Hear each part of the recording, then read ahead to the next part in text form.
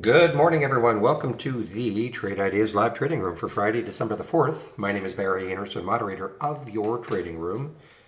Quick sound check, please, and make sure you can see my screen.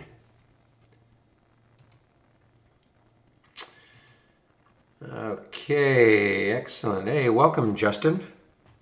I'm going to give you a link. Before we start, I'm going to give you a link if you are brand new. In case you haven't seen this, the 20 short lessons, I think it's invaluable for anybody who's brand new to Trade Ideas. Take your time to take a look at some of just the basic features of Trade Ideas. It's all text-based. You can go pretty quickly through them. All right, guys. Well, what's happening this morning? First of all, I think the cruisers might be finally the cruisers had a pretty good month last month, obviously. CCL and CLH, RCL. They look like they're trying to keep lifting. I've always been very skeptical of these ones. Of course, totally virus dependent. But take a look at NCLH.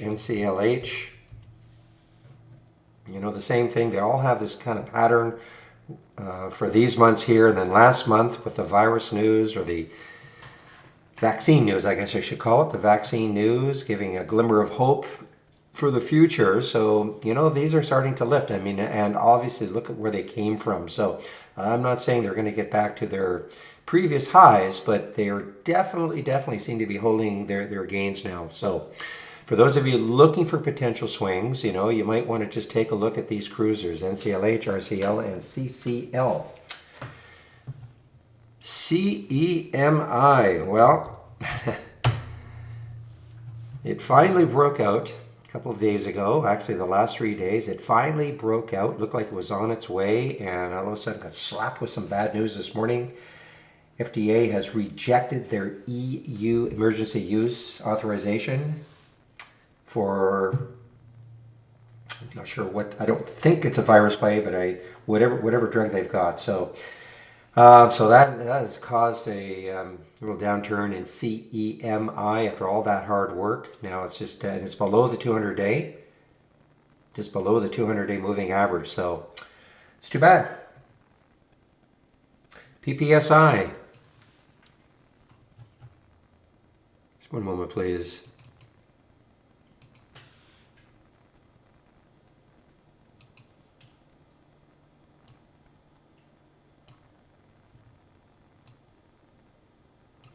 Excuse me, I just got to rearrange a scan on my other window. Okay, so PPSI, another one, a small one. It's still holding, kind of. Yeah, actually, it's holding very well. Probably some resistance right around here.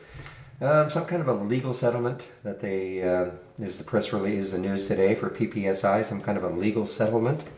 And a low float. Look at that float, 3 million, the float. Man, if they can get through, they get through 550 today. Look at the room looking left. HGSH.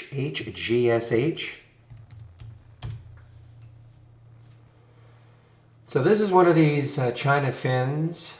Yeah, they were super active a while back. Don't see any specific news. Another low float situation, 6.7 million in the float. Look at the volume, 10 million already, almost 11 million. This will trade the float multiple times today. FRSX, again, guys, I'm just pointing these out. These are just pre-market actives. This is not, I'm not saying, okay, these are the ones you should be buying. Just keep an eye on them. FRSX.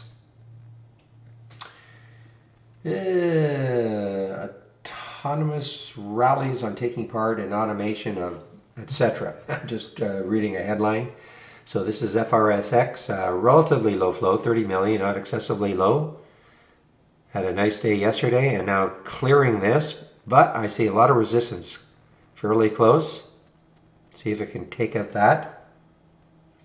Icon, another one, I don't see any specific news for it. Got all the way up to 158. It is pulled back to 130. Another low float, 10 million in the float.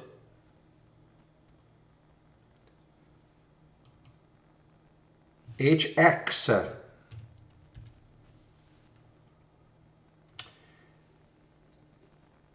And again, another China fin. So these might be active today, like the HGSH and this one. Though I did see yesterday, JFin really is very active, but it is not active in the, well, it's not that much, not very much volume. It's had a very active day right at the very end. Here's 3 o'clock. Pulled back a little bit, but it had a real spurt from 245 all the way to 3. So interesting. This is one of those ones that really, you can see, this is the week I'm talking about, way back here. You see how a lot of them just absolutely ran. Now this was an excessive one, of course. Got all the way up to $30. SPACs are definitely alive again. Look at this CIIG. Sorry, this is the wrong symbol. I'm sorry, I've got the wrong symbol. What is it?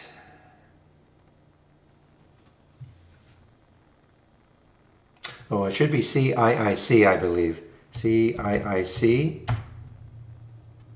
Yeah, so it's CIIC. I think I typed CIIG, so it's CIIC. And this is one of those SPACs. I'm not sure who they're looking to merge with, but that's a huge pop, 23%. Already had a huge month last month. Ollie, OLLI. It's an earnings play. Out of the range I like to trade, the price range I like to trade, but this is down 11%, $10. It is an earnings play, release earnings after hours. This is the move area right here. And it is definitely maintaining that gap down. And it's below the 200-day moving average. So for those of you like playing the more expensive ones, certainly one to keep an eye on. It will be active all day. STRO, is it still up? STRO, this is it's a lifetime high. Up here, of course, when we look at the lifetime highs, we don't count the pre-market or after hours, but STRO, positive data for their drug. You can see they release it after hours. You can see that big move after hours. And this is a, low float, 27 million. All right, a couple of financings here. LI, China EV. So they announced their financing price. It's at $29. So it's a little bit above. Actually, it's pretty good. Holding the financing price, 29. It's at 30.75 right now. And another financing. Now this is the one that kept running and running and running and running. And they finally are doing a financing. CMBM. Look at that run it had over the 6-month period. CMBM from, what was that, around 427 all the way up to 33. Well, so they're doing a financing, and this is below the financing price. $28 is the financing price, so sitting at $27.34. Oh, okay, thoughts on NOVN? Yeah, it's just one of those ones I just don't look at. If it's under $1, I really don't pay too much attention, sorry. I mean, it's a ton of volume. It's another, again, I shy away from, especially if it's under $1, okay, that's one thing, but also it's 127 million in the float. I mean, it's going to take a bunch to move it. I don't know what sort of, I don't see any specific reason for the move other than, it's having a day today, but I don't see any specific news for it. And it's also kind of just giving it up. It did hit a high 74. But that's a lot in the float for a sub $1 stock.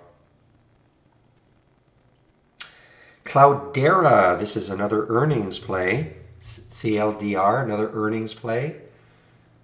It's kind of holding. Look at that 5-minute chart. It's kind of holding. A lot of volume. Big float. 300 million in the float.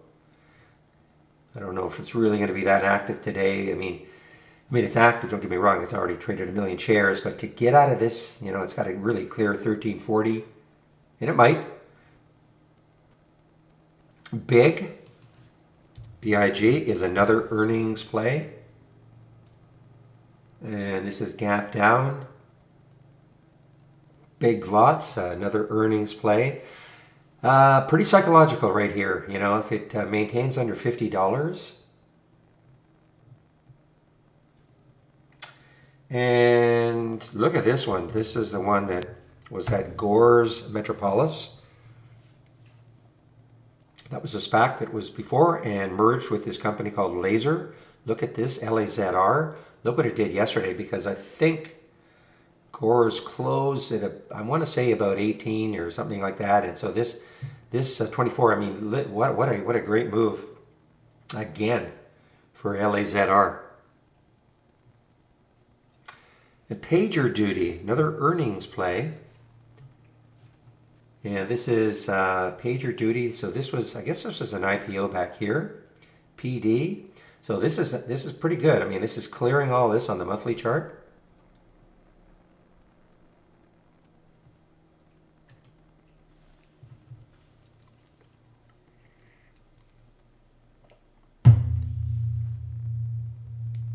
Hard for me to know Trader 560 without seeing it. Okay, it's really hard for me to know.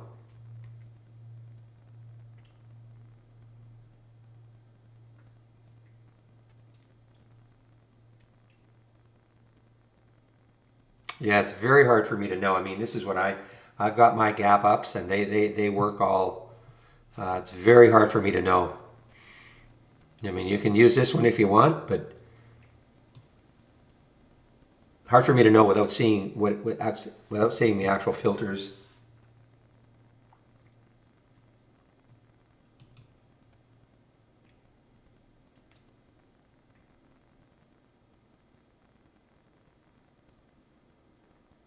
Well, you just did though, William. You just did. But congratulations. Yes, absolutely. All right, guys, this is 9:17, so I'm going to just check a little bit on the upgrades and downgrades for this morning.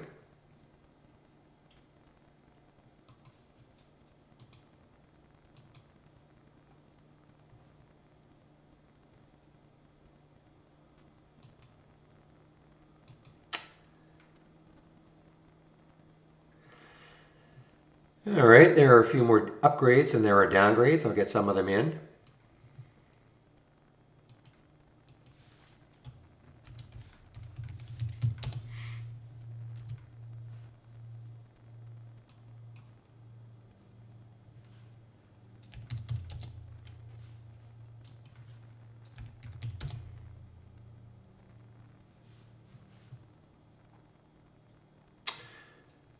And as always, what I'm really looking for are the same symbol being either being multiply upgraded or downgraded by various firms, especially if they really haven't moved in the pre-market. Quick glance, I don't see any.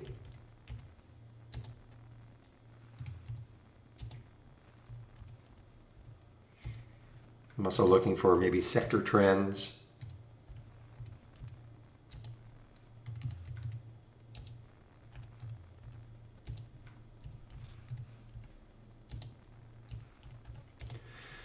Yeah, keep an eye on Michael Stores, MIK. Had a nice day yesterday. Morgan Stanley has an upgrade on them still. So had a nice day yesterday. It was an earnings play. Strong the whole day. Yeah, where I get my upgrades and downgrades, first of all, you can just do a search. I mean, there's tons of sites that have upgrades and downgrades. Where I get mine from is briefing.com. And it's a free service, and they just they send it to my email about 10 after 9 every morning, so it makes it easy for me to check. So it's briefing.com. So there are the Marrakesh. Welcome. Have a nice, good old Crosby, Stills and Nash and Young song, or I don't know if Young was in that one.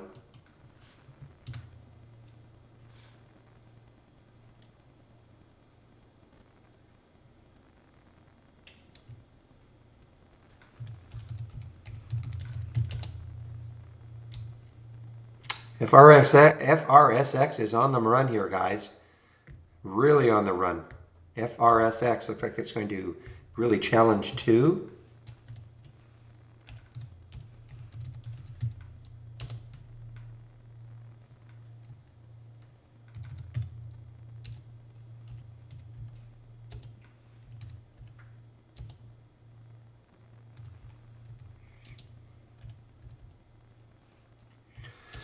I see OLLI has a downgrade from Goldman. This is an earnings play, so you might want to, those of you who follow earnings plays and maybe what Goldman is suggesting.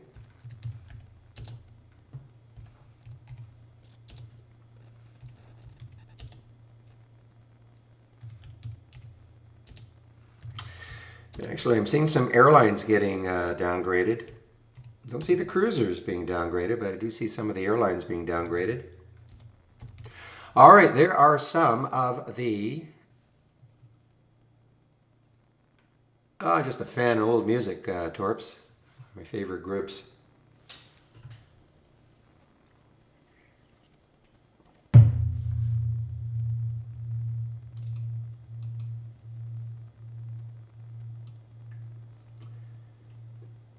Okay. All right, so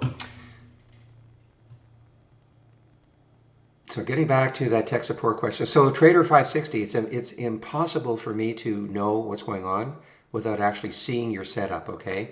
So I mean, if you want, you can pop a cloud link in and I can take a look at it. Probably have to be a little bit later, I have to get set for the open and all, but it's impossible for me to know.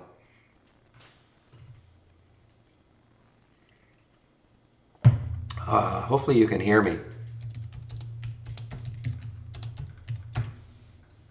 Oops, didn't mean to put that in caps.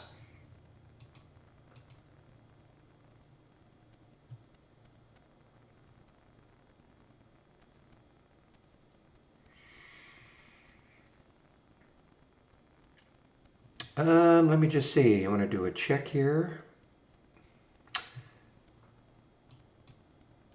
Yeah. Well, I'm seeing it as far as the screen display that I seem to be projecting. I do see PD.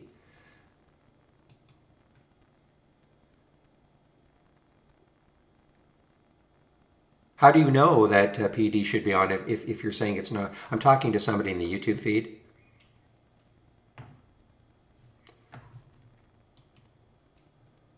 Okay, I just changed it to semi. I mean, I see EMI.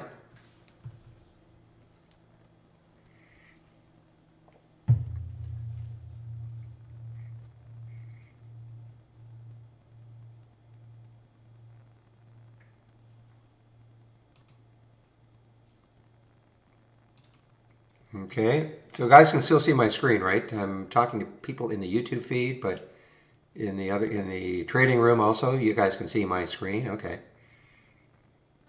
I didn't do anything. I just clicked on another alert, and of course the symbol will change. Does Brokerage Plus work in the pre-market? Yes, it does. But if you're going to use it, you have to go in at a limit order. You can't go in at market like every other brokerage out there. Okay, you have to go in at a limit order, pick a price, and you have to get in at that price as a limit order. Okay, but it does work in the pre-market. Yes.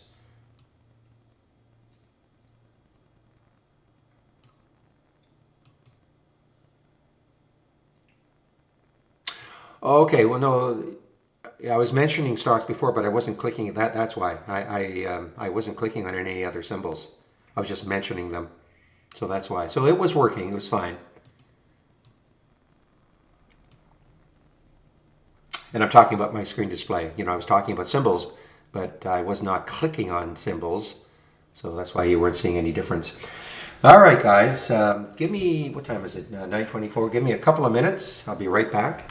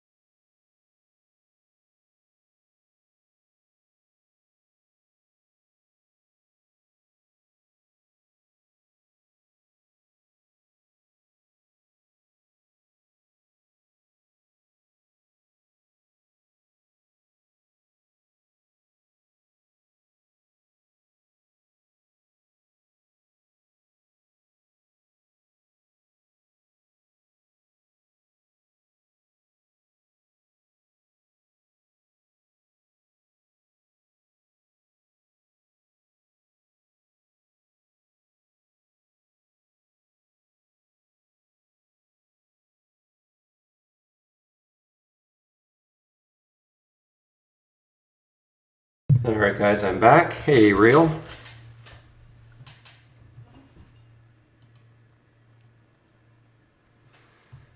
Okay, so Trader 560, yeah, it's impossible for me to know what could be wrong with your setup without seeing, I was saying that here's what I'm using, gap ups. My gap ups work pre-market and once the market opens if I want to have them up. So I don't know, it's hard for me to know. You'd have to put your cloud link in so I could take a look.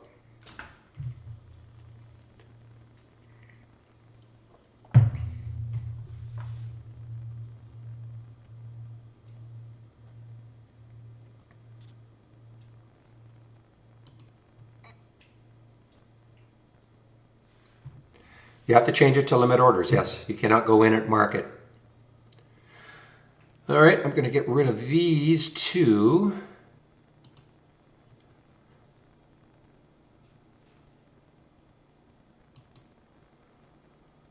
So if I wanted to take FRX, first of all, let's connect to the simulator.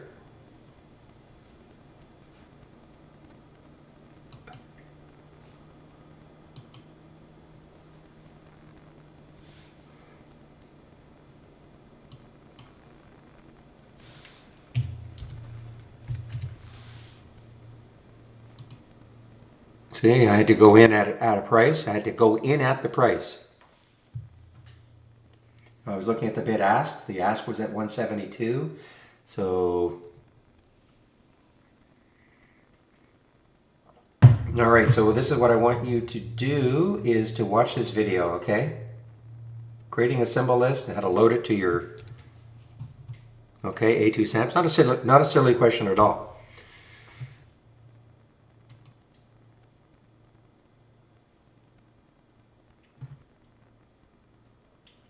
Okay, so Trader 560, you have to take your alert window, whatever window you want, right click, save or share to cloud, save and share, okay, copy, and then you've copied your cloud link, and then just paste it in, Control V it in, and put it right there. So once you've done that, then paste it in here, then I can take a look at it. Again, I won't be able to do it right off the bat, okay?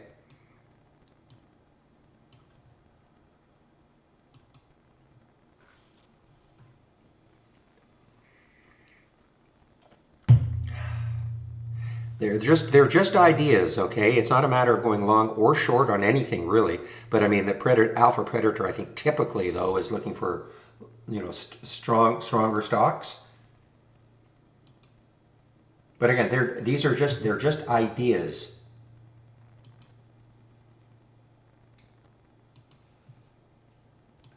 Just like everything you see here, these are just going to be ideas. It doesn't mean you see the alert, you take the trade immediately.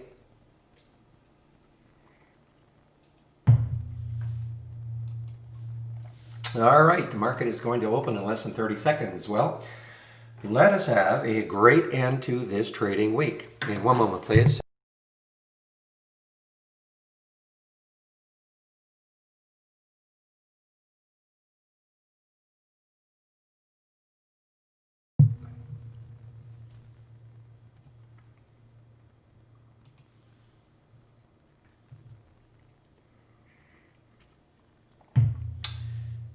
And we are open for business.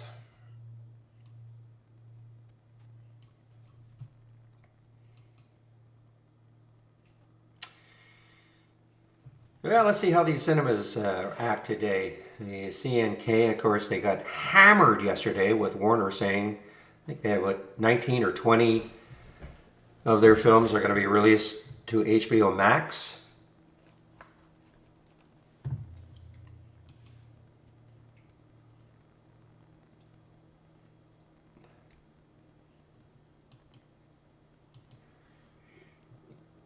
I could have mentioned I don't know. I find this one just difficult to, certainly intraday trade.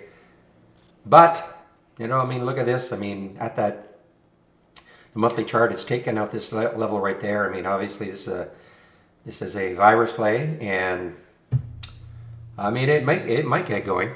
I know.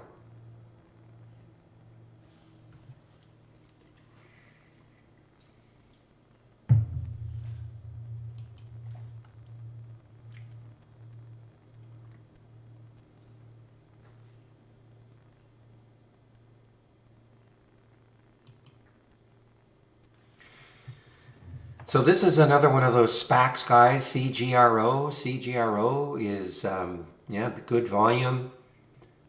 Only 15 million in the float.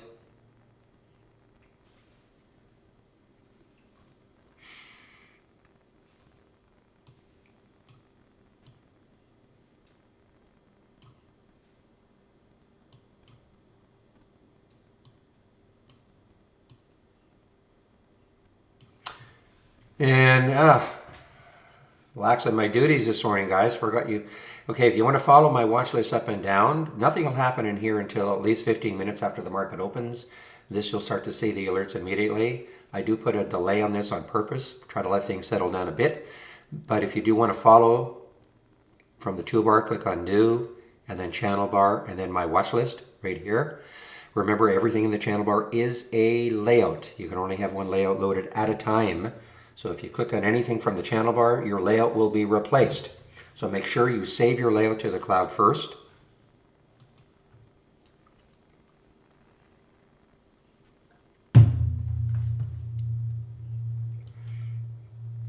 All right, the STRO is still strong. It's an all-time high. Positive data for them.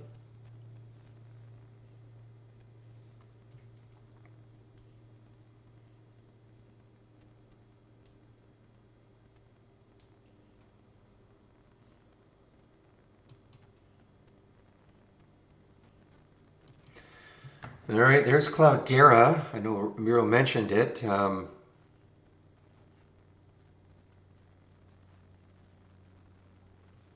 this is an earnings play. So it's pretty, you know, kind of choppy in the pre-market, especially on the 2-minute. Not so bad, I guess. Well, even though, let me look at these topping tails on the 15-minute chart. So it looks like the pre-market high is up around here, around 1330. It's almost there. Takes out that pre-market high. Then the next high looking left is around 1420-ish.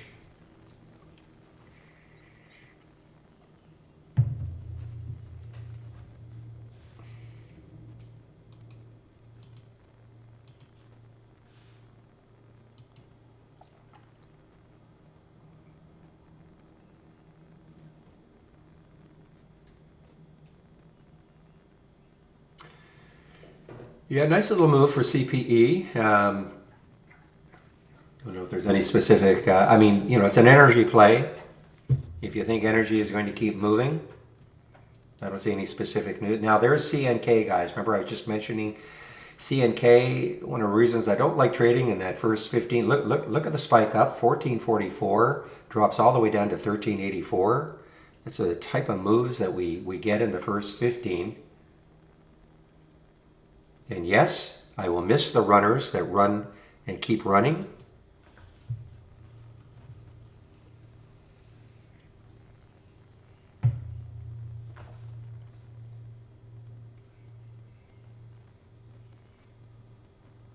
You look at Oxy. Oxy, you know, trying to, again, it's an energy, you know, it's an energy play.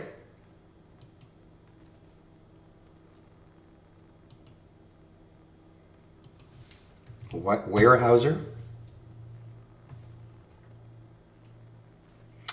Yeah, what a level for it to try to get through, right, Real? I mean, this is 3065. Look at all this on the monthly chart. Okay, Cloudera is strong.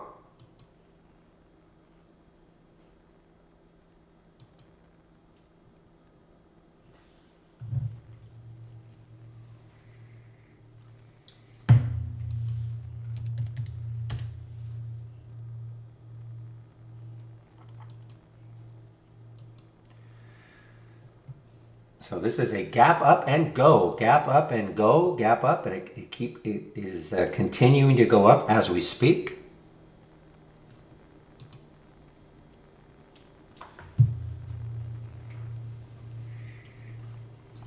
Meanwhile, flyer in the morning, Icon fizzling out completely. Icon with a pre-market high. Well, guys, Mara, let's see if today, I mean, it's all to do with Bitcoin, of course.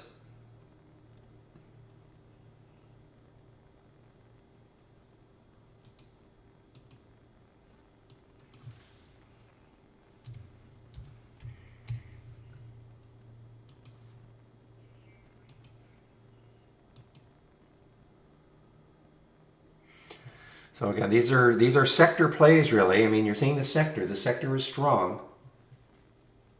Just as we speak, there's OIH, XOP. Okay, these are some of the, here's XLE. So these are some of the ETFs for the energy sector. And if you're wondering what that is, sharing a lot of scans.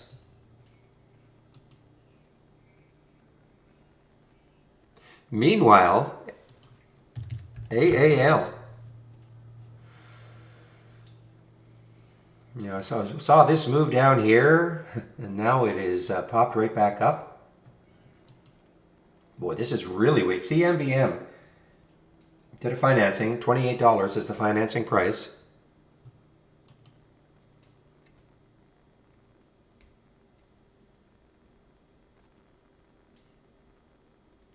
Yeah, I do have a position in Mara from yesterday. But you know, don't let me influence you. It's all to do with Bitcoin. If Bitcoin, I do have a position, and I'm just wondering. I just don't know if I'm going to add to it. That's all.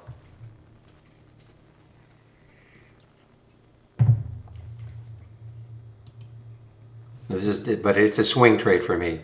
Not a big swing trader.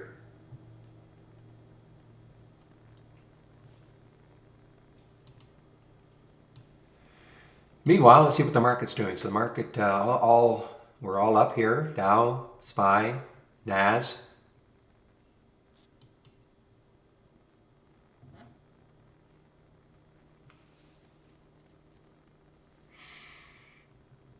Well, HGSH is, yeah, wow. I mean, this is really moving. Pulled back all the way down to 330.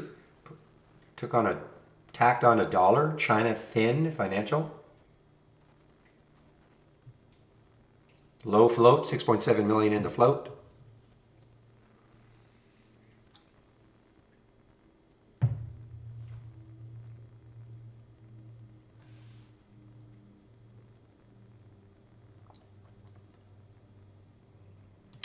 All right, there's MIK.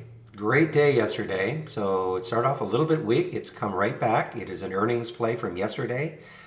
There's really, let's see, if you look at the monthly chart, there's a little bit of resistance right around that 1440 level.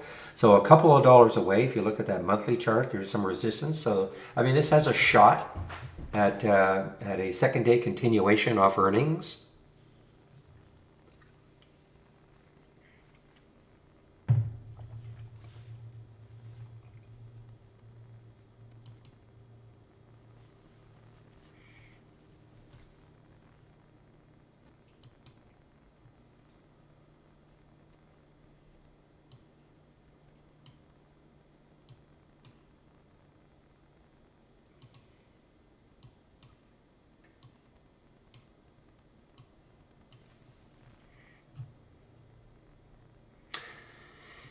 Yeah, I just can't get behind the airlines.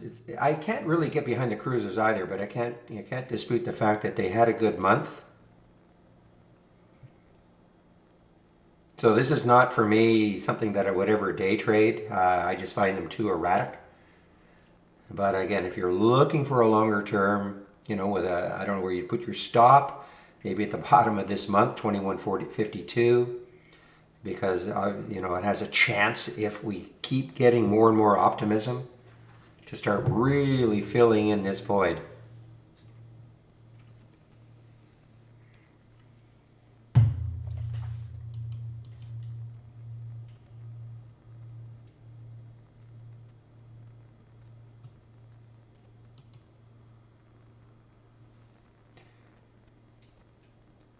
There is no AI alert today, not yet. Not that I'm aware of anyway. Is that from yesterday, Mesa? Okay. Yeah, I see right there, yes.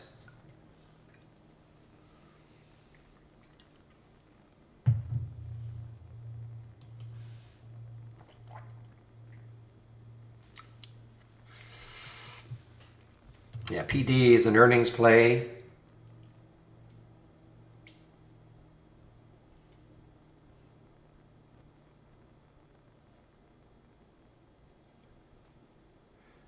choppy so far on that 2-minute chart. A bit big bottoming tail on the 5. All right, BCRX is on the move. It's on a low float, 174 million in the float. Wins FDA approval for HAE, whatever that acronym is, drug.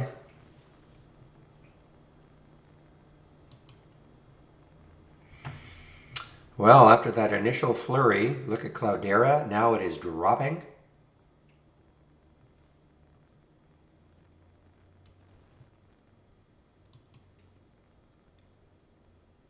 I know I said yesterday, Real, that I was going to try to concentrate on some toppers this morning or today. Really didn't have a chance to. Look at the SPY, guys. That's a big move. Look at that SPY move. Big, big green candle. 3 minutes to go in that 15-minute candle. That's a nice big move.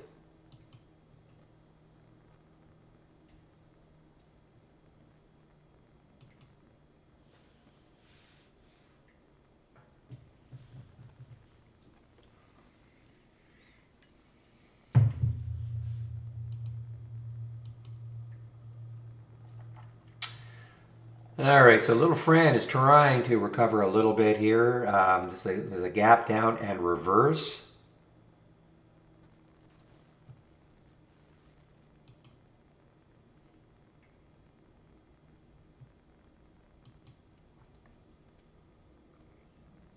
Well, this is just a pure energy play, I guess. CPE, I don't see any specific news for CPE.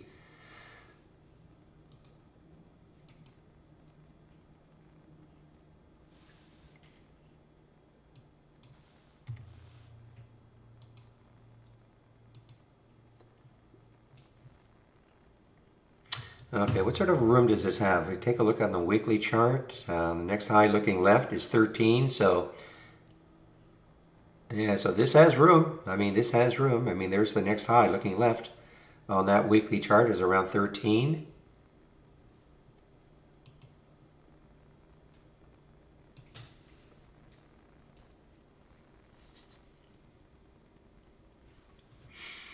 Okay, this is one reason. Look at INO, guys. I mean, how can you trade this? You just pick a top and short the heck out of it, but there's INO.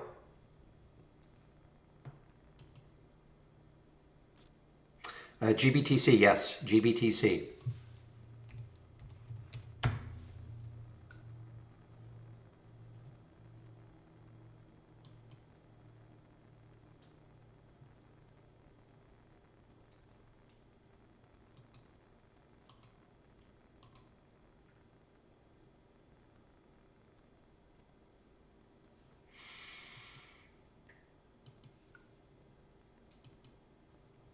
All right, so it is 9:44. So let's see if we start getting some symbols in here at 9:45. No guarantee you'll get any in 9:45, but I do have it. There we go. So there's the first one. So yeah, I mean, again, for an intraday trade, I just find the cruisers and the airlines tough. This was more of an idea if you are optimistic about what 2021 is going to bring. Then there will be certainly a recovery with the cruisers have just been absolutely beaten up. So I mean, look at the potential fill. I'm not saying they're going to get back up to 60.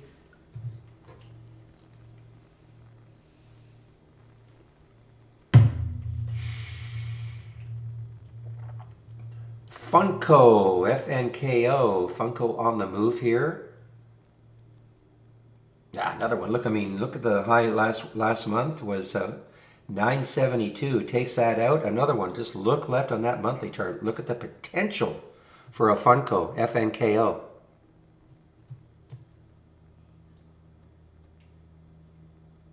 I'm going to stick an alert around 999 for Funko, FNKO. I mean, that's a little bit above the high. And then to take out 10, that psychological number.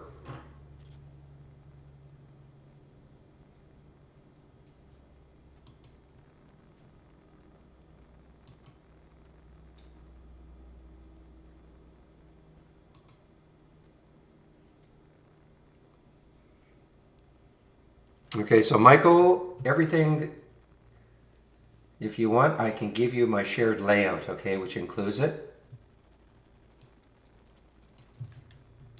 I don't have it on its own. The other way you can do it is just from the toolbar, click on New, and then Channel Bar, and my watch list, okay? But this is a layout here, so, but you'll get these 3 windows, plus a couple of charts. But remember, if you have a layout already up and running, make sure you save your layout to the cloud.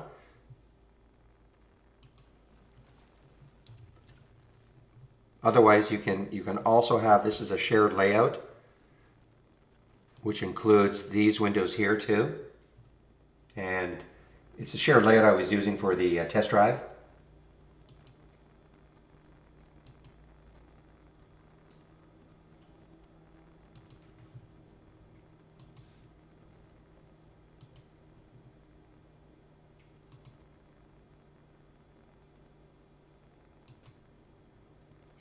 Okay, guys, EVGN, low float, 23 million in the float.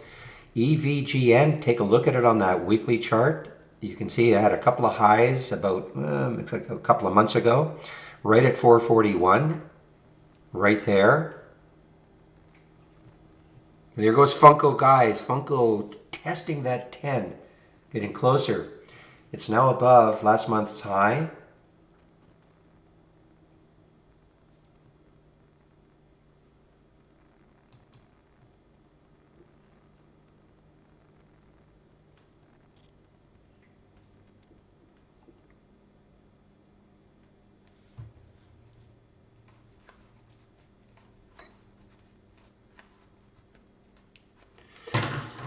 All right, I do have this one thumbnailed.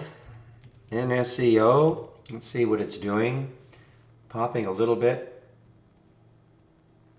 This was, of course, got up to $8 yesterday. I think they were buying a company, looked like for about $1.5 billion. Look at the SPY, guys. Great move for the SPY. Ironwood. Nice move here for Ironwood. Again, though, take a look at the weekly chart.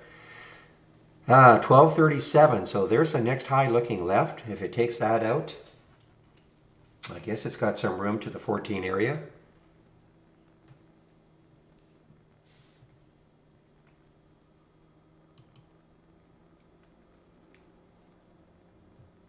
Yeah, even a monthly breakout. Look at this. I mean, it's above last month's high now. FNKO.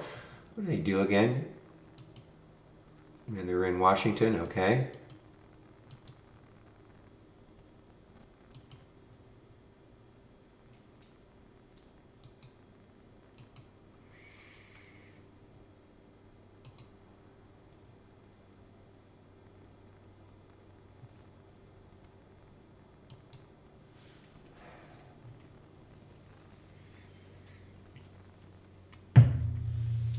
All right, keep an eye on the PPSI. PPSI is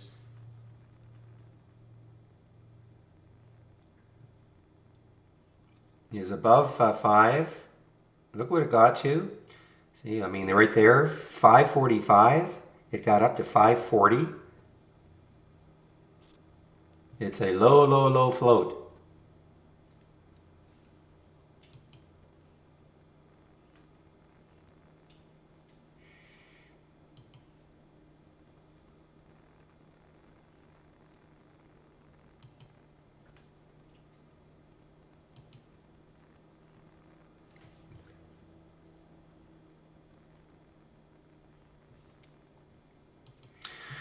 Well, Callum Petroleum is really, really moving.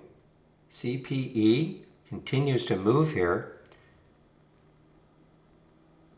1416 or so on the weekly chart. Looks like, I'm sorry, the next high looking left on that weekly chart is 13. So it still has some room if it wants to get. I bet you AMLP, we're getting a lot of, whoops, a MLP.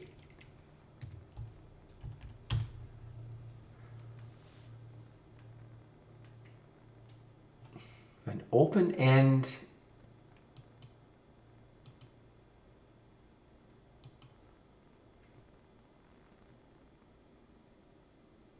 Okay, just mentioned that Pioneer PPSI on the move here.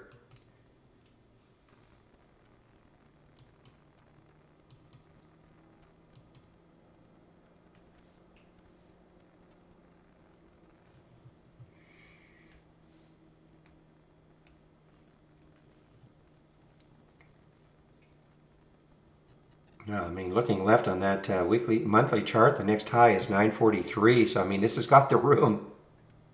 And it's the low, low, low float. 3 million in the float.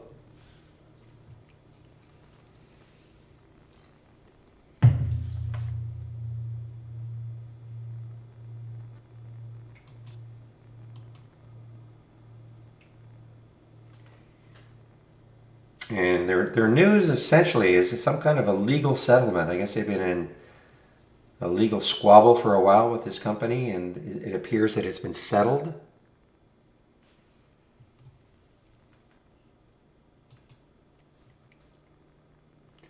All right, there's your alerts, 547. What did I get up to?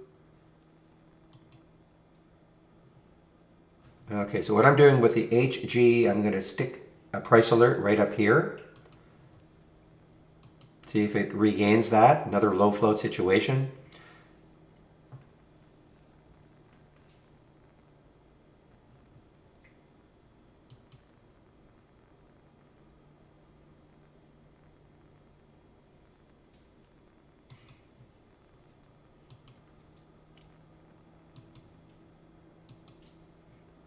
Okay, so for those of you who are new, wondering, well, how the heck can something go up 63%?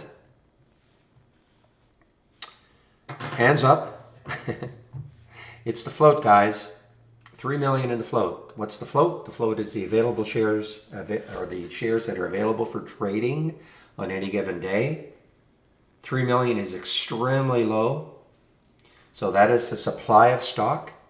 And when there is demand for whatever reason, some kind of a catalyst, there was a news catalyst for it today.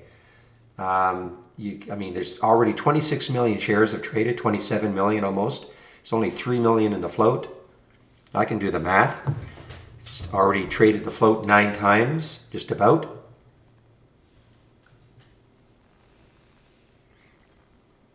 But as I always say, if you're going to get into any one of these, you cannot leave your computer for even a minute. Even a minute. Because as quickly as they go up, they can go down even more quickly. So just be aware of that. They're lots and lots of fun when you get on the right side of them.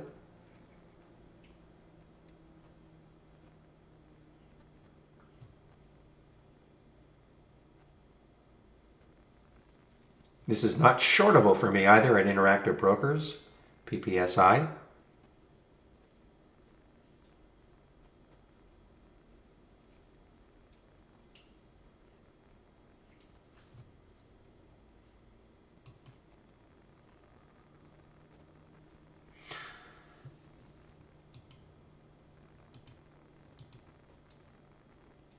Okay, and here's another one, another low float situation, KBNT, 5 million in the float. So it hasn't, well, the volume is starting to pick up. I missed it. It's a tough spread.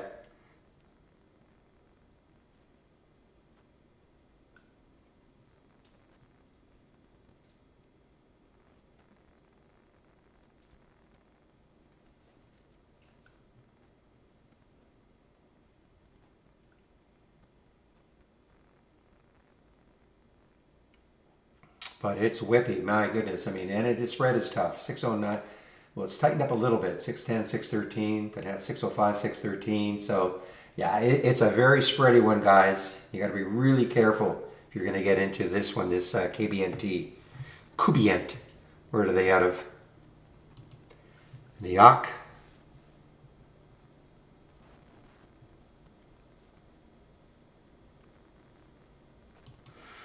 All right, Ironwood. Mentioned this one just a little while ago. Ironwood, IRWD. What's the high over here? 1237. So it's above that high of well, when is this now? In May?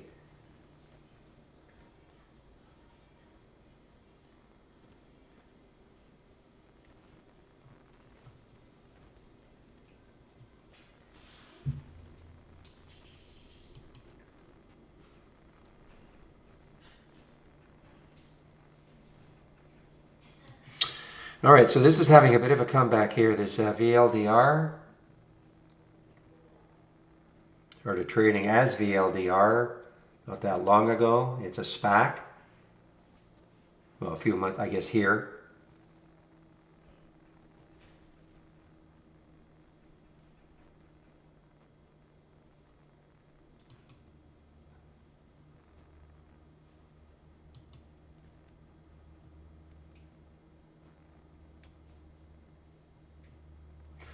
What did it hit yesterday? So yeah, it's a little bit choppy on the way up here on that daily chart.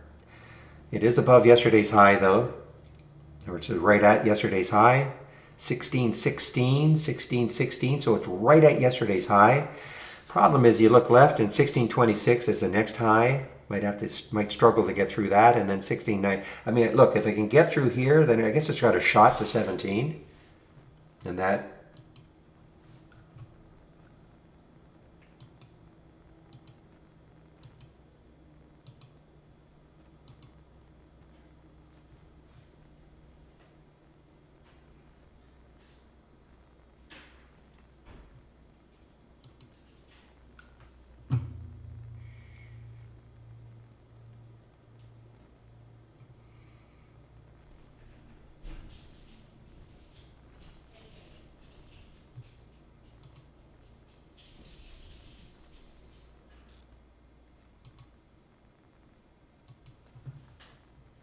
So did you, by the way, Traderz 560, do you understand? It's not a matter of finding it. You have, if you have the scan right on, just save it to the cloud, or do the save or share to cloud, and save and share. So now it's copied, and then paste it in here. Control V, paste it in, so I can take a look at it. Otherwise, there's no way I can really help you.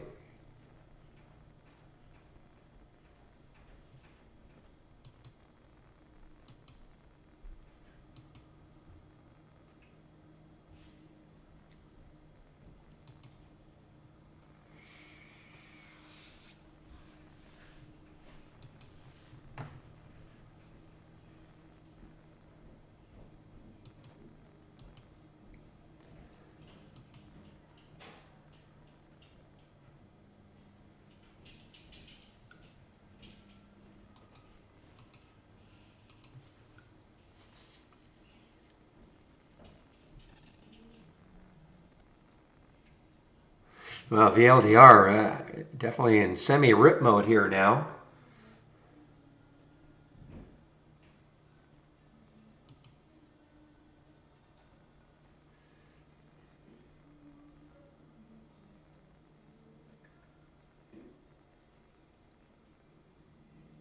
Yeah, Palantir right now is a very tough intraday trader.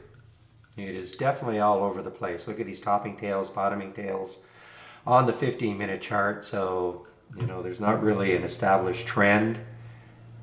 As opposed to CPE, I mean, look at that. There is a trend. 5-minute. Look at that even on the 2-minute.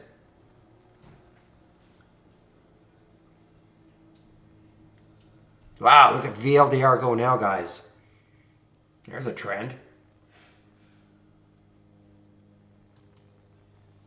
But getting a little hyperbolic.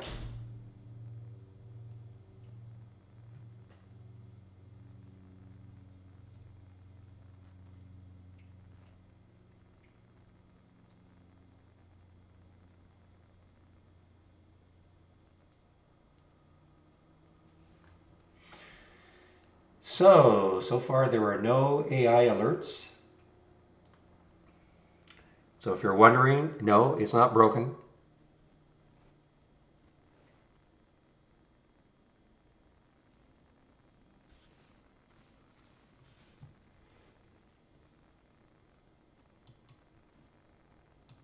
Okay, so there it is, back up, HGSH. It is back up to this area. Now, in fact, wow, there it goes. It just made the new high. Just took it out. Too slow.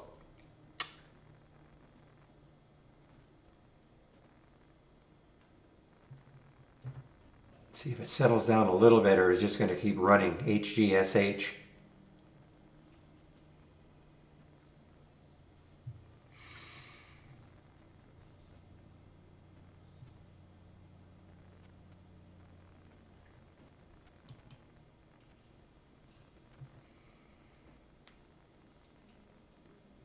It didn't really move. I mean, it's a big float, 7 billion in the float. Didn't really move that much. I mean, it's up 1%, but it's a huge, huge float.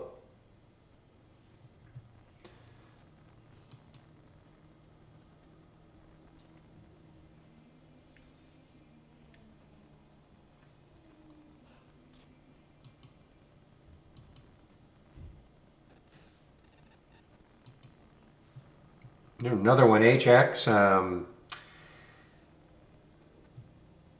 Okay, another China Fin guy. So along the same lines as the HGSH, HX, another low, low, low float. Look at the room this one's got. So if you look in well, it's above that high now on that weekly chart. Boy, this has got a ton of room, HX.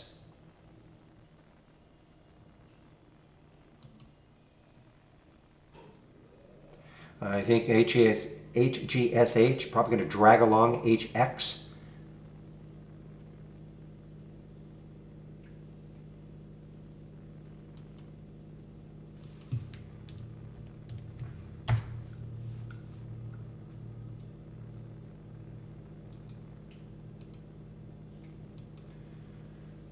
Well, there's the winner. On that break right there, even if you had waited, there was the original alert at 460, dipped down a little bit, came right back up.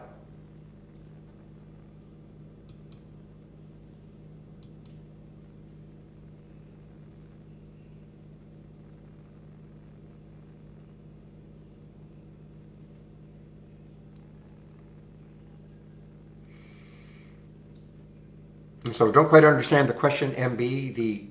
You're talking about the charts. The charts update, refresh every 8 to 10 seconds. So if you just leave it, but when you click on an alert, it is a real-time alert. If you just leave it here, it'll update every, I think it's around 8 to 10 seconds.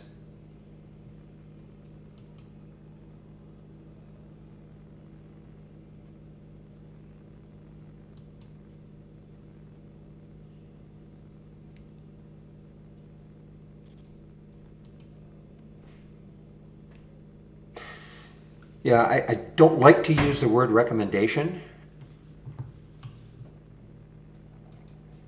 but I'm glad you made money. These are ideas.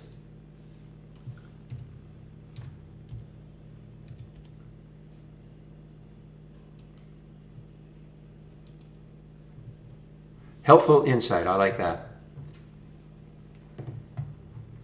MB, they shouldn't be. I mean, when I click on a real-time alert, I get the, I do get the actual real time. So I'm not sure what's going on your end.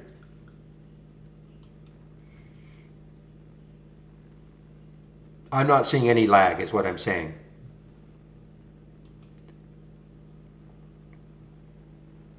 But look at VLDR, a couple of, and HX.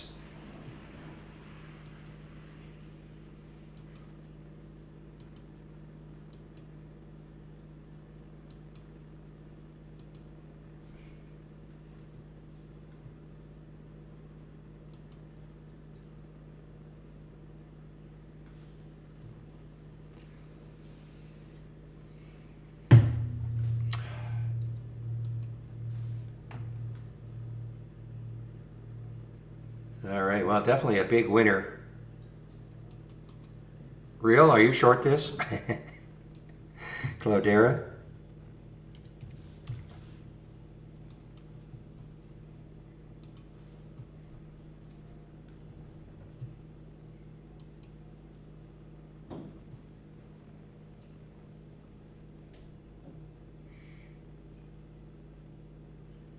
Boy, VLDR, I mean, that just...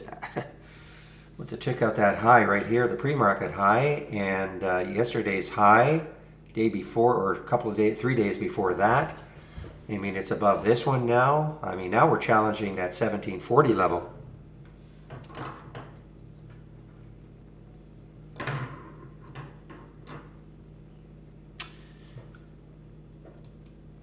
Yes, I agree with you, Real. I did hop on it.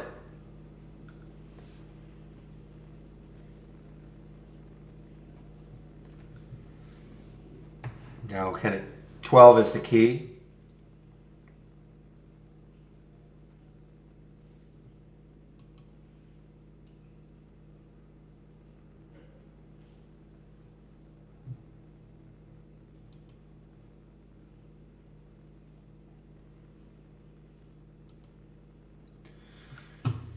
Well, guys, I mean, the KBNT is, yeah, it's ripped, absolutely ripped here. The problem I had with it earlier, the spread was terrible. Spread is, not as bad now, and it's just absolutely ripping. This is not an IPO. I think that what happened here is they changed symbols. So it was a symbol change.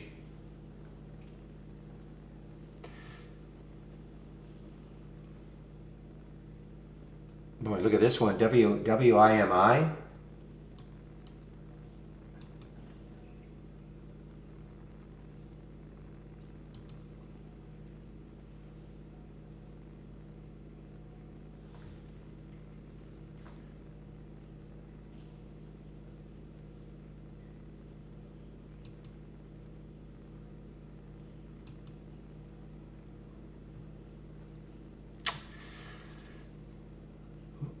Well, too bad with the WWR. I had one great day, 2 great days before really, that sector just got,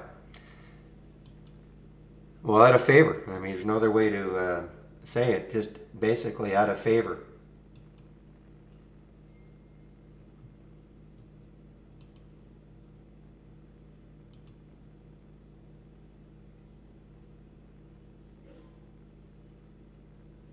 Yeah, I mean, look at NIO, look at, LI did a financing, $29 financing. So actually, I mean, it's doing well. I mean, I know it's down 3%, 3.6%, but it's off the financing price by over $2 right now. But NIO, what's XPEV doing? Yeah, I mean, they're just in disfavor right now. But who knows, next week, all these China EVs plus the entire sector could start to rip again. You just don't know. Yeah, with laser, holy smokes, no kidding. Laser is nonstop. Nonstop. This was the Gores Metropolis SPAC, and man, just absolutely nonstop.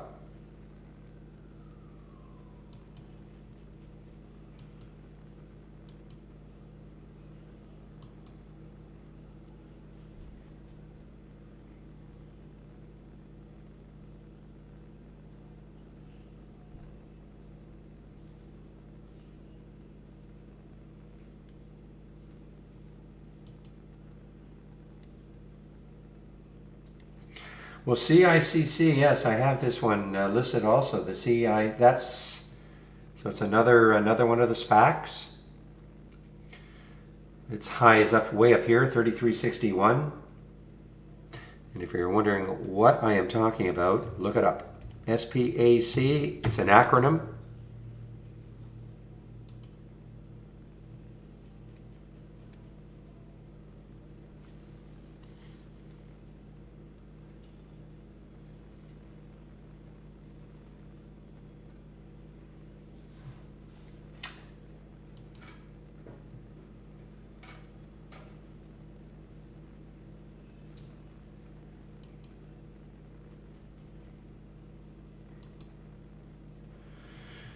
All right. Well, after that pullback, that was a pretty big pullback. 536, yeah, down to 470. That's a big percentage pullback, but it is now kicking again. What's the HX doing? Probably did the same. So it pulled back, but it is not above these highs yet.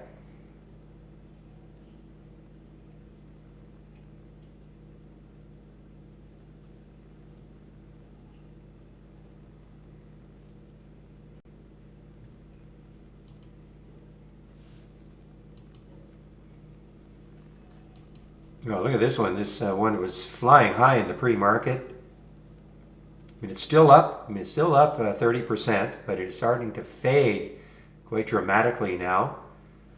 Positive data for their drug. And this was an all-time high at that point.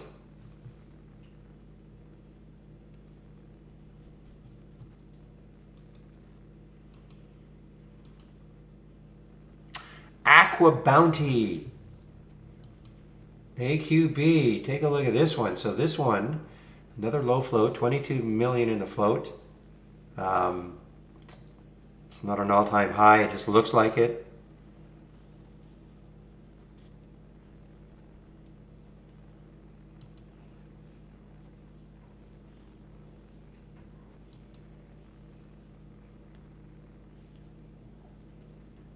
You got to be quick on some of these guys, you know, and don't leave your computer.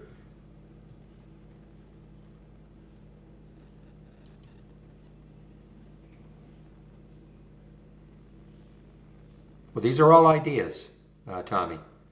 Okay, they are ideas. So when I get an alert, I usually click on it and I bring up the chart. If you want to be less confused, just concentrate on these ones. These are ideas, okay? You get an alert. I don't know what level of investing experience you've got, but you'd have to be able to, you know, look at charts to a certain extent.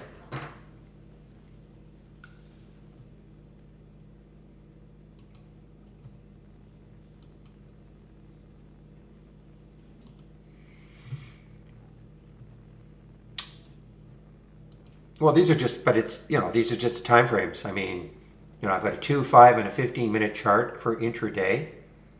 And these are my really, you know, because I'm more of a momentum player, most of the stocks that I'm seeing are already making new highs or lows for the day. So that's why I concentrate on the daily, weekly, and the monthly chart. How much more room can a stock keep going without chart resistance? Okay, so again, you know, I say, great, you just made a new high for the day. Where could you keep going to? So for instance, if I looked at it, so if I look at these higher time frames and I saw a whole bunch of resistance, you know, on the daily chart, just above where my alert is, I'd probably take a pass. Okay.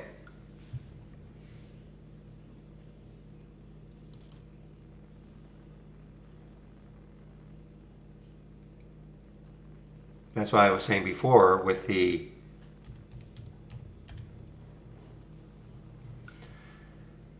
you know, with this one, I mean, yeah, it's a little bit choppy on this monthly chart, but I mean, you just have to look left. I mean, there's really no resistance for it.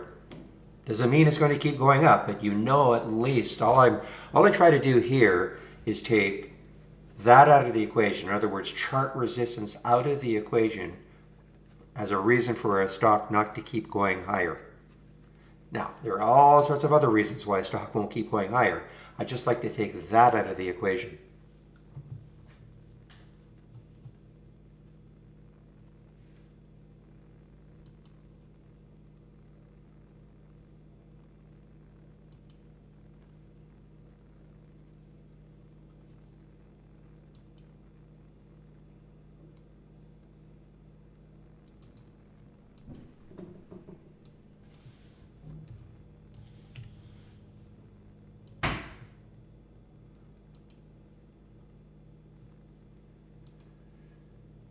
One of those Liberty stocks, guys. Look at Liberty. Wow, look at this one. Now, it's not a low float, 72 million in the float. Same thing though. Look left on that weekly chart. So what do I see? The next high is 409, so it's right there. It's trying to take out that high. So then the next step, take a look at the monthly chart. And that's the same. There's that high. So I look left on the monthly chart. The next high is 462. So I mean, in theory, it has a shot to get into this area.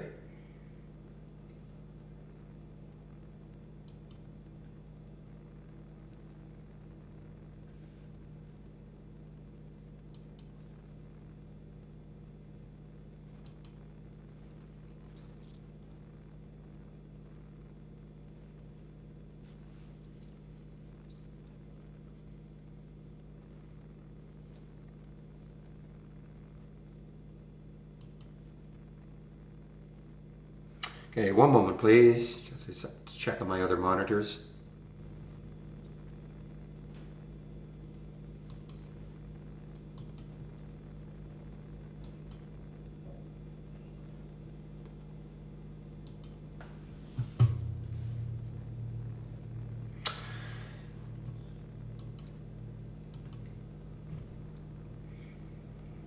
That's what I was saying earlier about the NCLH as an example, which I do not like intraday trading at all. I find it just does this way too many times. But if you're looking for a longer term play and you believe in the optimism in terms of the vaccine, etc., that 2021, I don't know, can it be worse than 2020? I don't know.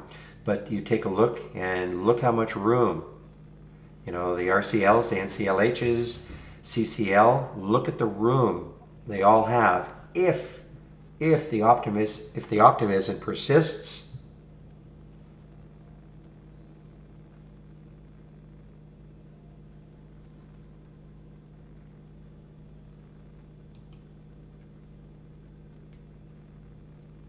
Well, XIN, isn't that another one of those China fins? Yeah, it is.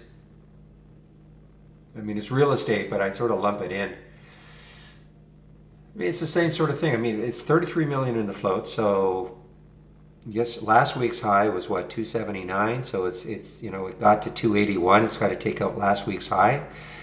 For me, it's just a little too close to $3. For me, I just don't like it when they're close to those whole numbers. I'm looking at the monthly chart, $3 there, $3.15 here. So I just think it might have a tough time getting through 3.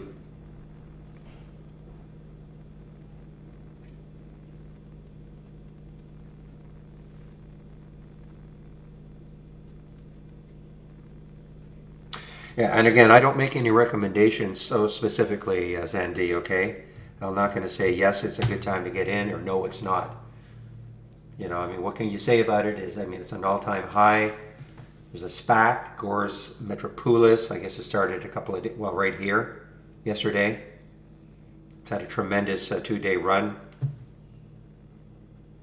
This, to me, is more, do you believe in the company that it was merged with, or the company that it has become?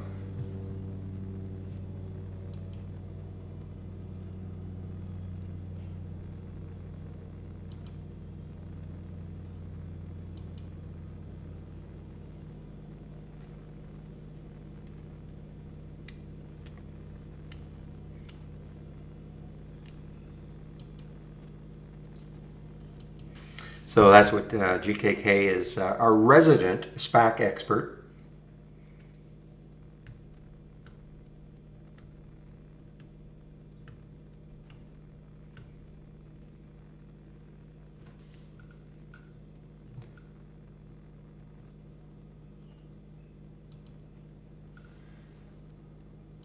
So really nothing shaking from the AI. There's one alert. He's short, nothing really happening on it right now. Here's another SPAC, guys. TRNE.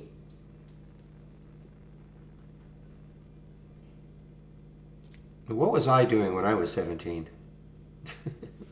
Not that.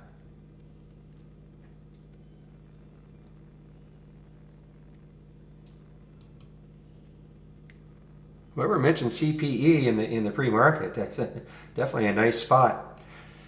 Well, again, for me, you believe in what this guy's doing or not? It's had a tremendous. What did you close that? What was it again? GKK. What was the symbol for Gore?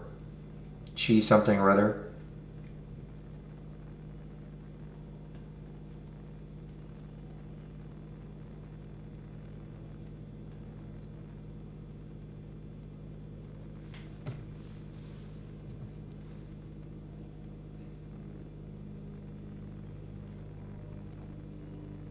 Yeah, what was Gore again? G.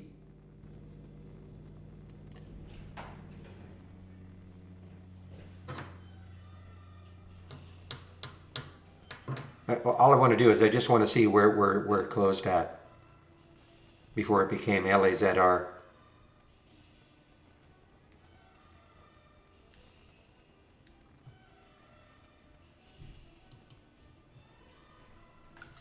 Well, I probably can look it up.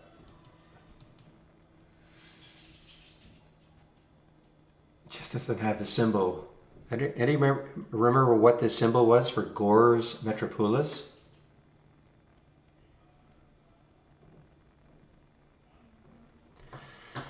Maybe. Let's see. I know it's obviously started with let's see if that's right. Nope. All I'm trying to do is find out where it closed, and then we can see what the gap is yesterday for Lazar, not Lazar, for LAZR. GMH, thank you. Oops. Okay, so there's where it closed, $18, all right? $18. So Lazar, when the merger was effected yesterday, I mean, from 18 to 30, I mean, that's a tremendous run. Now, I have no idea if it's going to keep going.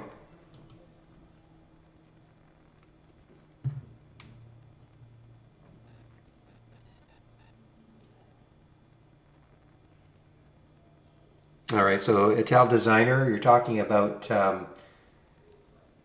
the gap continuation or reverse. Is that what you're talking about? Okay, yeah, just wow, 10:23 already. So let me just pop my homepage link into the room.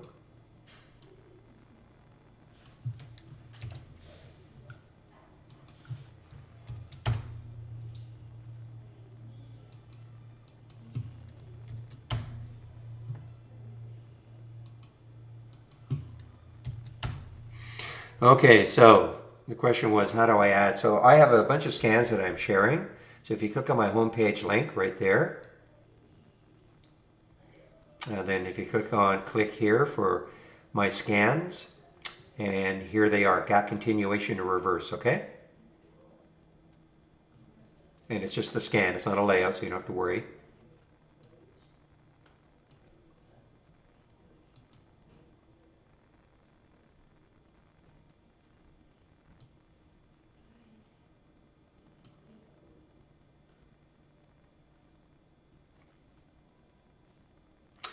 Well, definitely should give a tip of the hat to whoever mentioned CPE in the pre-market.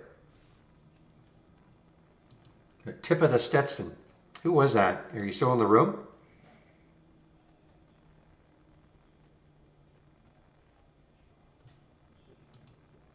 Is that you? That was you. That's you, Turco. Good spot.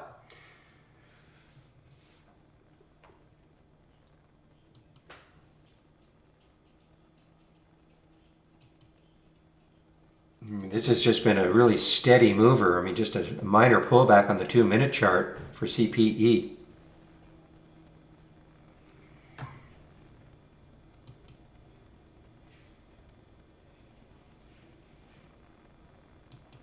Unfortunately, I'm not in it.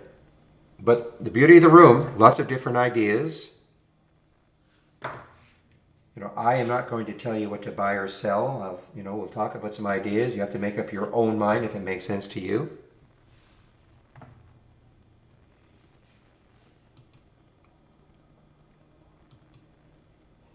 Well, this just won't quit. Will not quit. CPE, what does it have now? Look at the looking left. So it's at that, even it's taken this out at 13. The next level could be 14.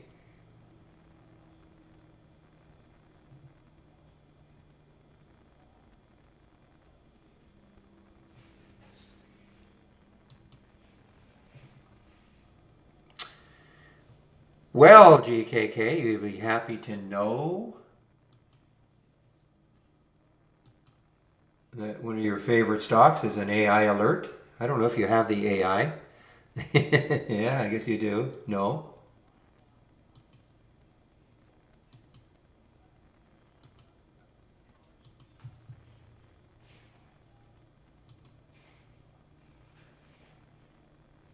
Yeah, it's the gap continuation and reverse link. Yes, Ital Designer. Yes.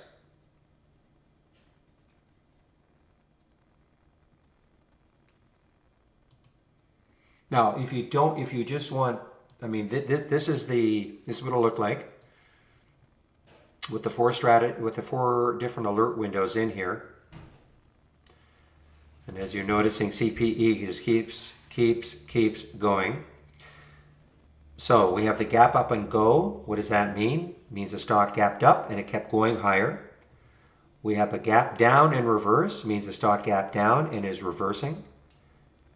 Gap up and reverse, probably guess it gapped up and is reversing. And then the gap down and go meant it gapped down and kept going down. So we have, so if you just want to see, I mean, you don't have to have them all checked like all these. You can uncheck whatever you don't want.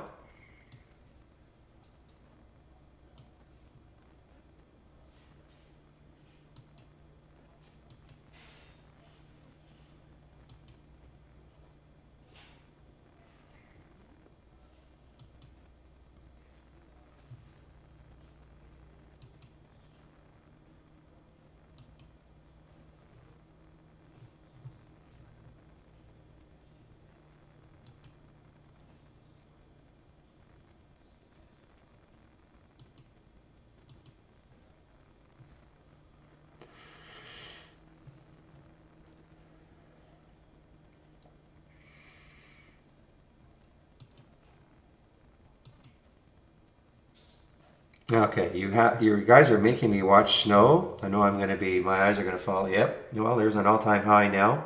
I'm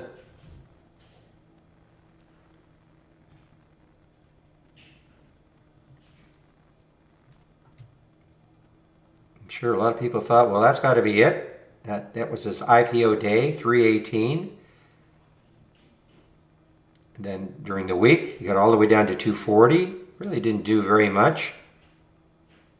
Even here, not much, and all of a sudden, earnings, December the 2nd. But this is ahead of earnings. And there's a big bets being placed that earnings were going to be, well, at least the reaction was going to be great.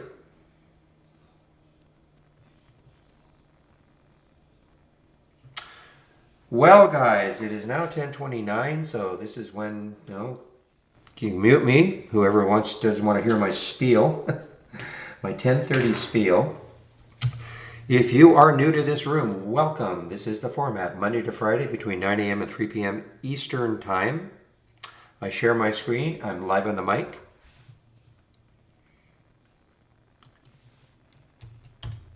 I did pop my homepage in. I'm going to talk about some of the things that are on my homepage. So if you click on my homepage link, lots of good information here. So you want to take out a subscription right here. There's the promo code, Barry for Alpha. 15%, 15% off the first month only, or the entire year of a Trade Ideas subscription. Let's see how much it costs. Click on Get Trade Ideas. We have 4 plans.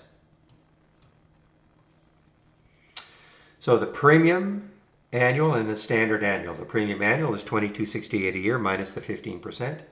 Standard is $10.68 a year minus the 15%. The big difference between premium and standard is the AI. Typically, people who take our premium, and there are other differences, but that's the main difference. So, for instance, the AI, gave you Yalla 1696, 1550 now. Here's a short 9236, hasn't moved that much, but that's what the AI is all about. I'm going to go into it in a little more detail later. You do not have to have an annual plan if you don't want. We have monthly plans. So the monthly standard is $118 less the 15% for the first month, remember, or the premium $228 less the 15%. Again, that discount's only good for the first month. Look at CPE. You are getting Turco. You are getting a big kudos when I do my video today. Now, so this is a good way to just try us out. 118 less the 15%, whatever that is, $89 or something.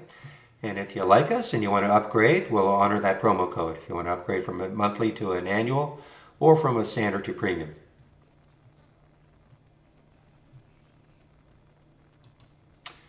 More good links. Trade of the week is sent to you before the market opens every Monday morning. and it's a free service. If you sign up for it, you should get it about 30 minutes to 45 minutes before the market opens on Monday morning. I do a recap, kind of a trading room recap right here. You can sign up for it. All my scans, all the scans that I'm sharing are here. Education, really important link.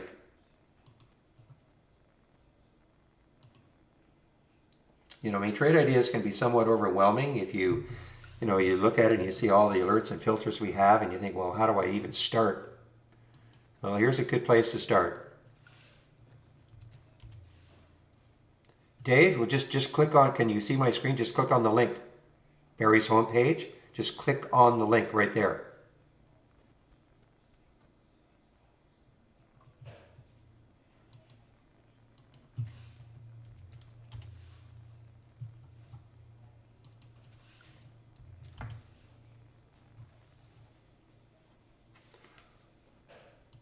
Wow. I'm sorry, guys, but I have a bit of a wow here for me personally. And I've taken some out. Now, one of the things is, for me in the AI, I love the ones under $20. You know, I don't take every AI alert. I treat this like a watch list. And so, you know, GKK has been screaming at us for 2 weeks about Yalla. And so when it came here in the AI, I didn't get it quite at $14.96, but wow. You know, we're up 9% almost.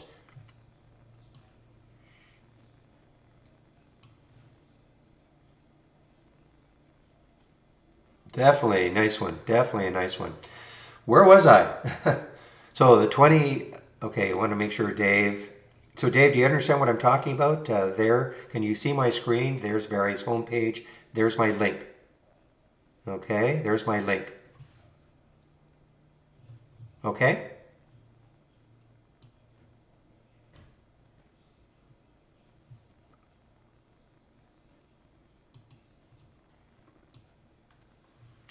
All right, so I did put in the link for the 20 lessons. Look at AQ. Wow, there's so much happening. So the 20 lessons in 20 days, you click on this. And, you know, what is a top list? Building one. What is an alert window? Creating one, etc. All of the very basic features of Trade Ideas explained text-wise. These are not videos. They're all just all text. Okay. If you're not a subscriber, you can also click on this. And you can see, you know, what some of the basic features we have to offer. Daily support session. So there is a YouTube feed that I also monitor at the same time as this room. It's essentially the same. They can see my screen and they can hear me. I monitor it between 9 and noon. From 12 to 1, I take a break between 12 and 12:30. So one of the other traders takes over in the YouTube feed. The other traders at Trade Ideas are a little more into the swing trading than I am.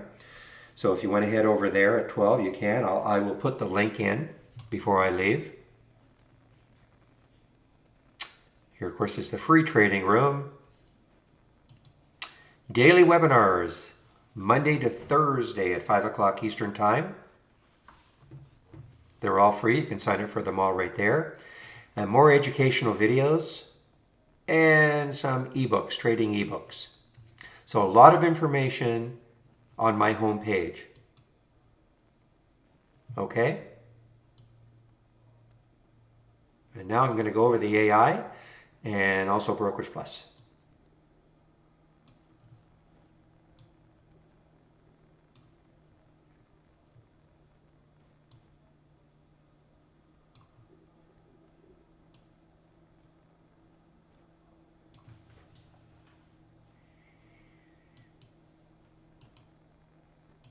I have to look at Yalla. That's just a great alert from the AI.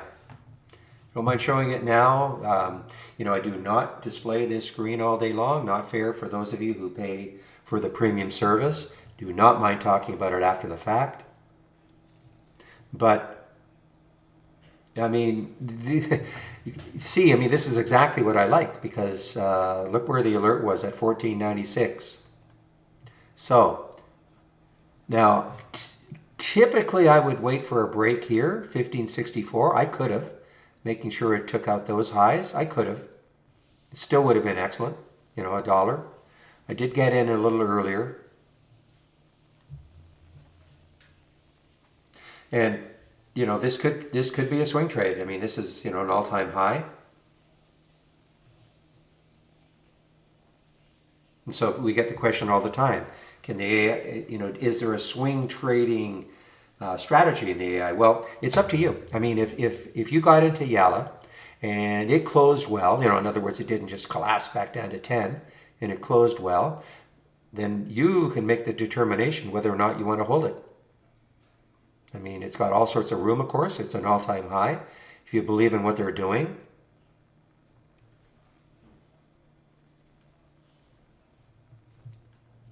So let me now talk about the AI. We have what we call 50 baseline strategies. Once the market closes, the AI gets to work in it with an optimization program that looks at all those baseline strategies and optimizes them. So that is what happened last night once the market closed. So out of the 50 strategies, these are the ones that made the cut. Now, if you're going to ask me, why did they make the cut? The general answer is they had the right profit factor and win percentage combination. For me, I don't care which strategies make the cut. I don't care from what we have these 3 segments of AI. I don't care. All I care about is give me the alerts. Okay, it's all I care about. How do I see the alerts? From the toolbar, click on New, AI/Holly Strategy Trades window. And then this will be the window. And then you don't have to do that every morning. You can take this window and incorporate it as part of your layout. So you have a layout, and then add this to your layout, save, you know, when you exit Trade Ideas, save, and then Monday morning, when you load Trade Ideas, this will be your window. It'll be blank, of course. Nothing happens until at least 9:35. There's no, so you see the first alert was at 10:02, the next one it was at 10:23. So it's all laid out. There's an entry, there's a stop. It's up to you to manage the trades.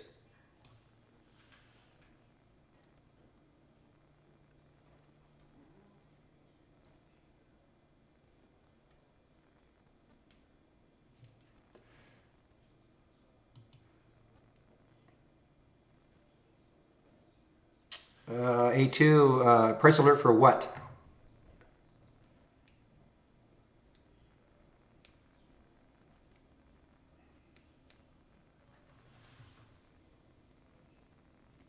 Okay, well,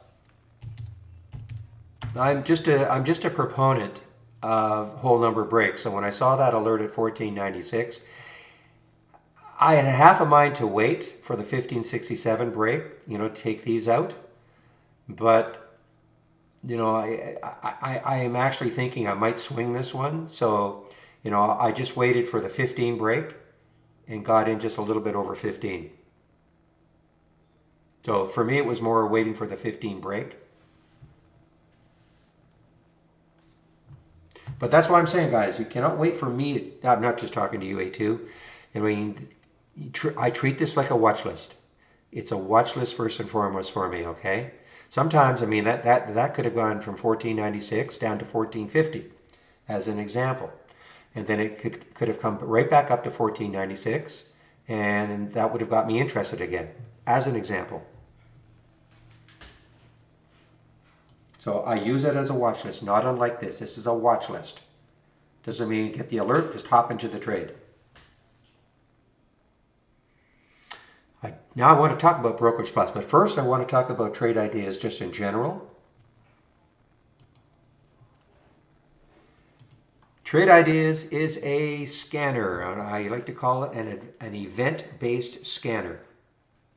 You create the event. You create the types of scans that you want that might give you ideas that you might want to see. So for instance, basic new highs and lows. I am a momentum trader. Some of you might be pullback traders, okay? Some of you might have completely different ideas about trading. Typically, you can, with all the alerts and filters that we have, you can kind of create the things that you like to see. What I like to see, show you. So I created a scanner, stocks between 1 and 20. The current volume is 4. That means it's trading at least 4 times normal up to this point of the day. Minimum of 400,000 shares, up or down at least 4%. This little filter here is just a trick. It makes sure, using this filter here, make sure that it's a stock and it's not an ETF or anything else. And then this number of alerts today. So, the stock will have had to make at least 45 new highs. So strong momentum. So if all these filters are met and a stock makes a new high or a new low, I get a real-time alert. Okay? Look at Yalla, guys. This is a sensational one now.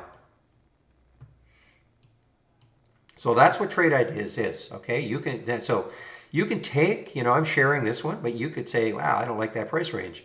Well, you could always just change the price range to something you like. Maybe you have a different idea about the volume. It's up to you. This is what I like to do, but doesn't necessarily mean that's what you like to do. Yeah, we don't have let me see if I can find you. There might be an explanation for AI strategy. And I'm not trying to, again, personally, I don't care. I know people seem to want to know what each strategy is looking for. Personally, I don't really care. Just give me the alerts. Why do I care? But I do understand if you want to see. Let me.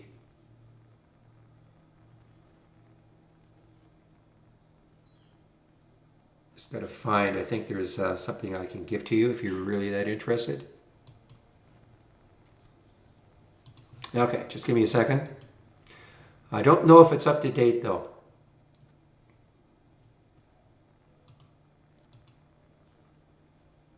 Okay, let me see here.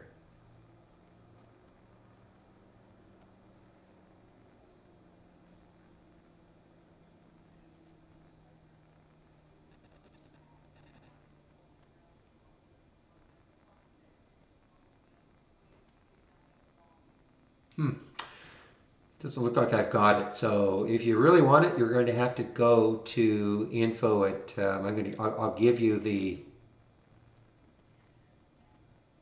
Surprised it's not here. I'm going to make sure. Yeah. Okay. Okay. So if you go to info at trade-ideas.com, and you can just request it. Okay. I will say there'll never be a Mac version. No.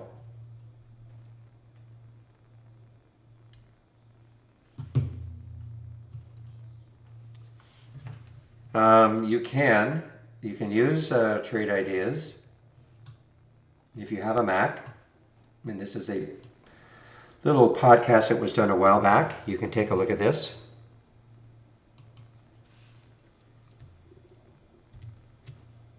Three ways. Okay, yeah. If you know about parallels, you know about AWS, and of course the web-based version. Yeah, we are not going to be creating a Mac version of Trade Ideas as an app.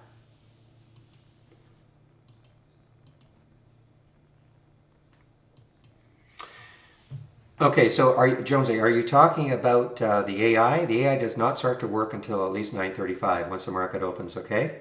And it doesn't do anything post-market either.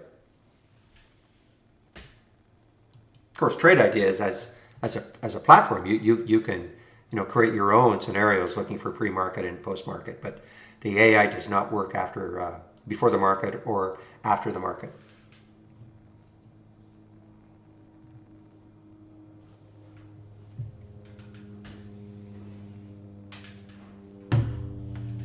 All right. Somebody said DOUO was not. It is right here. It is halted. It is halted. It's on our halts resumes. I think I just caught that. DUO halted, but not on scanner. Here it is. It's halted. Here it is here. So I'm not sure what you mean by maybe not in your scanner. but it's on my scanner. So let me now go into Brokerage Plus. Now that you understand what Trade Ideas is, we link with many brokerage platforms. We have an external linking tools, external linking. So what that means is it's a time saver. And there's Duo opening. Wow, what a morning.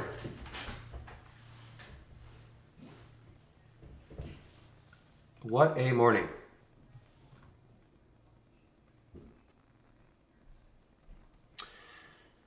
Okay, before I talk about Brokerage Plus then, well, let's make sure. You know, you might have, if it's from, let me see, Duo. I don't know when it, I have a minimum of 20,000 shares. That's it.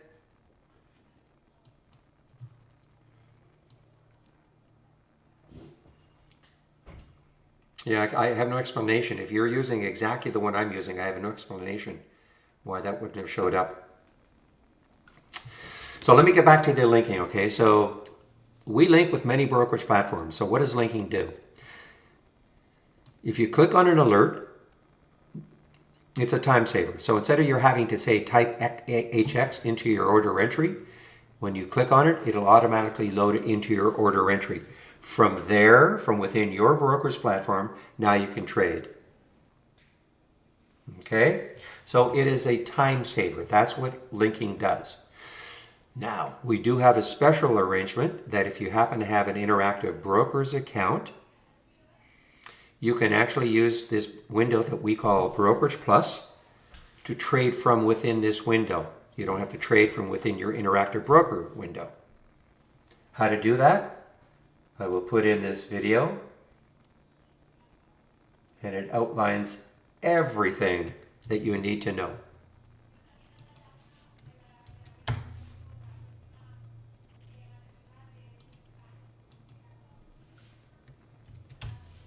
AQB just going crazy here.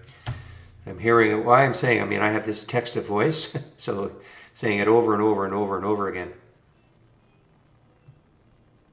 So if you watch that video, it's going to show you exactly how you can use this Brokerage Plus window to trade your Interactive Brokers account. It shows you how you can do things like set up, you know, your own buying and shorting parameters. So let's just say you get an alert, you check the chart, you think, yep, I want to trade it. You right click, hover, and you pick how you want to trade it. These are things that you can set up ahead of time. So watch that video and it's going to show you exactly how you can do all that. The other way to use Brokerage Plus, if you are new to trading, please practice trading first. Before you commit your money to the market, practice trading. So you can use this as a simulator, paper trader. It uses our real-time data. Doesn't matter what broker you've got, it uses our real-time data. And it's very simple to use. You can use it as a swing trader if you want, like to practice swing trading. WWR is something I took on Monday, and I've held it from Monday. So if you take a trade and you do not close it out at the end of the day, then it will carry over. This is one that somebody asked me, how can you use it to trade in or to take trades in the pre-market? So I demonstrated how you could do that. You know, this was just a demonstration how to do that. Now to get out of a trade, these are hotkeys. You can flatten. I just got out of this trade. Okay, see my position now is 0. If I wanted to flatten this, I could. I'm not going to. If I wanted to get out of half my position or double my position. So these are hotkeys that you can use. Okay, I'll be right back. Just give me, time is it 10:51? Give me a couple of minutes. I'll be right back.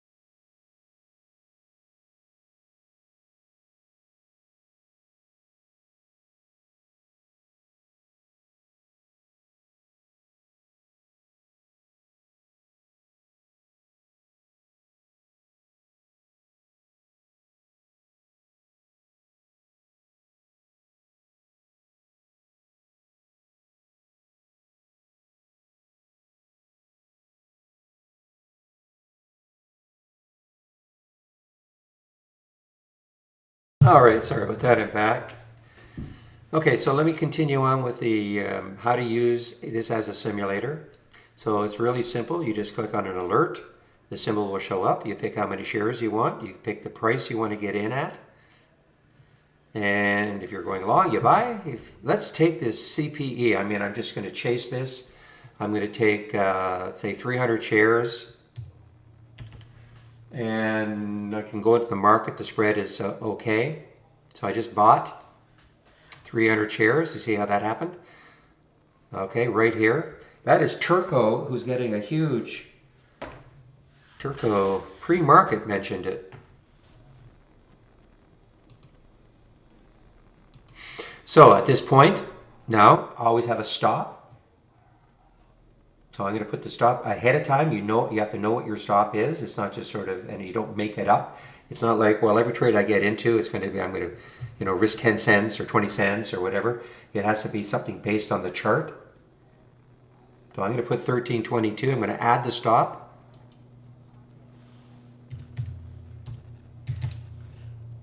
Okay, and you're going to see right on the chart, there it is.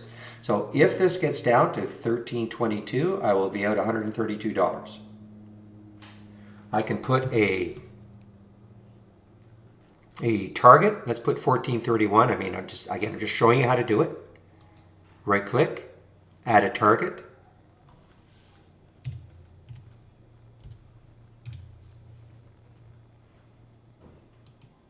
And you'll see this will appear right in the chart also. A little bit jumbled, it's hard to see. But if it got up to 14.20, I can't quite tell what that dollar value is. But so if I let this just run automatically and it goes back down to 13.22, it'll take me out for this loss.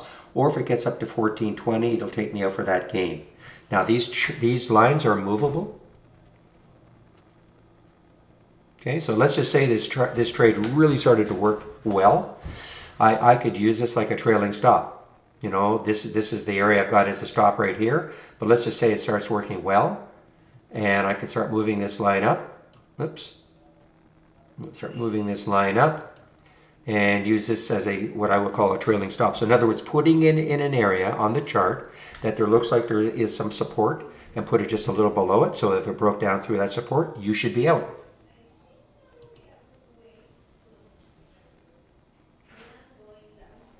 Oh, I'm just showing you CPE Racer. I'm just making this up. I just want to show you how you can do these things. So again, if you're new to trading, please practice trading first.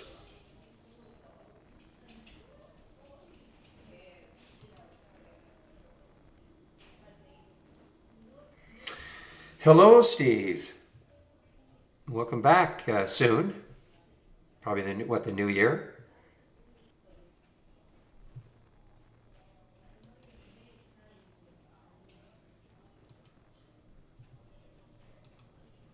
February, okay.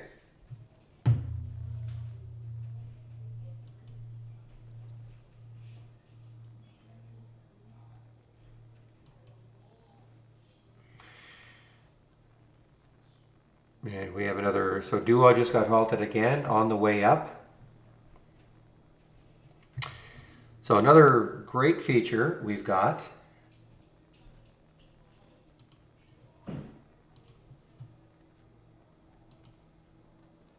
Wow, I love this. This is such a great, I mean, you can choose if you want, if this closes well, you can choose to swing it if you want. I mean, it has no resistance, obviously. It's an all-time high. Now, there are a lot of other reasons why it could go down, but you're going to have to put a stop in place. It's very important to have your stops, okay? Not every trade is going to work. You have to have, typically what I do, and I know a lot of us in the room do, we assign a dollar amount. So I might risk, it's all going to depend on your account size.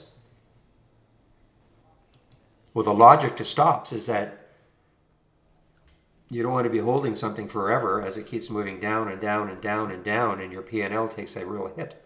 It's that simple. You know, not every trade is going to work. So you put a manageable, so if you're going to risk, say, $100 a trade, and you put your stop at an area, so I just explain it like this. If you were looking at a $10 stop or stock, and when you look at the chart, it looks like there's a lot of good support right at 9.90, say 10 cents away. A lot of good support.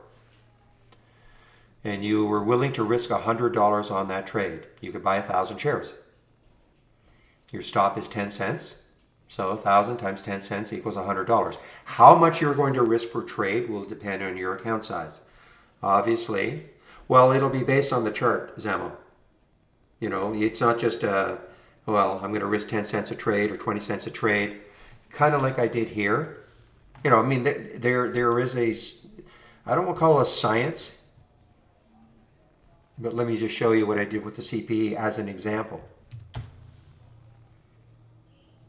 You know, I looked at this right here. I thought, okay, I mean, that seems to be pretty decent support on the 2-minute chart, on the 5-minute chart. Okay, so if it broke down through there, I should be out of the trade.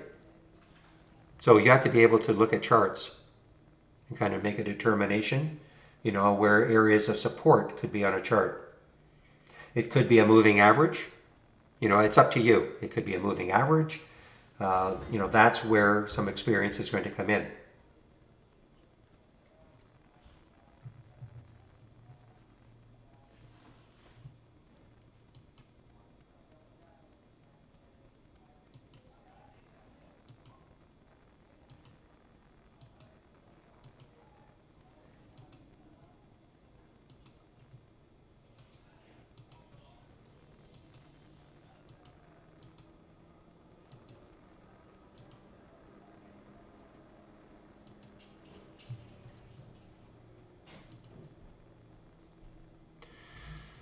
Well, what a great symbol. We're just yelling it out now, guys. Yalla, yalla, yalla. I mean, that's what a fantastic alert. 1496, 1716, up almost 15% now.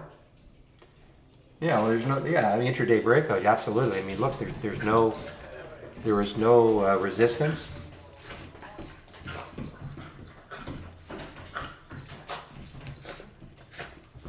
So I'm going to have to give 2 kudos today in the my video, JKK and Turco, because JKK has been nagging at us for forever about Yalla.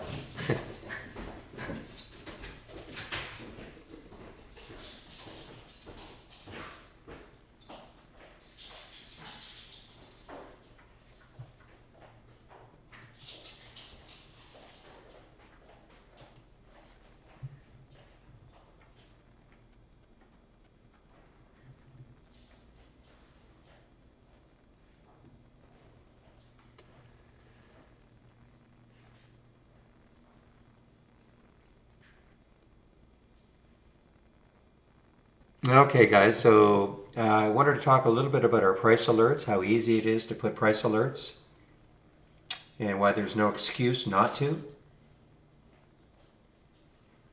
So let's just take, see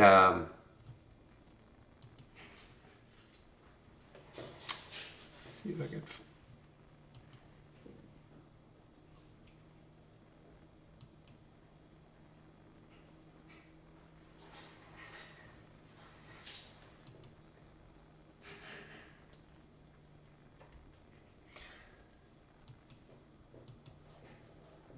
All right, so let's do this. I could put a price alert if for whatever reason I wanted to get a price alert for, say, CZZ taking out this high right there. What's the high right there? 1903, so it's a little bit above that. So say I wanted to take out that high or get to that high of that week, which is 1919. I just have to put my mouse, well, okay, just made a mistake there. So drop it to, so I've dropped it to 1920. Create the price alert. Now I could change it right there. And I don't typically put any notes in. Save. Done. Okay, so let's take a look at what happens here. You can see it right at the bottom here. So if there's the current price, 1912, if it hits 1920, what's going to happen is this box will, I'm going to minimize the box. I sort on the triggered column. And so the box will pop up on my screen. I can put a sound alert on the screen, on it also, set up the sound and all. And it'll also, you'll see it'll turn color, sort of a darker yellow, and it'll start to fade. Bottom line is, I will not miss it. I will not miss it.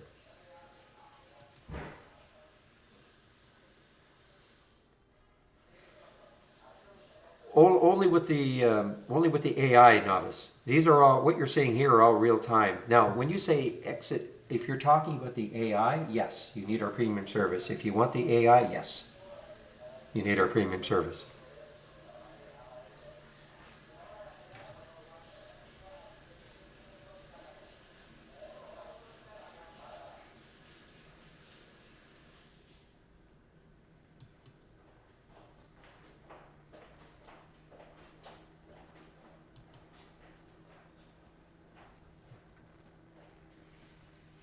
Boy, look at DTIL. This was just getting just shellacked again. Down, down, down. Coming into maybe, there's a 200-day moving average. I mean, will that hold it?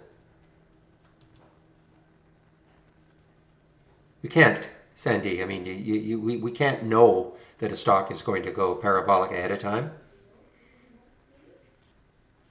I mean, the only thing you can say with a Yalla is that it had no resistance. So, I mean, there's, as I said a little earlier, you don't have to worry about chart resistance stopping it. So, I mean, it could go anywhere. Well, eventually, the people are going to sell. They're going to take profit. Me. It's a low float, 16 million. I mean, anything can happen with this now. But you can't predict ahead of time that something is going to go. It's right here. Entry at 10.23. The entry was 14.96. There's the last price.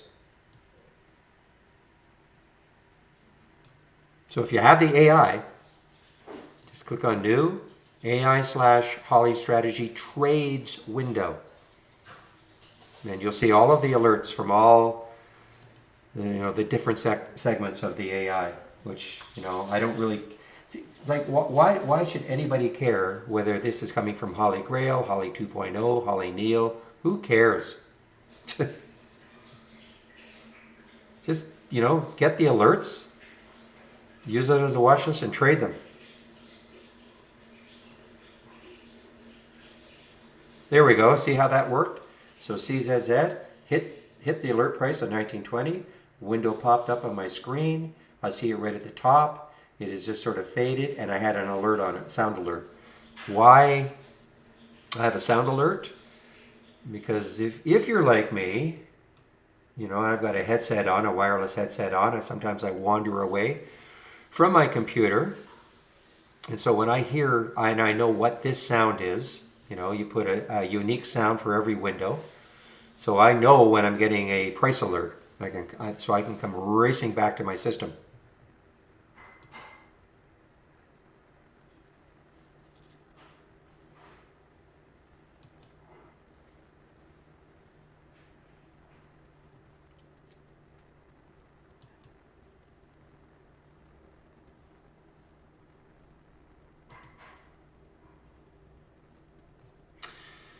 Wow, meanwhile, Duo.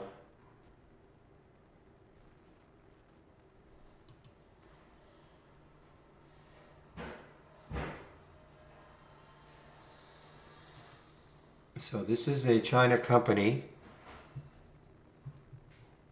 well, literally somebody did ask if you're, why do you have to put a sound alert on it? Not today, they didn't ask. Because obviously if I'm sitting in front of my computer, I'm going to see it. I can't miss it. But if I do wander away, I won't miss it. That's the other thing you can do with Trade Ideas. So you see I've got these alert windows. So I can put a unique sound on each one of these windows. Why do you do that? Because when I hear a sound, then I'm going to know which window to look at.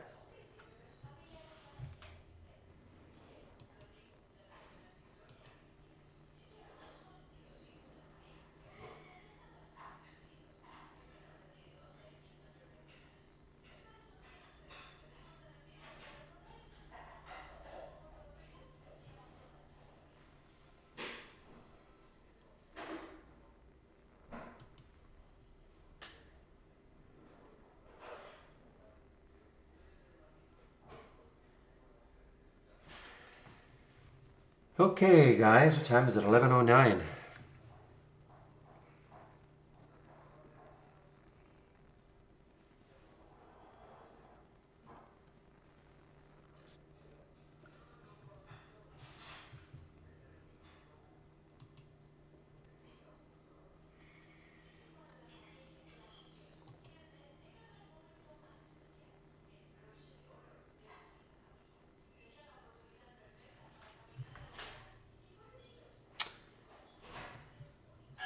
Rambus.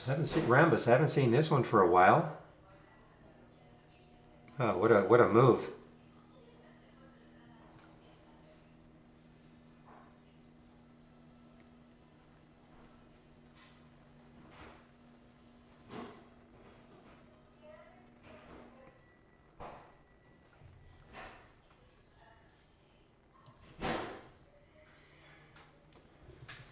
Well, it depends what I mean. You're asking why did it not show up in volume liters? I mean, it depends on what you're looking at, what other filters you have in place. Okay, I mean, it's a lot.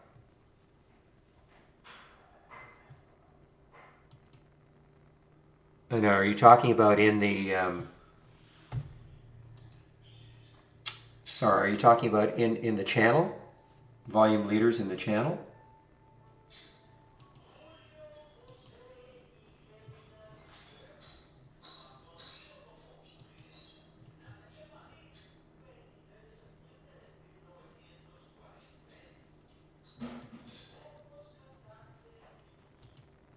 I mean, look, listen. It's possible that none of the filters were met. Remember, for a stock to show up, it has to meet all the filter requirements.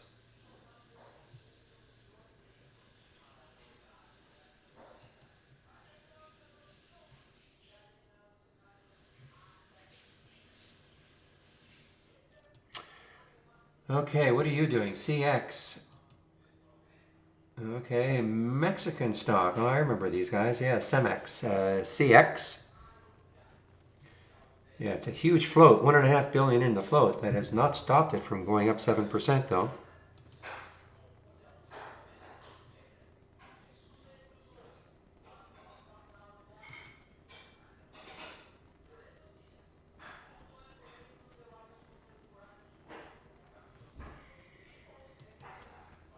All right, let me get my levels. This will be a fun video for me today with the Yala.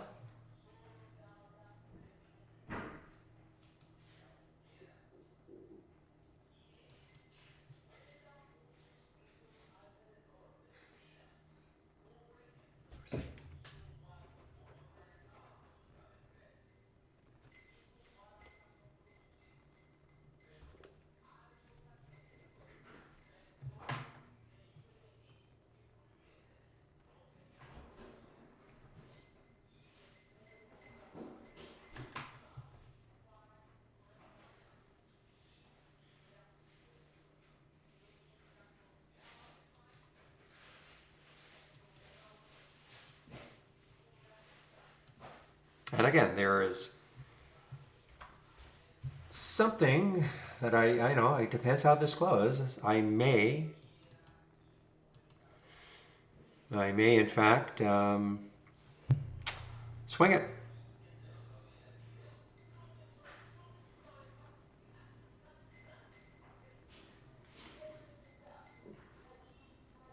Well, if you want to really have it, you just sign up for the premium service.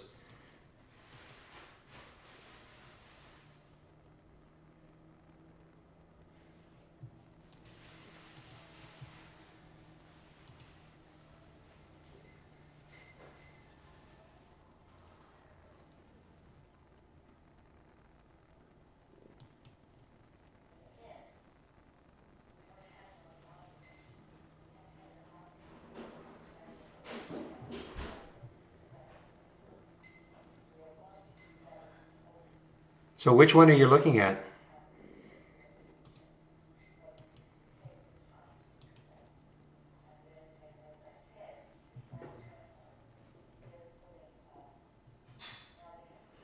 What is it sorted on? I want to see what it's sorted on. Yeah, see, it's sorted on, oh, options plays. It's sorted on, well, options plays, it doesn't trade options, number one, that's why. Just look, it doesn't have options.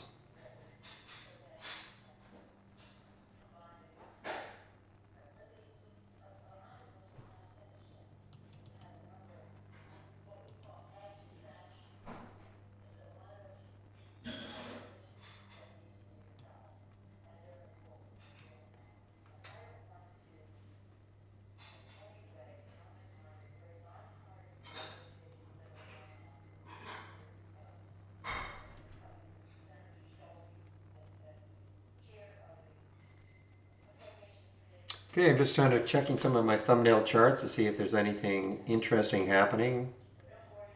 Some of the other ones. All right, just a minute, just a minute.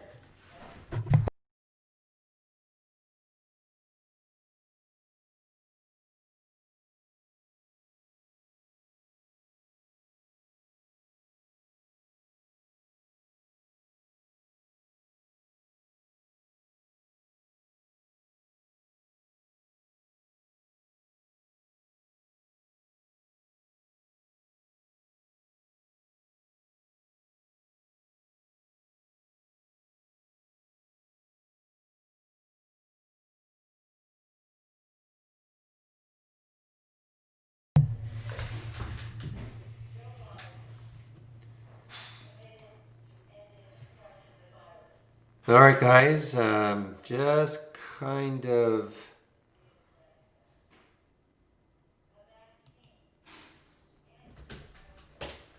Now, some of these plays, as I've said many times, some of these plays that were really ripping earlier, some of them, they tend to maybe do something like this. I mean, I'm not saying this is, but they whip up and then they come down and they do this for a long time.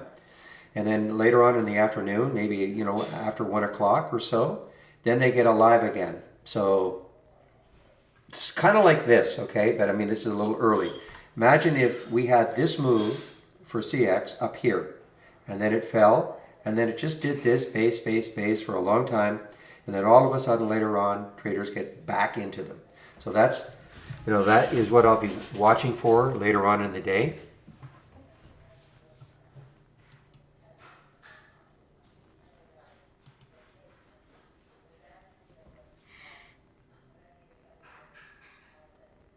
All right, let's take a look to see what Real's got there. I think I have that one, but let's just take a look at it.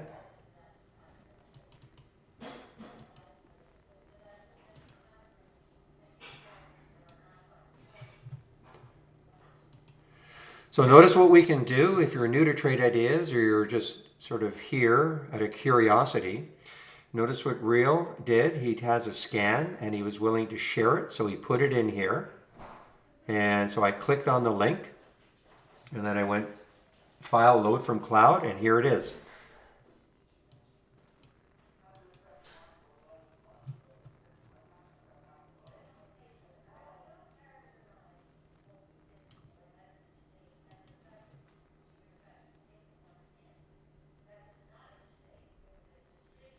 Well, Bitcoin is kind of, it's so related to Bitcoin. So Bitcoin is weak today for whatever reason. I can't tell you that. But Bitcoin itself is weak, so it's going to drag Mara and probably Riot and all of them down. So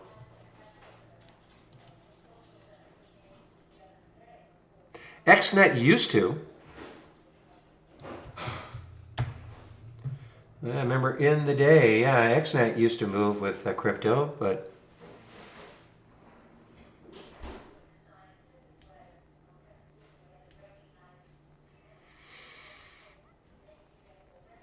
what link? VIX. It's right above you. Are you talking about this link? It's right there.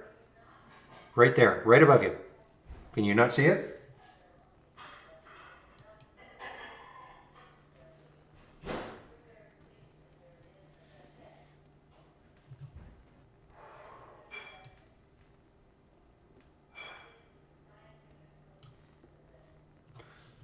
I'll also put that into the YouTube feed.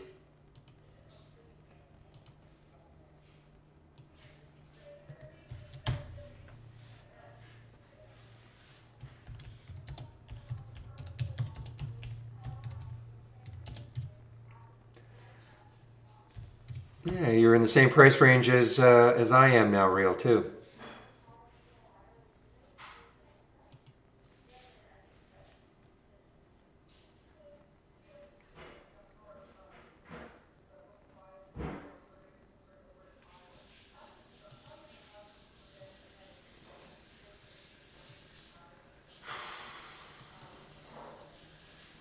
Yeah, meanwhile, FNKO is still trying to get through 10.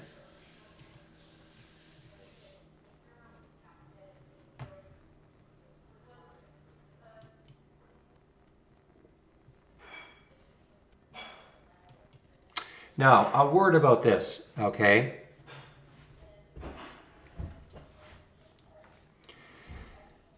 One of the two columns that I use is the max P&L and the distance from the exit price, okay? So obviously if you took this one, the CPE, you would never let this happen. Now I'm going to let it take myself out. I wanted to show you how this works. If it hits 1329, looks like it's going to, it'll take me out for that loss, okay? But what this is telling me is that at one point I was up $86. I've allowed this now to turn into a $99 loss or $89 loss. You would never let that happen. At least you shouldn't.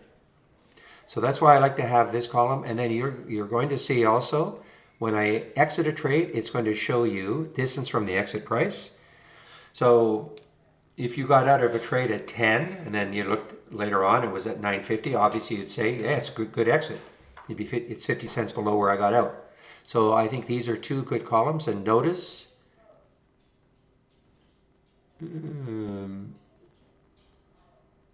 yeah, so I thought I'd be out of it. No, not quite. It didn't quite hit right to almost to the penny, and then it popped. CPE. It almost got down to that 1329, and then it just popped. Okay, so this is, I like having these because basically it's a good barometer. How good are your exits? Now you're never going to be able to get out right at the, the top penny.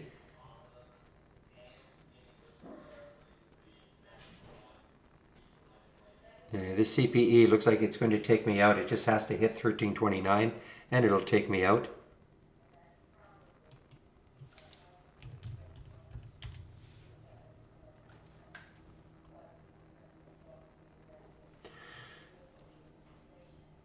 On a bounce plate, yeah. Wow, nice. Yes.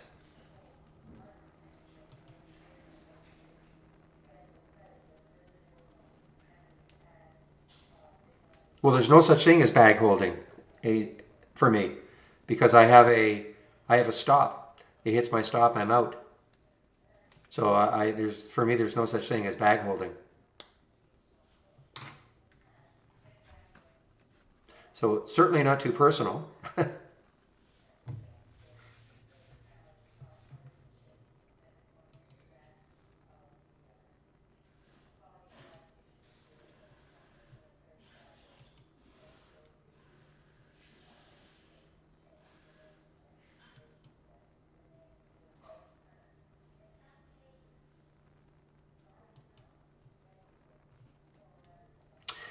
And listen, the simulator, paper trading, and also if you decide that eventually you're going to want to you have an Interactive Brokers account and you want to trade, if this is just a general statement, if you're a person that has all the best intentions in the world to obey your stops, but you cannot, well, let the system do it for you then.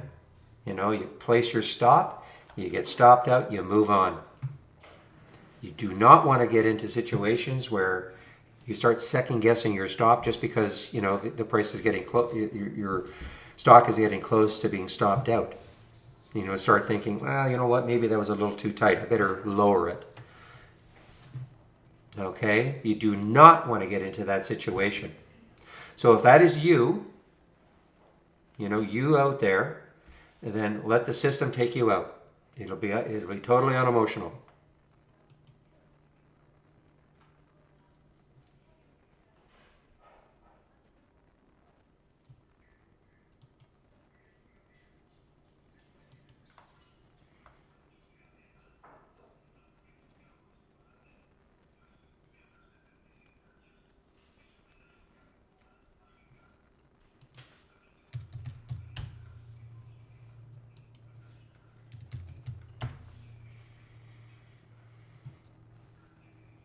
Set your stops. Have a manageable amount that if you lose in the trade, it's a manageable amount. It's not going to kill you. Okay? Again, you have that $5,000 account, you're not going to risk $1,000 a trade.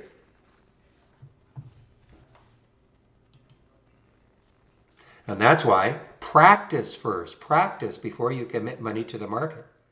That's why we've got the simulator. It's using our real-time data. It has no bearing on what brokerage account you have. It's using our real-time data. Practice, practice, practice. I'll tell you this, if you cannot make money paper trading, simulation trading, you will never make money in the market. Now, having said that, if you can make money paper trading, it's still no guarantee you're going to make money in the market. Once you start trading real money, the emotions and discipline sometimes get thrown out of the window, or the discipline does. So, but I can tell you this, if you cannot make money paper trading, forget it. When there's no emotion in play, just forget it. That's the harsh reality.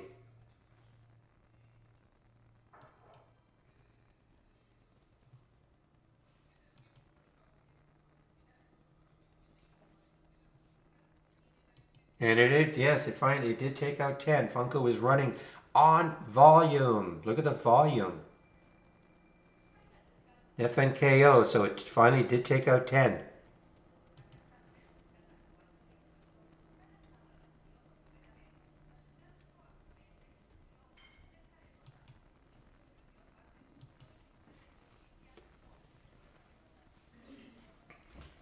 I really don't have any thoughts on these China EVs. I mean, who knows where they're going. I mean, it's, this sector, the China EV sector, and really the whole sector now is in disfavor.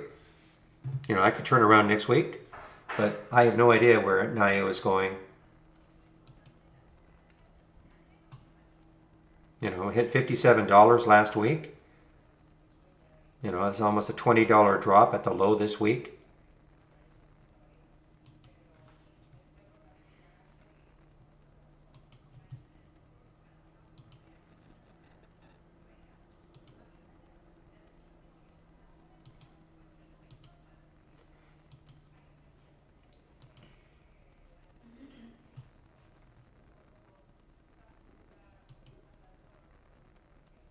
It could be. I mean, it could be. I mean, if they, I mean, the EV sector is not going away, but it's all about your timing when to get in.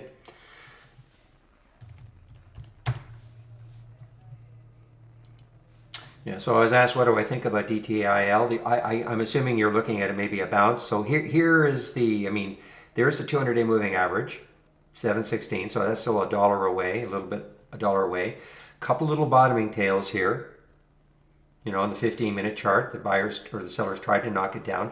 I don't see a reversal coming quite yet. I mean, a little bit here, but if I were going to get into this one, I think it would really have to clear about 820. That area right there on that 5-minute chart. And then maybe it'll have a run to 9, but no, the AI doesn't work like that. You cannot analyze individual stocks. It just is going to give you the alerts as they come. So it's got nothing to do, you don't input anything into the AI. And there's no right or wrong way, Candy. I mean, we get the question a lot. I'm answering somebody in the YouTube feed how to use the AI. People use it in different ways. I use it as a watch list. Just give me a second here.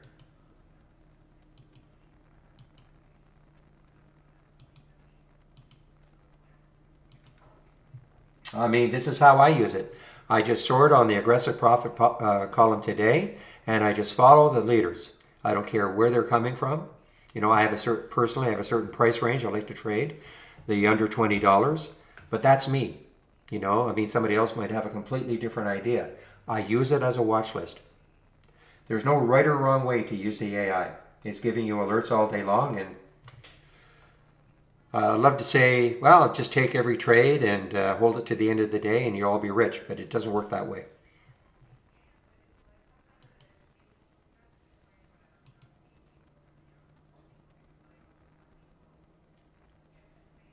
Yeah, have a stop and stick to it. You see, in the old days, when, you know, those of you who might have been trading in the 90s, even the early 2000s, commissions were really, really tough. So, yeah, I mean, you get in and out of trades and it could really nail you commission-wise. Commissions are nothing now. You know, even if you have IB with their little half a cent a share, I mean, it's just nothing. So there's no excuse for sticking in a stock that's working against you when you have your stop in place. It could always come back. You know, for the reason you got into the trade in the first place, it may give you an opportunity later on to do the same thing.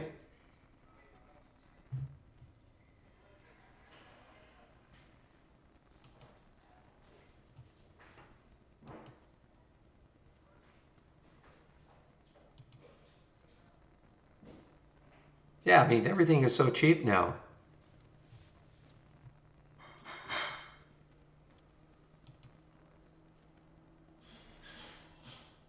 I mean, I can remember the days where, you know, you could be charged $200, $300, $400 a trade. You know, depending on, because it was usually a percentage of the value of the trade. I mean, it is. I look at that now and go, oh man.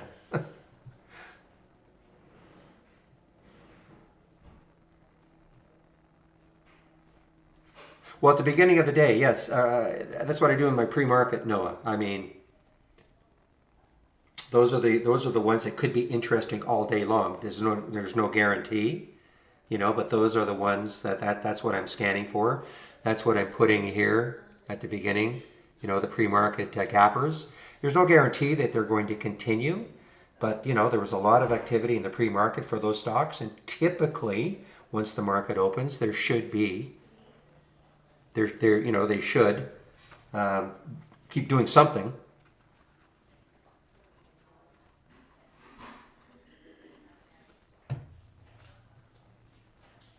Yeah, well, we've been talking about FNKO. Now, just because the next resistance is up in that area doesn't mean it's going to get there. You know, but that you know, that's what interests me about it in the first place. A break at 10, looking left on the monthly chart, lots of room. Doesn't mean it's going to get there. It just means, for instance, what if all of this, you see on that 5-minute chart, what if all of this was sitting right above this on that monthly chart or the daily chart? You'd look at that and go, that might be really tough to break through all of that. And again, I'm saying, what if this were on those higher time frames? But there's nothing. Again, does not mean it's going to keep going up to this level.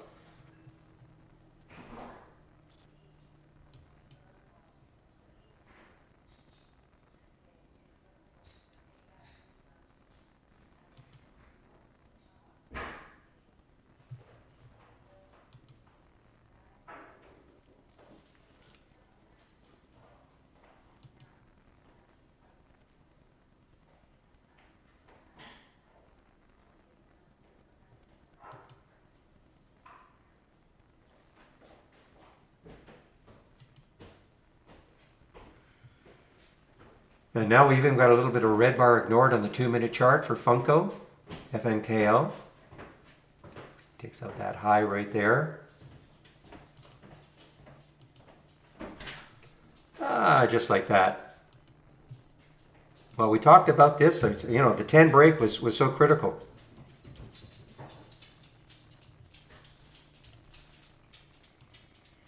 I know Real doesn't quite agree with me, but I mean, look how many times it tried to get through 10 on the 15-minute chart.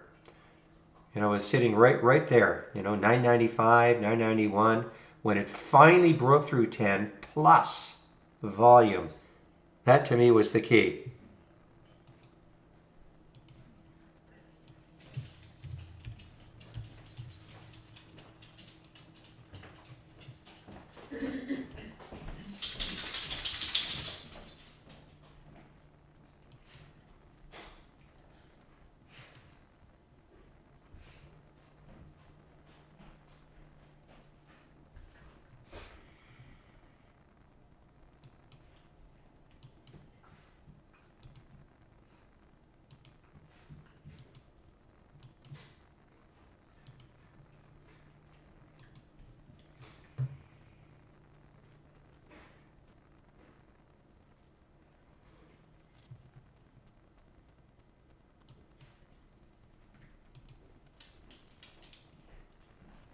Yeah, but you know, with Interactive Broker, Sandy, I mean, half a cent a share, unless you're buying, and even then I was told I was a little bit wrong. I mean, if you're buying like penny stocks and you're wanting to buy thousands and thousands of shares, fine.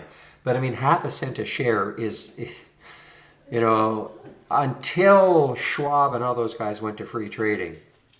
But you pay for what you get. I mean, I've heard so many horror stories about that too.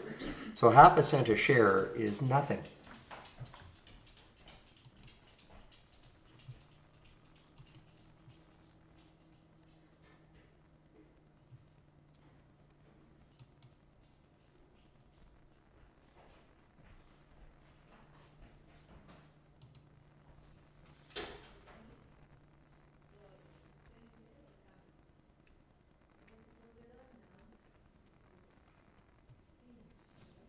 But small trades, well, I don't know who your broker is, Sandy. Interactive brokers in Canada, I mean, it doesn't cost, they don't cost a lot.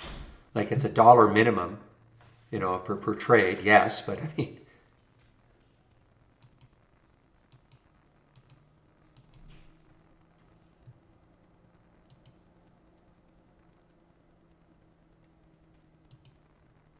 oh, well, then, you know, switch, you know. I know Questrade is what, $5 a trade or whatever it is. Yeah, I mean, switch then. Go to Interactive Brokers. I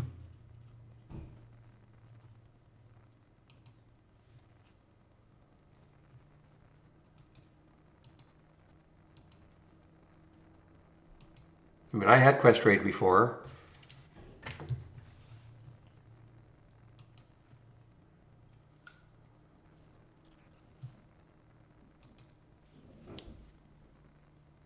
Yeah, so switch. All I'm saying is switch then. If it's killing you, you can always try Interactive Brokers. I mean, I've been using. I'm a Canadian, okay, so I've been using them for 4 years now.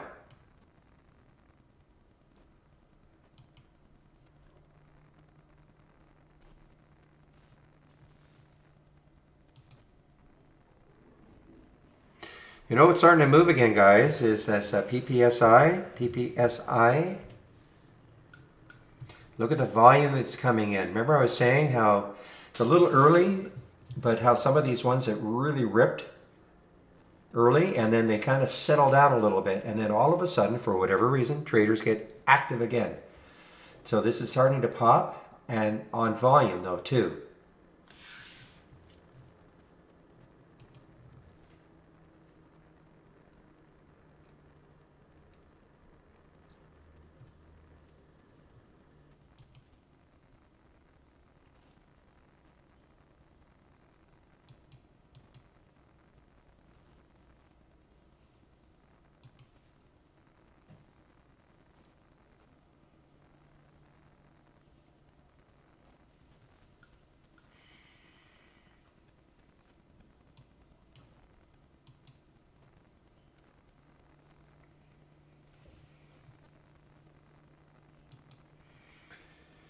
This is not shortable for me, unfortunately. EVK, this has just been a gap down, and you know what? Keep going down. And not shortable for me at Interactive Brokers.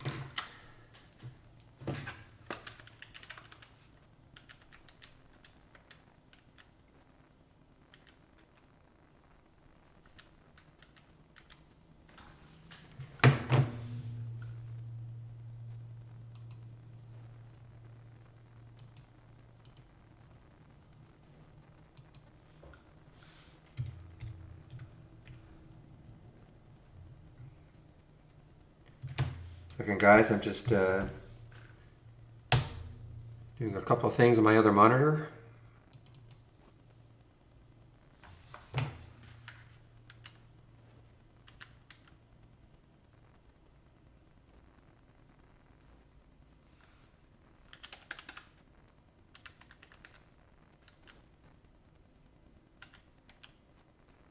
Come on.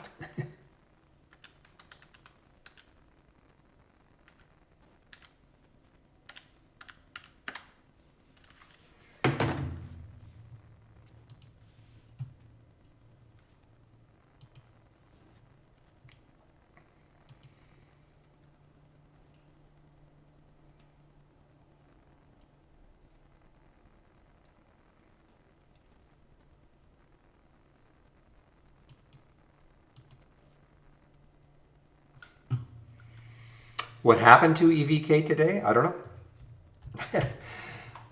You know, probably was a bunch of nonsense why it went up yesterday. But look, I mean, look what it did. This was I can't remember what it was. Yeah, we really couldn't figure out why it went up. There didn't appear to be any news. But, you know, it got as high as 834, but look where it closed. Way down here, and it's just continuing down. There was really no news.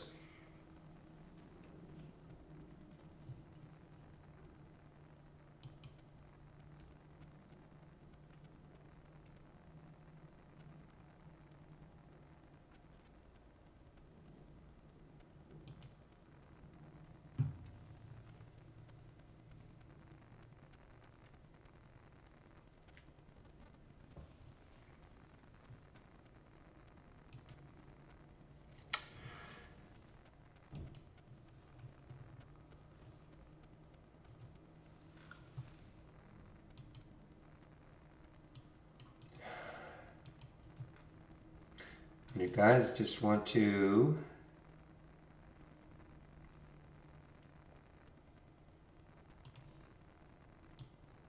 checking some thumbnail charts I have. See if there's anything interesting happening. Fellow West Coaster, welcome.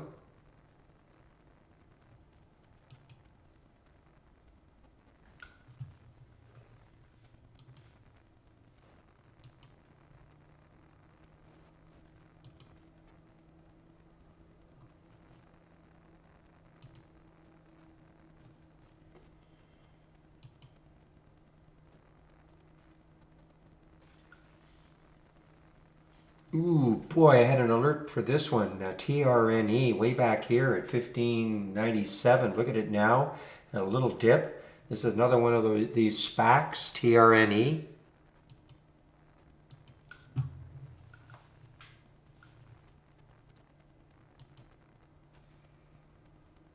Another SPAC, Seagrow. Another SPAC. So many of these SPACs. Oh, I know. That's why I put CIIG. That's the name of that's what it's called, but the symbol is CIIC. Oh yeah. Oh yeah, look at the volume coming into Yalla. I still have some of this. I say I may be swinging this one along with GKK.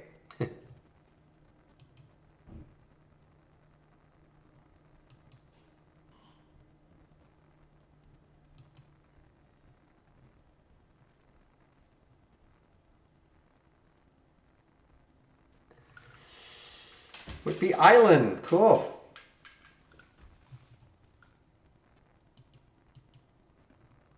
How's the internet connection out there?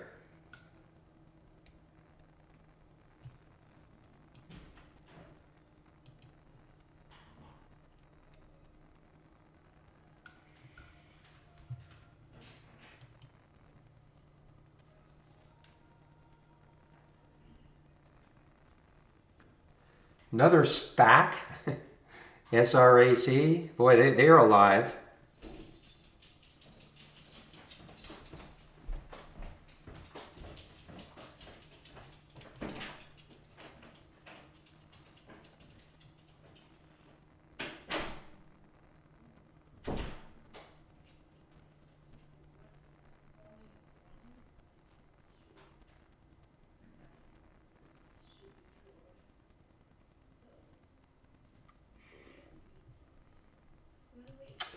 All right, guys, it's getting close to my break time. I think it is Andy in the room today. Let me make sure.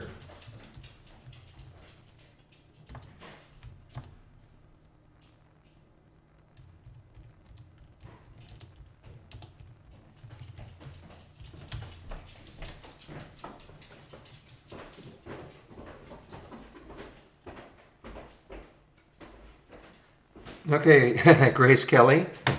Nice, nice nickname. Okay, so if you right-click on the alert window, right-click, Properties.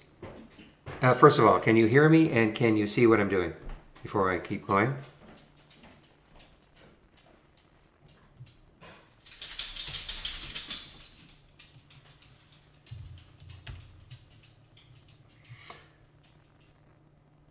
Okay, so if you right-click on the alert window, Properties, Actions.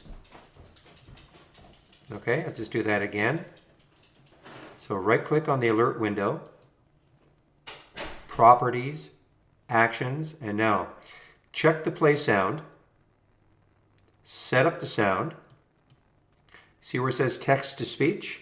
If you check that, and then just say okay a couple of times, and that will get attached to the window that you started the process on, okay?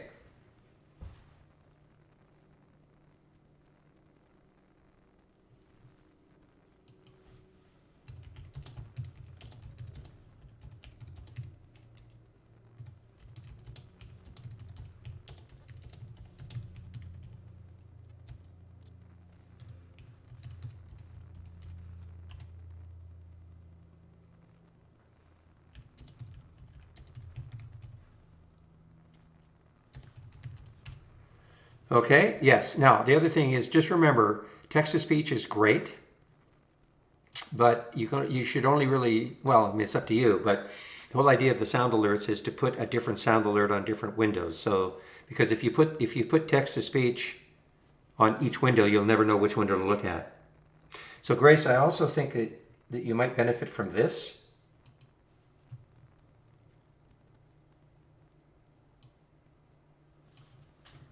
The 20 short lessons. Okay, I don't know if you had a look at that. I think even sound alerts was covered in there, but it really goes over some of the basic features of Trade Ideas. You know, top list, how to create alert windows. So I really think that'll help you out. It's very simple to go through. Won't take you 20 days. Oh, definitely look at it then, Grace. I think it'll help you out immensely. That's for anybody else who's brand new to Trade Ideas. You know, again, I always really try to pump this one because I think it's really important. Sean did a great job on creating this for everybody. You know, I mean, if you click on the link, you know, what is a top list, building one, alert window, creating one, multi-strategy windows, price alerts, you know, there's just so much in here, just all the basic features of it. It'll definitely get you going.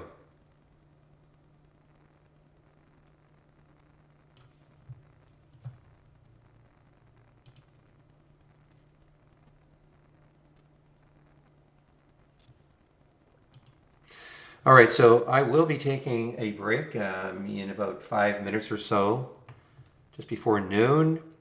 I will put the link for the YouTube feed. If you want to head over there while I'm on my break. I take a break between 12 and 12:30. But Andy will be in, those of you who know Andy, one of the great traders with Trade Ideas. He'll be in the YouTube feed between 12 and 1.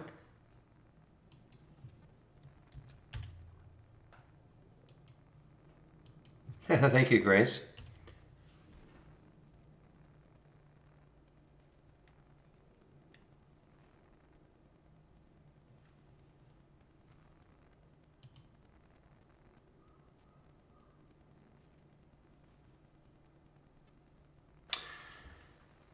Okay, so let's see what is happening. Anything else that's kind of interesting? Another energy play, little LPI.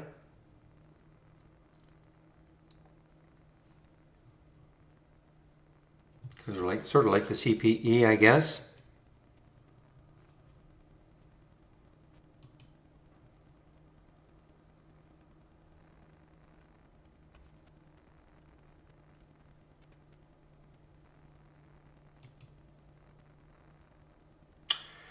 Yeah, I guess I don't have my ETF filter on here to get rid of ETFs. I know why I did it. It doesn't happen that often, but there's Yalla.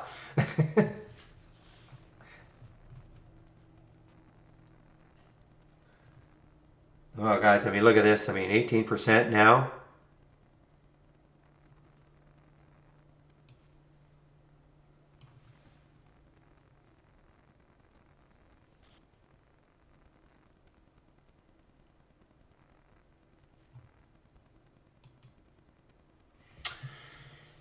So you mentioned 20, I think, right, GKK? I think you mentioned 20.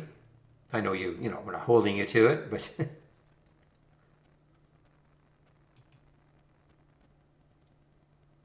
hold Yalla. Yeah, it still brings a tear to my eyes.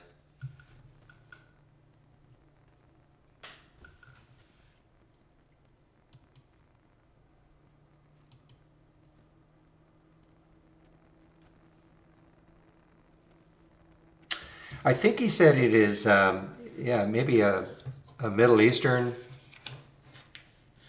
I can't remember if it's an Amazon or I can't remember. He'll tell me. He'll tell us. Well, I guess all I have to do is maybe look it up. See if we've got the profile. Middle East, North Africa. Oh, so social networking, entertainment platform. So it's not Amazon. I thought it was the headquarters in Dubai.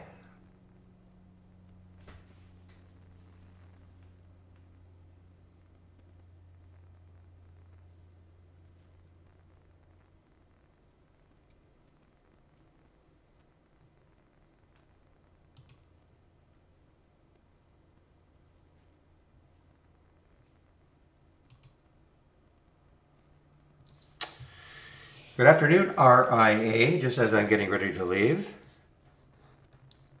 for about half an hour. So I will put the announcement in. I'm not leaving until I see Andy in the YouTube feed. Then I'll stop my stream. But I will put the announcement in.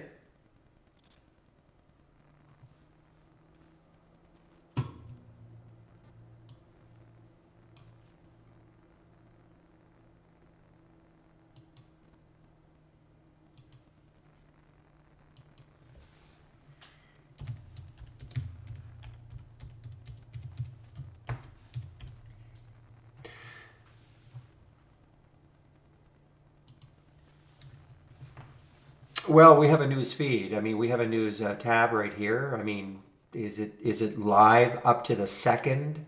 Like Benzinga or some of these other ones that charge. No, but I mean, it's pretty good.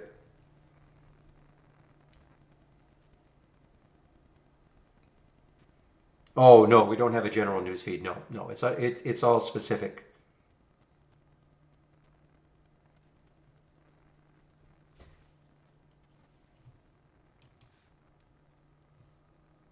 Stock specific, yes.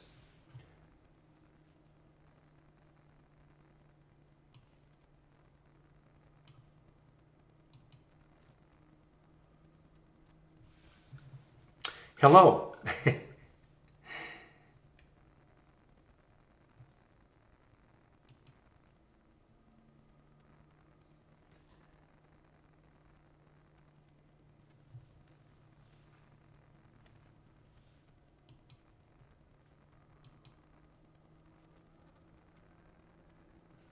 Welcome, welcome. This is the. Are you new to trade ideas or just new to the trading room?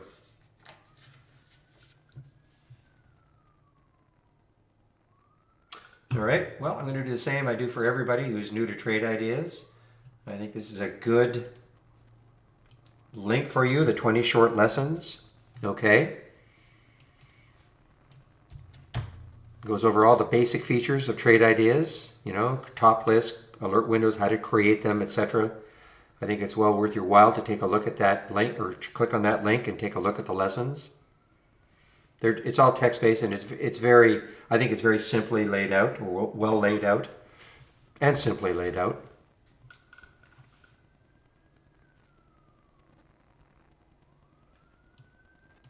You can ask me questions,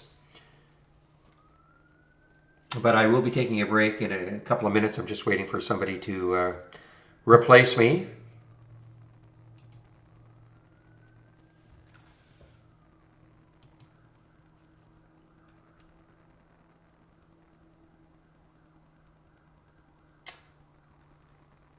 Yeah, this is CGRO is popping. I've got this on. I see it's on your scanner. I see it's on a scanner that I've got also. Another guys, you know what? We are back into SPAC land. Seriously, these SPACs. I mean, you remember? I don't know, a month ago, 2 months ago. I can't even remember anymore. It's so cyclical. The EVs, who cares about them? Everybody's into the SPACs now. SPAC, look it up. Just an acronym. Basically, these are just what they call blank check companies. They've got money and they're looking to acquire. Purpose of affecting they want to acquire a company. So it's a sort of an easy way to go public. And this has been the absolute rage. 2020. They did exist before 2020, but now there are probably hundreds of them now. All right, thank you, Andy. I see you're in the room. Okay, so I'm going to stop my stream.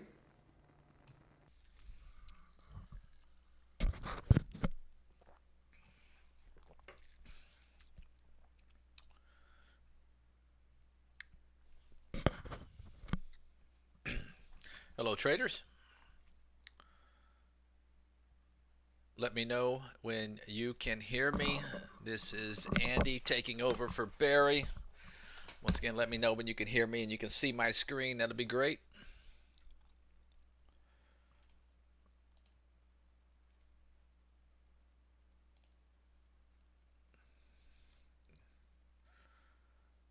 All right. Hey, Aja, how are you, buddy?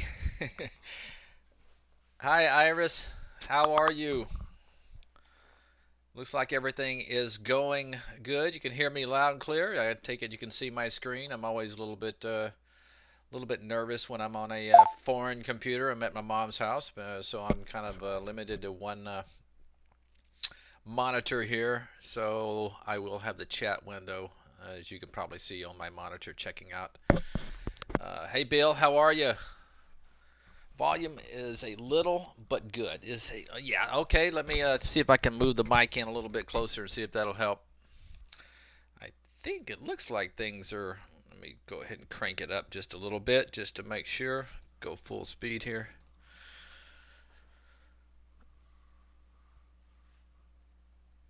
Hi, Cyberk. How are you? All right. Welcome, everyone, to the Friday edition of the support webinar. This is where we steal the live stream from Barry for about an hour and encourage people to come and ask questions pertaining to the software. And hello, and pardon me for not being able to pronounce your name, but I see you all the time. Just Andy, how does the retry work in Brokerage Plus? Okay, good question. So, are you talking about the second entry? I just want to make sure.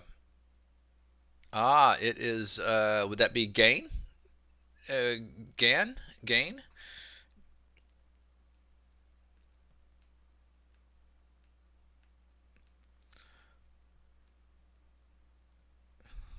Excuse my southern accent probably throws it off. Yes, second entry. All right, let me pull up Brokerage Plus real quick, and we will talk about the second entry if I can get it to come up here. All right, you're talking about Holly. Now, you're not going to see probably any Holly trades. Oh, boy, there was a good one today, though. We'll talk about that here in a minute. Uh, so, what happens when a Holly, you get a Holly signal? Let's take a look at maybe one that got stopped out here. Uh, well, let me pull up the Holly trades real quick and I can find one. Okay, BECN. Okay, the way the second entry works, I believe. Now you might want to talk with Barry about this or one of the other guys, just because it's something that I've had an experimented with a lot, and I know we've may have changed some of the parameters on it. But if my well, I'm trying not to screw up here. Okay, let me, and Chris or anybody who may be in here, you can correct me if I'm wrong. But if there is a stop out, what a second entry will do is, it used to be if it retraced one half of the distance between the original entry and the stop out. In this case, obviously it was a short, BECN, I believe. Yeah, it was a short, knocking on resistance. So if it were to retrace, in other words, it gets stopped out and retraces one half of that entry, it will re-enter the trade if you have it set up to do that in your trading instructions. Okay, so it's something that you will have to set up.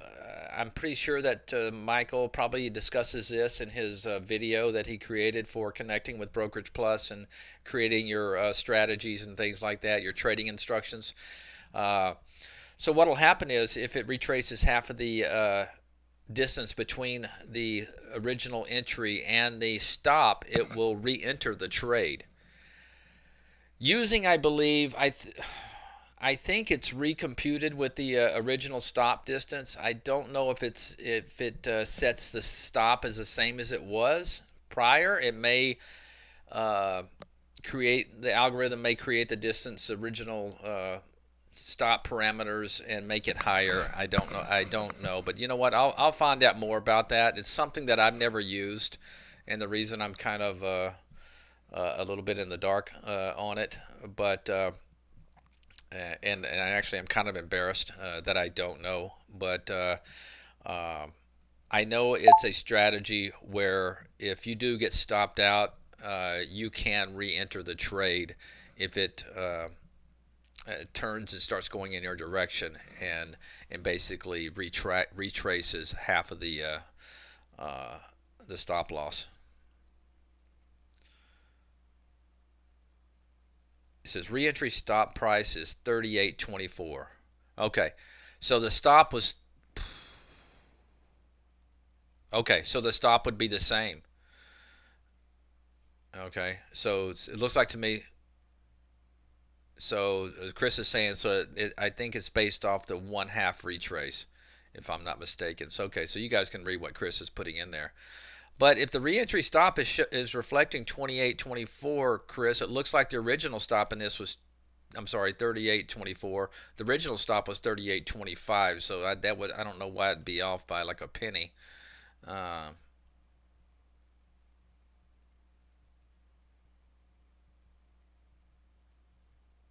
I'm just looking at my chart here, and it says, let me zoom in a little bit on this intraday. It says, see, the stop is 38.25. Okay, the re-entry is 38.21. Why would the re-entry be just only 4 cents below the? He said, okay, he can't type. 38.41.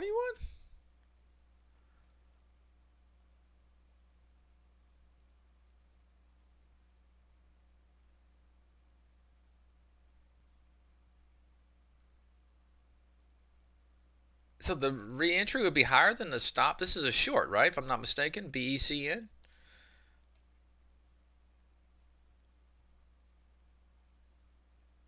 The original entry was 37.92.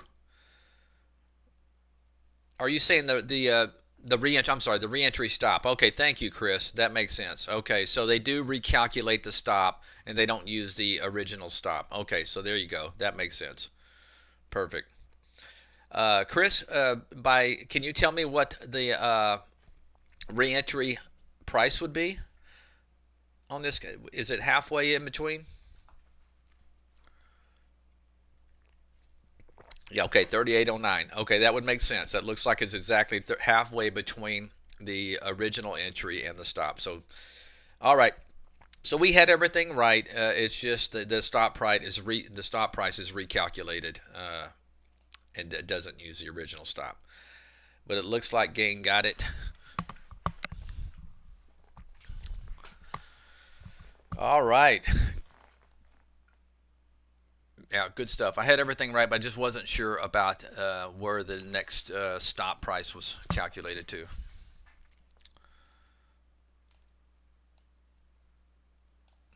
Boy, look at this Yala. Man, what incredible. Guys, that is just textbook. Look at that entry today at 1496. And look at that follow through. Beautiful. Doing almost 5 times relative volume. That's about as good as it gets right there. It's what you call a range break. Stock was basically opened up, gapped up, went sideways for basically an hour, and the why don't I have the entry time in here? Yeah, it's at 9:23, so almost an hour there, and then we got the signal. What a beautiful. All it takes is one. This is why, guys, I think it's important for you to understand. We have a lot of people that come in that just wants to automate Holly and go the same across the board. But this is a case where, I look down, there's just not a lot of happening. I guess Con's doing okay, the CONN, but other than that, just not a lot happening. But boy, all it takes is one. And if you were to get that, now the way I'm reading it, I see this volume coming in. I see a beautiful range break there. Then I see this huge volume bar, and then I look over here and look what you got. You got it breaking out to a multi-month high. Oh, this is a new issue. Yeah, so an all-time high on volume. That's just textbook. It wasn't on Sam. I'm looking at it right here. I'm not sure what you mean. It wasn't on Holly, or at least I missed it. You probably missed it because that was one of the. If I sort by entry time, you're going to see that was the second alert of the day at 9:23. I'm on Central Time, so basically almost 50 minutes after the market opened. You got that call from Yala.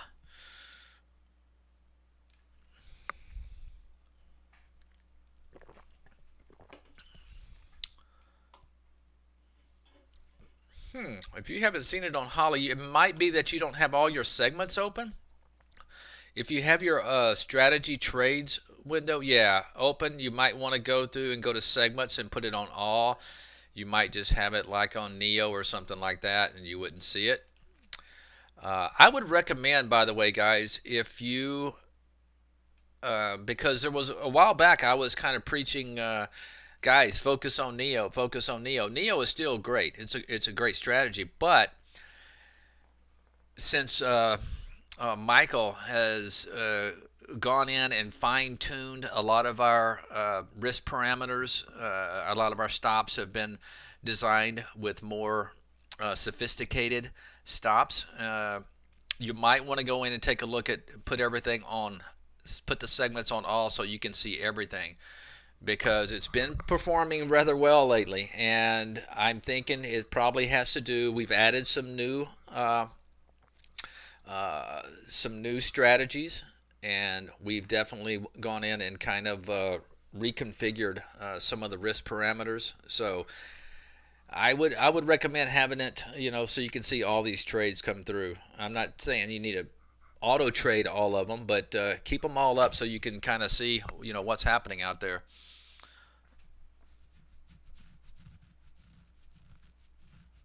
A lot of trial and error when it comes to trading Holly, but I am definitely excited about the work that Michael has put in lately, and so far so good.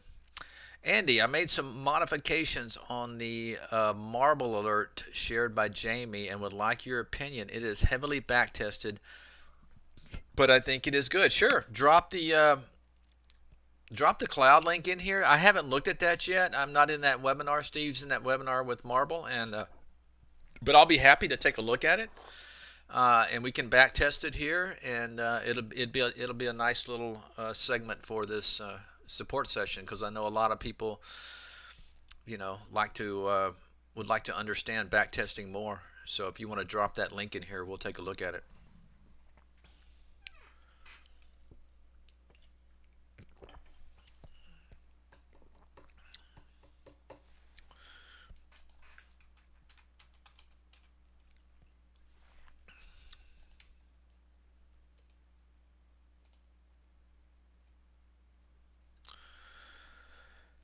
He says 2.0 is on fire. Are you talking about Holly 2.0, or just the configuration, the new parameters, Chris, and the new strategies? Holly, basically the whole AI 2.0.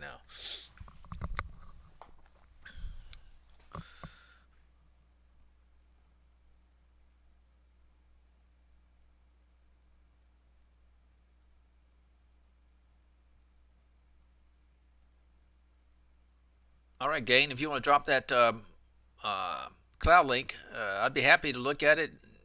It's up to you, obviously. Some people don't like sharing their configurations, but if you want to drop it in there, I'll be happy to pull it up and take a look at the filters and your back testing and all that.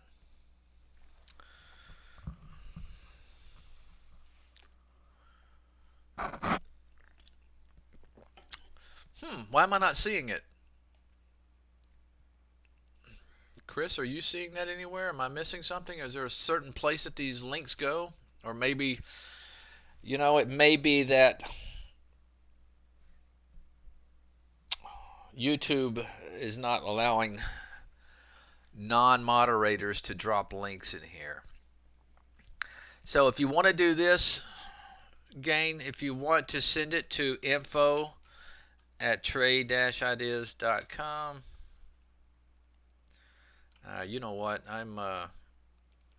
Yeah, you can send it to info@trade-ideas.com, and I'll have Chris to jump in. I'm on one monitor here, and I don't want to pull up our emails and all that on the thing, but maybe Chris can grab it, and he should be able to drop the link in here if you want to send it there.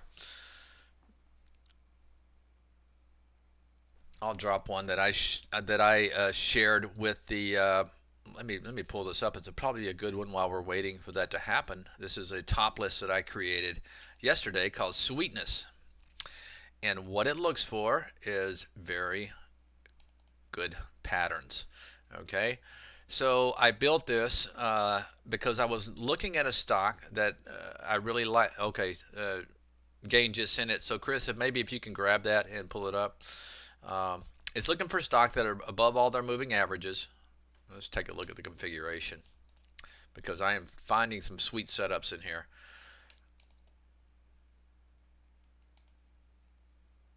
Okay, you can see here, because it has 0.01 in the minimum column. Okay, all these stocks have to be above all their major moving averages. The position in 5-day range, I want it not anywhere near the high of the 5-day range. In other words, I kind of want it have pulled back. But the position in today's range, it has to be somewhere near the high, at least 20% of that range from being at the high. That's why I have a minimum of 80. And there's one more important one here. Position in previous day's range. I have a little bracket here to make sure it's close to yesterday's high. Yes, this is from I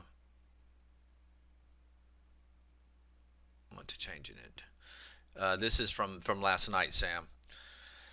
So anyway, seeing some really good setups in here, and this is kind of stuff I'm looking for. Stocks that have kind of pulled back on 5 days, but yet are and above all their moving average, but close to or taking out yesterday's high.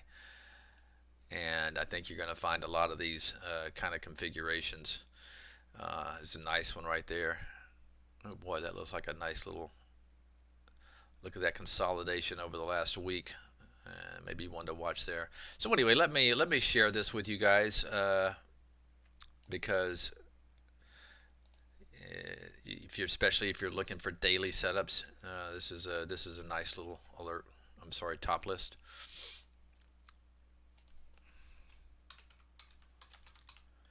Sweetness.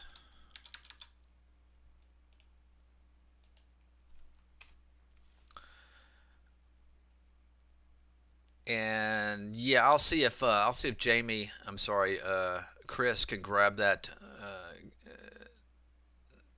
If not, I'll try to I'll ask all you guys to shut your eyes for a minute while I go in and go to our emails to dig it up. It's probably not that big of a deal.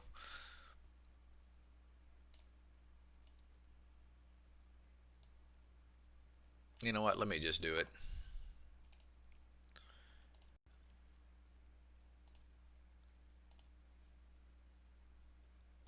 That wasn't that painful there. Let's pull it up.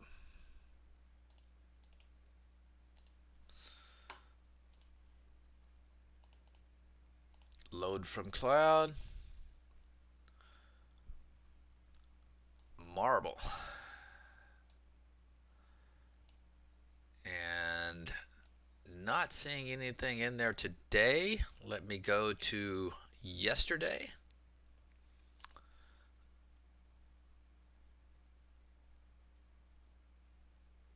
And yeah, I'm not seeing it. Let me see. Do you have this so filtered that you're only getting a few every week?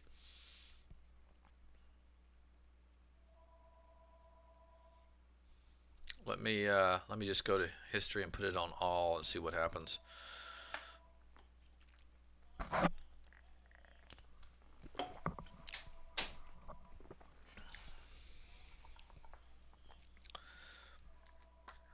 I'm running the back test right now. Well, I want to see. I'm running a history. I'm putting on all because I got a feeling already that you may have uh, fine tuned this a little bit too much.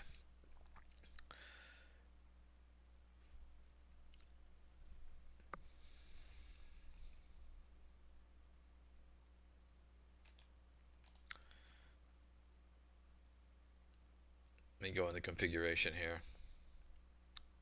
Oh yeah, yes. Yeah, you're doing what we call curve fitting in here. This uh, it's way too many filters. And what you're doing, Gain, is you're creating the outcome. In other words, you're going in there and you're taking all these anomalies that just happened in these certain time frames, and you're doing what's called curve fitting. It's just this is a classic case of curve fitting where you're creating the outcome. You're just going in there and finding all the filter sets that are going to satisfy your alert window, and I'm going to run the back test here in a minute, but all I got to do is look at all these filters that you have in here, and that's huge. But let me go ahead and just run it because I'm not even getting any. Finally got something here on. Yeah, almost. I had to go back almost a month ago to even get one alert. Let me run the back test just in case. I'm assuming it's a buy.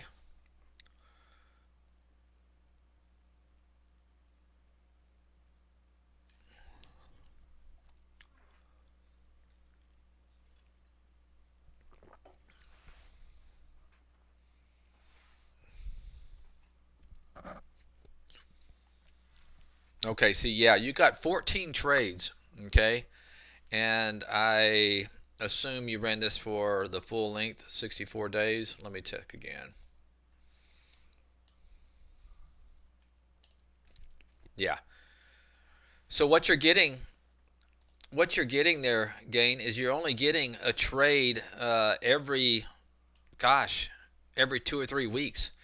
So that is a classic case. I mean, yeah, profit, everything looks great, but what's going to happen is is because you have so many filters in there. These were anomalies, and I can almost promise you, over the next 64 days is probably not going to perform this way at all. I just take it from experience. Somebody who's done thousands of back tests. The idea is, first of all, if I'm doing swing trading, I don't want to get anything less than 100 total trades. Okay, I prefer to get at least 2 or 3 a day. Uh, just because I know if I'm just going in there and finding the anomalies based upon past data, I'm just basically finding, diamonds in the rough, basically, if you will. Uh, and it's a class. Look up curve fitting, and Google it, and you'll understand what I'm talking about. Okay, it's just you're creating the results. They're not just happenstance. They're not just normal circumstance that would happen, based. So it looks like you did a lot of work, and trust me, it didn't go to waste because you probably learned a lot by doing that. But in the future, I would recommend trying to keep these filters, to, gosh, maybe at max 15 to 20 most, and try to get it to where you're at least getting about, I would say 150, but I guess if you wanted to keep pushing it, and didn't put too many filters in, you can get it down to 100. But yeah, you're not. Well, here's a good thing to do. Put this away and pull it out in a month and run it again and see if maybe you're onto something. But I have a feeling, it's a classic case of curve fitting. But trust me, that's good stuff. I know you spent a lot of time doing this, and I can't tell you how valuable that is. You learned a lot by doing this. It's just keep at it, but try to get those total trades. You know, I'm like at around 200, to 300. But well, let me just pull one up. I haven't looked at it in a long time. This is always a good study too. Is to come in here and uh, I haven't probably back tested this one in 6 months, but this is one that I really like, and I'll share it with you guys. It's one that I've paper traded a lot, and it did really well on swing trading. But let me see. I'm trying to remember the name of it. Pull back.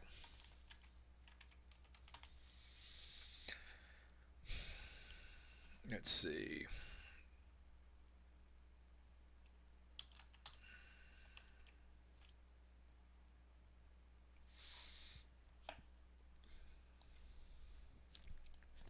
Maybe I used abbreviation. Hold on.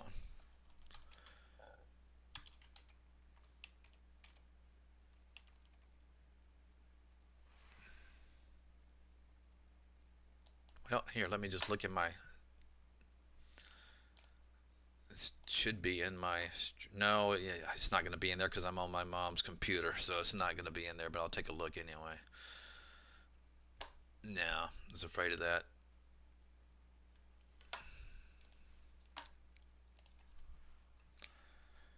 Oh, what's this one called? Oh, it's a comma. That's what I was missing. Pull back above 50. Yeah, there we go. Above 50 SMA. Long swing.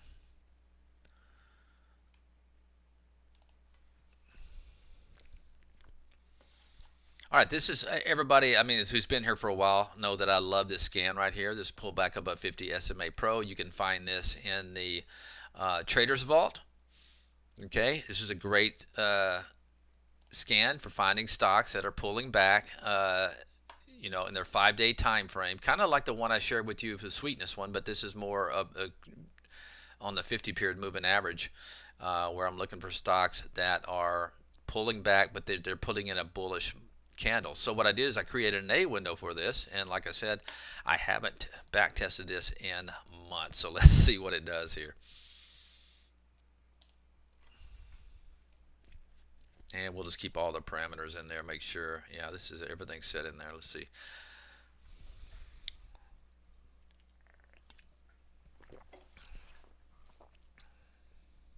You see the number of filters in there?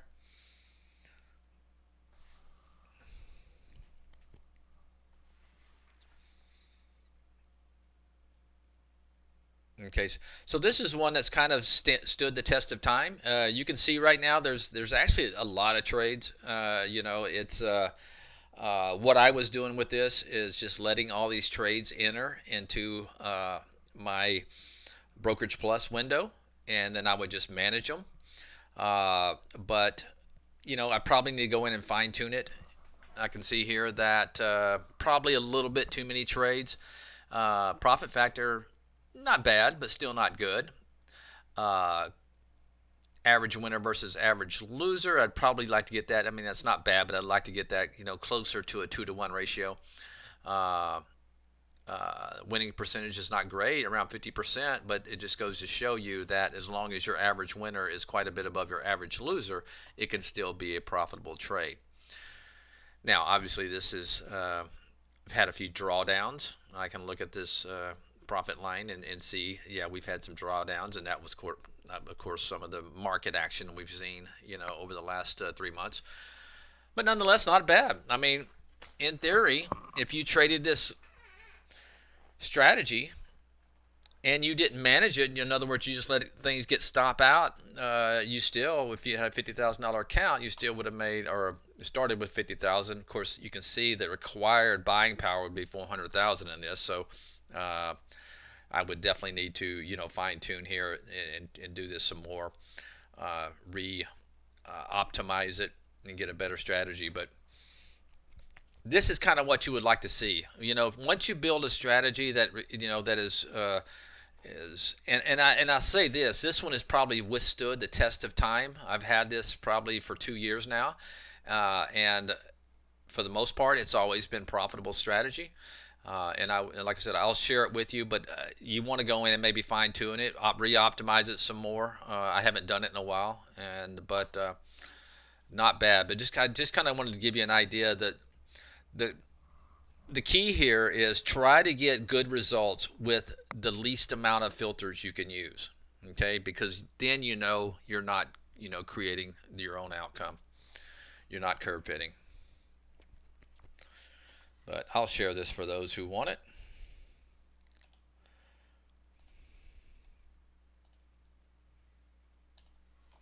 And nothing for no other reason, just something you can grab and practice with and re-optimize, because it's already a pretty good base strategy. I'll just call it pullback swing.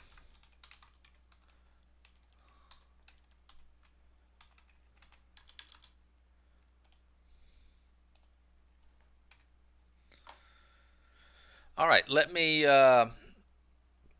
make sure I hadn't missed anything. Okay, Ira said, Andy, can you try and build an alert window breaking out of a cup and handle form with high volume? Iris, it's tough to do, and the reason it is there's too many if, what, thens.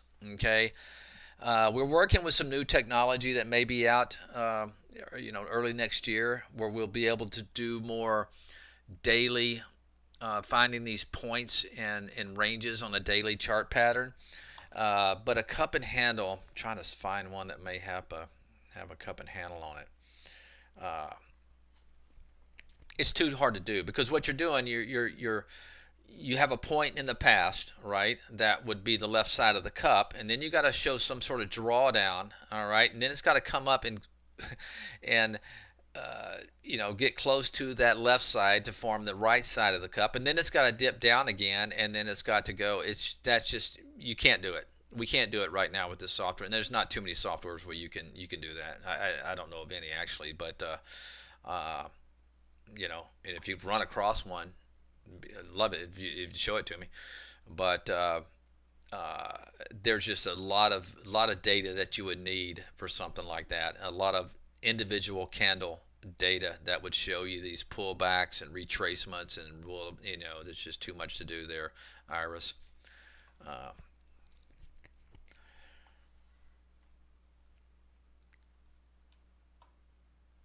Yeah, I mean, uh, I've tried some geometric patterns with position and ranges, but even then, there's a lot of you'll find a lot of charts in there that just don't work. It's very tough to do.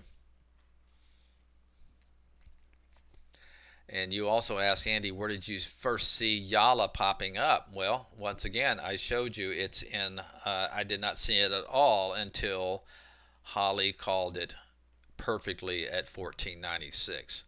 Now, I was busy this morning. I do work here for Trade Ideas along with some trading that I do, but uh, I'm going to be honest with you. I did not trade this. Okay, I did not see it in time. Uh, I'm a swing trader anyway. I'm not looking for, even though this may be a great swing trade.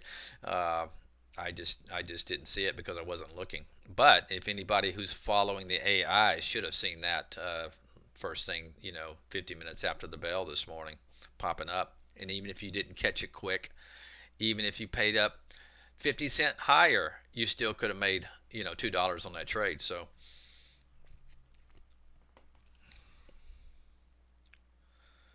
all right, I think I've caught up. Let me make sure here.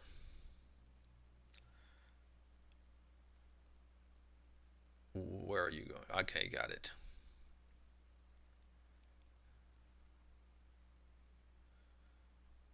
No, I mean, here's the thing. You're never going to find, I mean, I can look on that one that I built, Sweetness, to see if it was on there this morning. I don't know if it's going to be. I think it probably would have been too close to its 5-day high in that case. I probably wouldn't have seen it on that new. So really, I don't have an alert that showed me. Let's see if it was coming through here on Master Blaster this morning.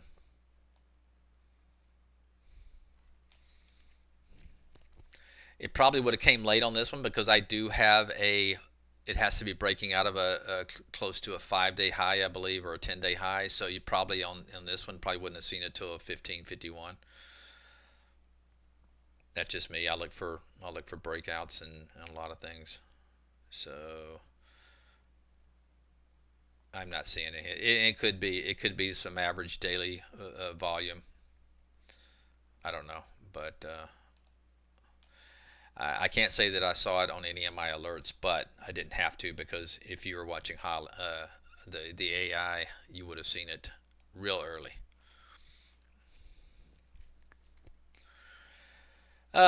You know what? I wouldn't know how far it's going, Iris, because it's at all-time highs. All I got to do is look at my swing, my single stock window, and I can see a position in lifetime range. It's at all-time highs. Where it stops, nobody knows. It is a new issue. And, in most cases, new issues don't get really crazy in the early months, but that doesn't mean that it can't.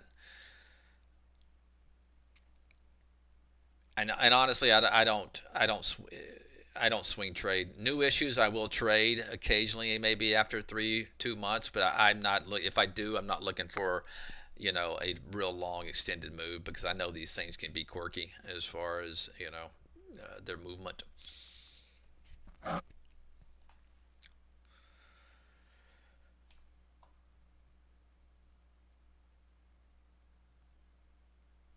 Checking pre-market. Good question. Tim says, is checking the pre-market the best way to find these before they really move? Now, probably not in this one because if you looked here, I guess you would have seen a gap up this morning, but nothing unusual, was happening. It wasn't gapping up above yesterday's high. Maybe it was. Let's see.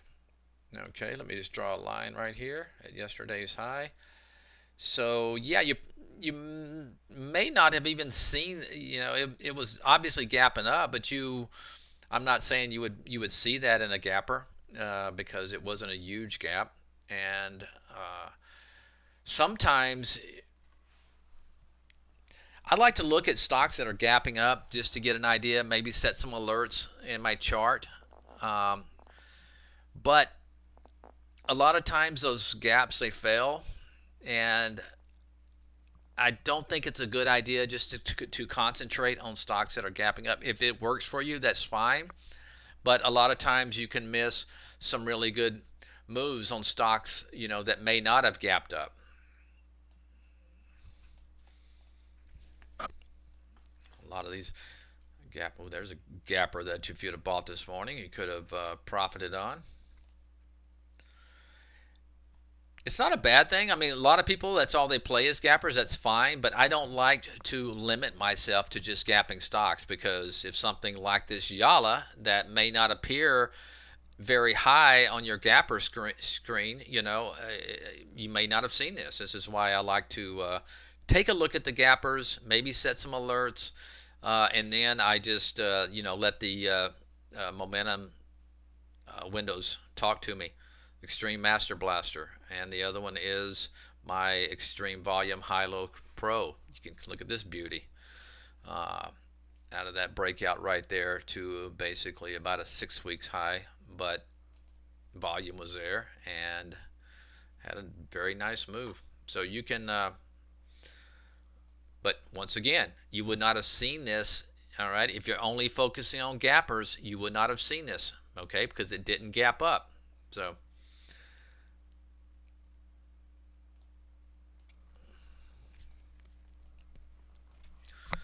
all right.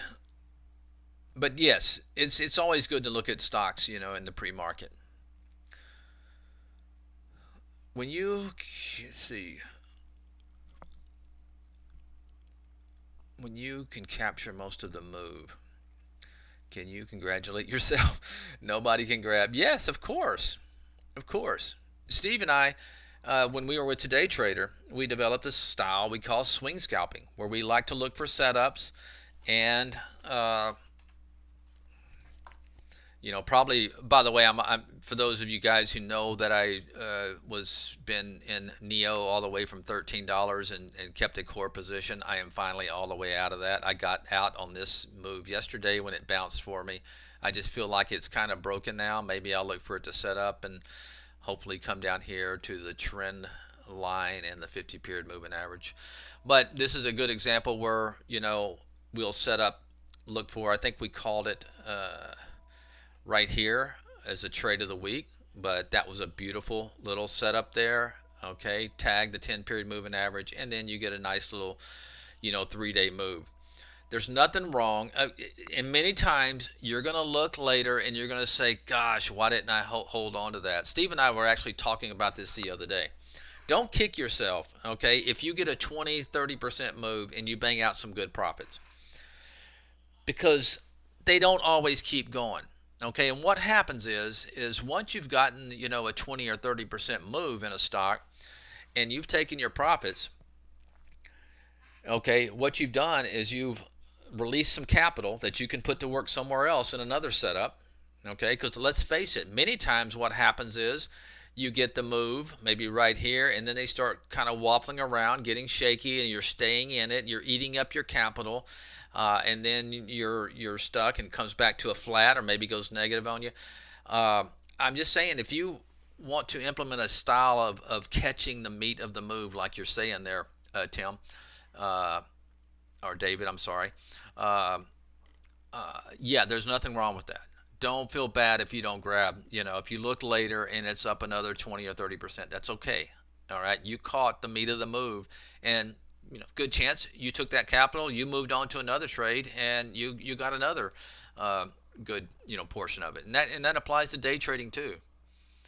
Now, I do think more people should hang on to some of these day trades that are momentum trades, even if it's only a small portion, even if it's only 10% of your regular move, to get you in a practicing on what it feels like to hang on to something, for a few days, a few weeks.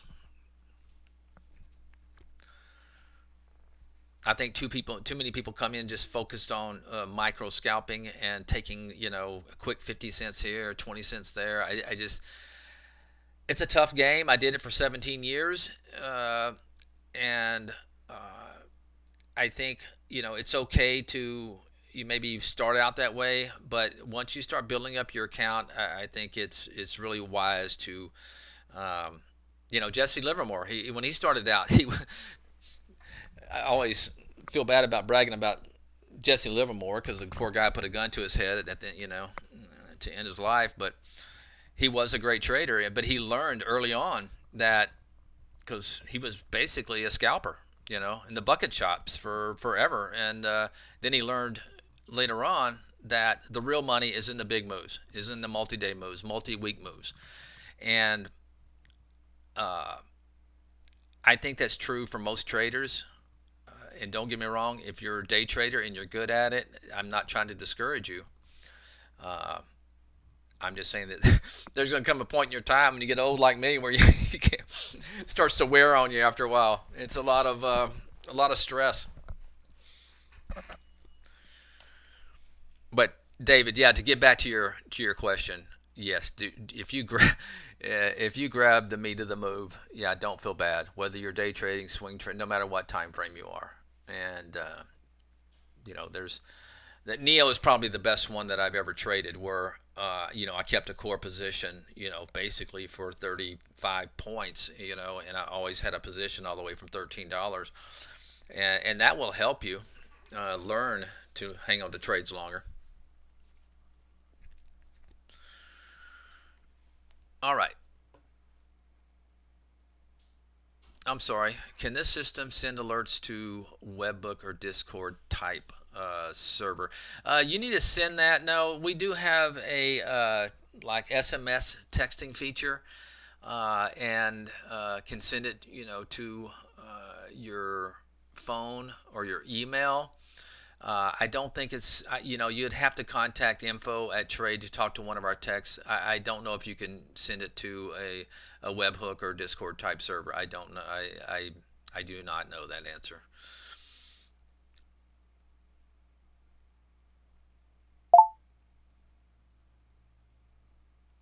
Well, Mike C saying, "Whoa, dog."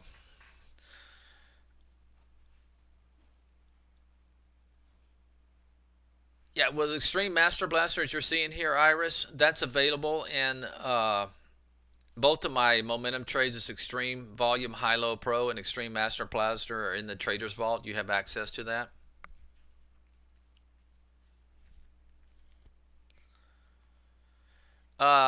Sweetie B, yeah, you're gonna find I have probably my best high-low ticker is Extreme Volume High-Low Pro. You'll see the yellow ones are stocks moving down in big volume. Okay, the green are stocks moving up in big volume. Okay, that is my favorite high-low ticker. It's really the only one I use that really has a bearish.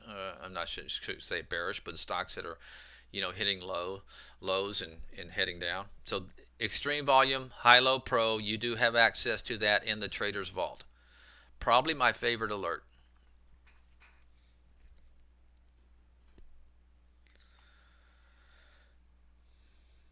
What do you think of VFF? Let's go talk about a stock real quick.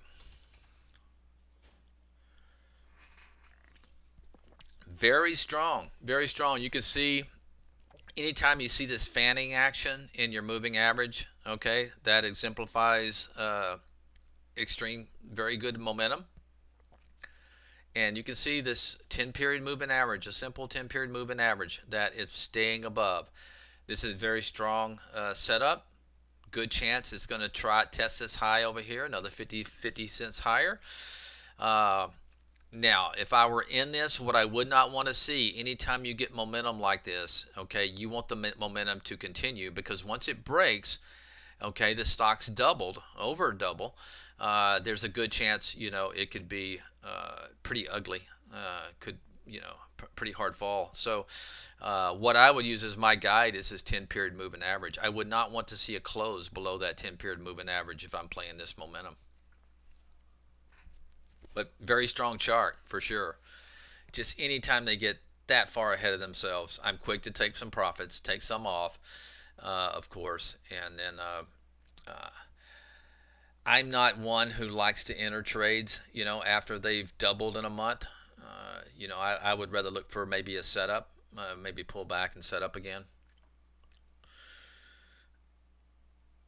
Okay, you're in at seven. Well, you got a great price. If you're in at 761, you got a great price. Now, me personally, I would have taken some off by now, but that's let's $7 to $11.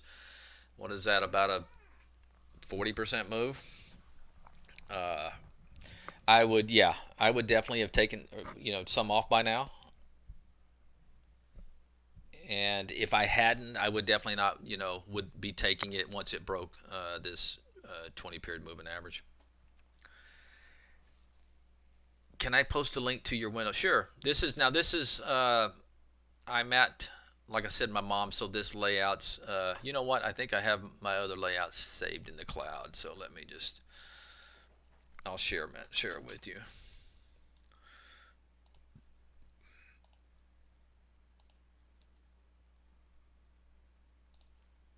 And drop in the chat.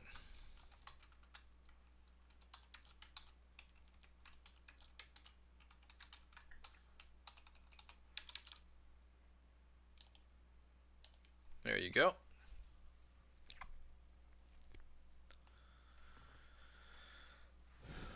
All right. You're welcome. You're welcome, Raghu. Andy, can you please give me an idea when Thinkorswim will be added? IB fee. Okay, we are. I know, and you know what? IB, we're working with them to get rid of those fees. Uh, I know we're finishing up with E-Trade right now. We want to launch both of these at the same time. Now, if I had to guess, we are moving in to the. We're already in the holiday season. Okay, people will be taking some time off. If I had to guess, I would say the first of next year, hopefully in January, but I can't make no promises. Chris, who's in here, is working through bugs right now, but so far so good. And let's hope that it's early next year, hopefully in January, because I know, things have been moving along just fine. It just takes time to, well. E-Trade Strategy Scanner is a kind of a watered down version of our our software. It's kind of I think they're removing clients from it right now, slowly and surely. And what people are doing are coming over because ours is much more of a robust software. But to answer your question, it's basically trade ideas. It just I don't know exactly what features it doesn't and does have, but I do know it's watered down. You don't get the full version like you see here. And I don't even know if it's available for if you don't already have it.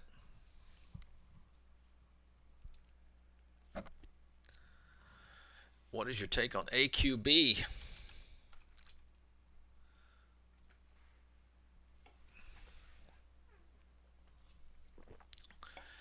Nice last week. Beautiful. Once again, you have a stock that's doubled. Okay, finfish farming and fish hatcheries. Oh, I guess everybody's gonna be eating a lot of fish. My take, well, first of all, I don't know if you're in it. Not something I would chase up here. I'm not one to chase. It was a nice little setup right here on this day for some continued momentum. If you look there, broke out of a kind of a went sideways after the big move for 3 days, and then nice little break there above the 2-day high. Now I would look for potentially to come back and reset. And once again, I can say the same thing as I did with that other chart we just looked at. I would definitely be taking some profits right now if I were in this and been in it for a few days. You can see it's well above its 10 period moving average. I don't have a 5 period moving average, but I would assume it would probably be in 620 area. But yeah, it's definitely extended. It could see a pullback, a pretty hard pullback pretty soon. So not something I'd chase up here, and if I was in it, I'd be taking profits, or at least some off. Mike says wild caught salmon is the best. I'm more of a halibut kind of guy, Mike. I like my fish white and flaky. Salmon's a little bit too fishy for me, but I'm sure the wild caught is better than what I've tried in the past. Gain, you have a great weekend too, buddy. Appreciate it.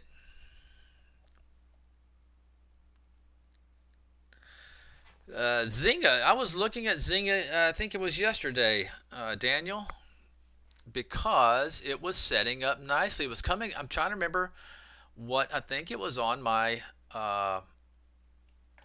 No, it was on my revenue growth fishing. Where is it? Where's my revenue growth fishing at? There it is.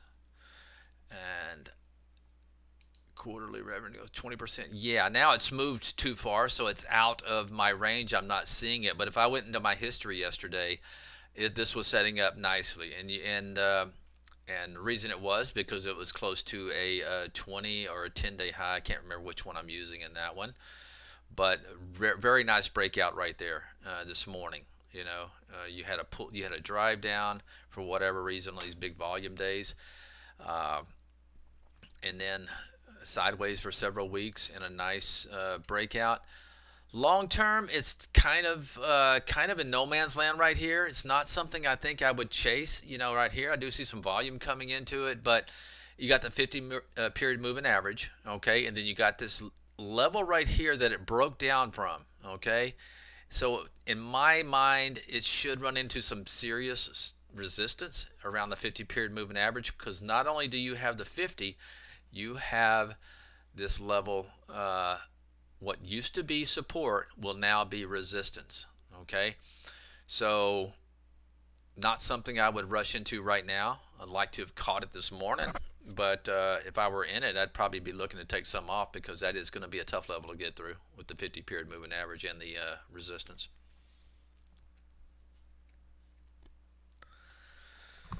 All right, let's see. I got about 5 more minutes here. Let me take a look and see where I'm at. Got that. Zynga. Joe, lots of, yeah, you bet you do got lots of halibut. Yeah, I used to eat it all the time when I lived in San Diego. Uh, let's see.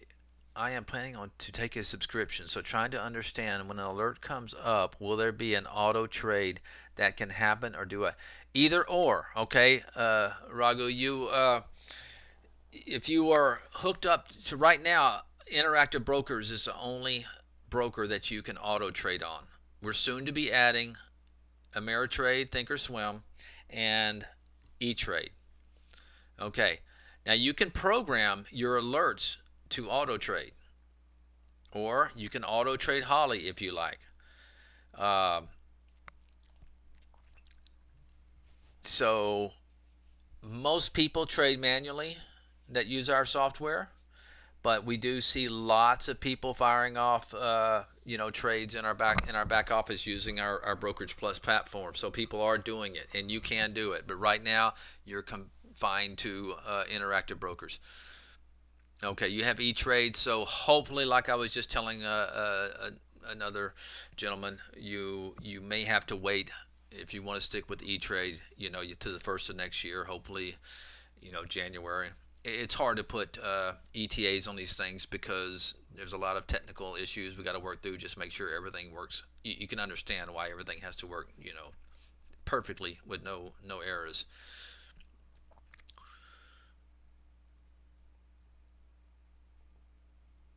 On revenue growth, is it more of a swings? Yeah. I love the revenue growth fishing for, uh, swing scalping. Uh, One I saw, the most recent one I can think of is Jamie, Jumia was on right back over here. Look at this beautiful. Was going sideways for basically 6 weeks, and I was in it. I got in it like right in here, started adding a little bit, and then boom, I got the huge volume. Now, that being said, this is one of those ones. Getting back to, I can't remember the gentleman's name, but this is one where I made like a 30% gain on. I was real happy with my trade, but boy, look what I left on the table. Okay. I don't kick myself too hard. Sure, I pull it up and say, darn, wish I'd have held on to a little bit. And in many cases, like Neo, I do. I'll maintain a core position. This one I just wasn't that excited about, because you can see it can be a very violent stock, and I was just happy to get my gains. But To answer your question, yeah, these can be some really good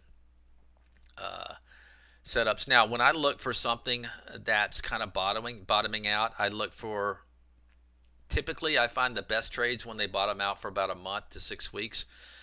That doesn't mean they can't go, earlier, but and it seems like I find the best ones in there when we've had a little bit of pullback in the market.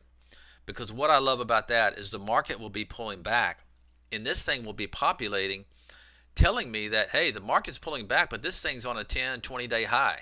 That's relative strength. Even though there's no really relative strength in the chart, I'm seeing it in the current time frame.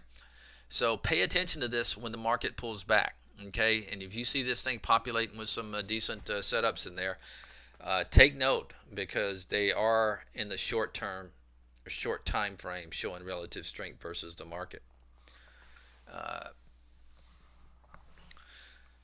And you can find some good ones in there. I'm not seeing a whole lot today that I like, that's for sure. All right, let me see if I got. Okay, I think I answered your question there, David.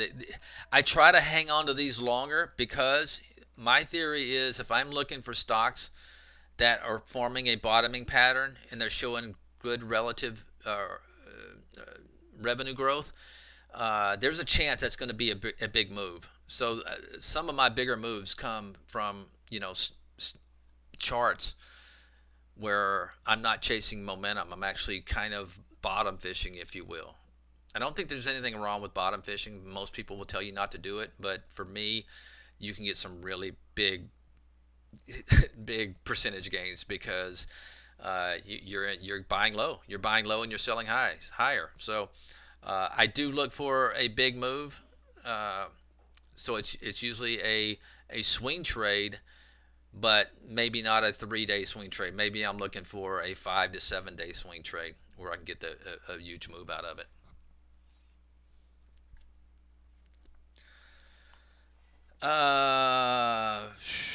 You're welcome. Let's see. All right, guys, I got to wrap up here in just a minute. Try to get. Hello, Andy. I'm a subscriber to Trade Ideas.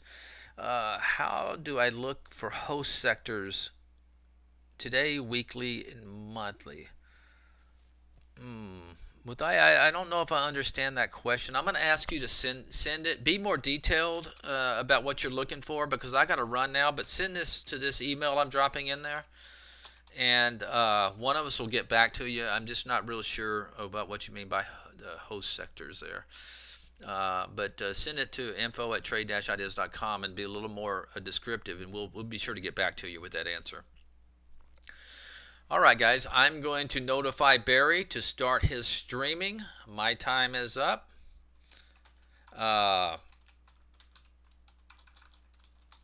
Start streaming if you are around. I'm sure he is. He's usually there about 10 till. Now I'll look at that right quick while I wait for him to start streaming. But I will have to. Yeah, that one. Okay, he's on now, guys. I got to sign off. You can ask Barry about that one. But hey, guys, have a great weekend. I appreciate it.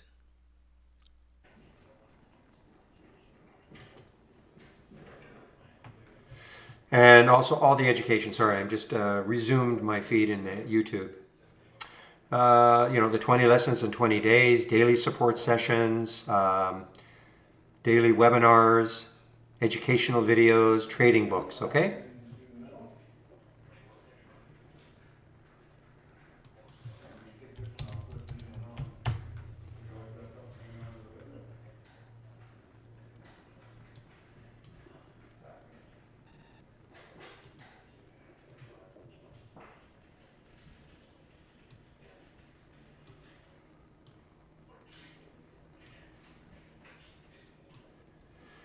All right, guys, so I am going to do my video now. Be a fun one today. They're just, take a look at them, okay? Just take a look at them, okay? They're swing trades, pullbacks, things like that. Just take a look at them. I didn't create them.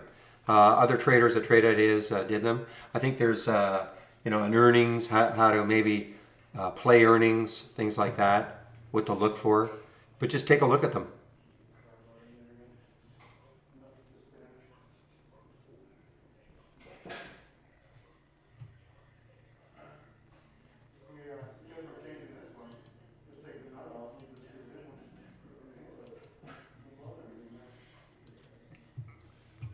All right, guys, so I'm going to do my video now. And again, if you want to sign up for it, I do them every day. Just kind of a recap.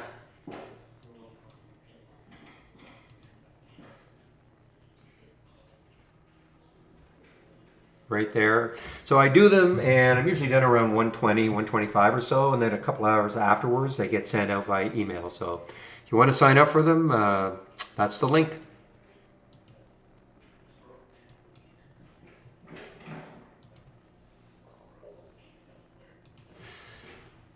Every day, yeah, except during test drive. Okay, let me get the announcement here.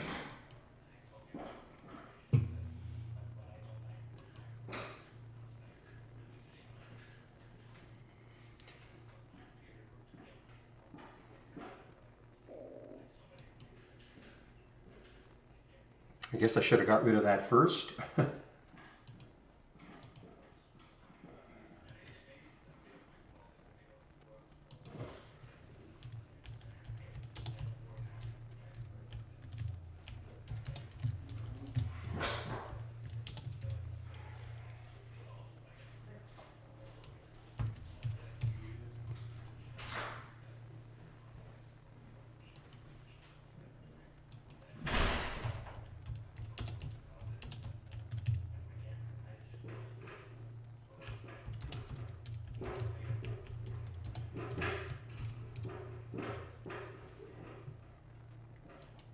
All right, guys, I'm putting myself on mute now.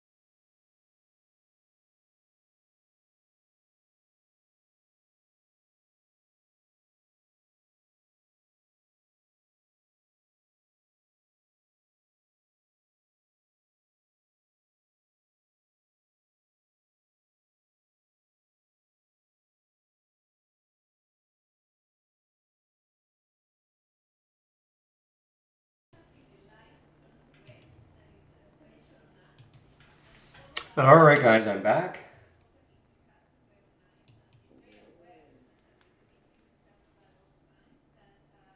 The next test drive, not sure, Greg. February, March, maybe. I really don't know. It hasn't been assigned yet.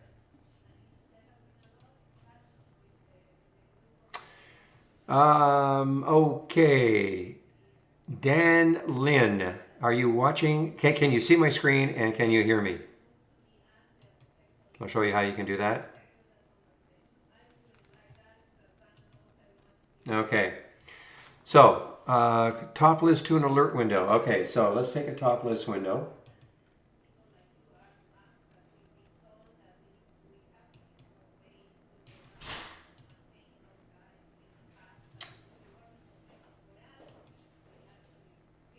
Okay, so here's a top list window. Okay, so this is what you do. Here are your steps. So first thing you do is you right click. Let me do another one. Not that it really matters, but my earnings plays as an example, okay? So right click on the top list window, collaborate, copy, okay? So now you've copied the window. So again, right click,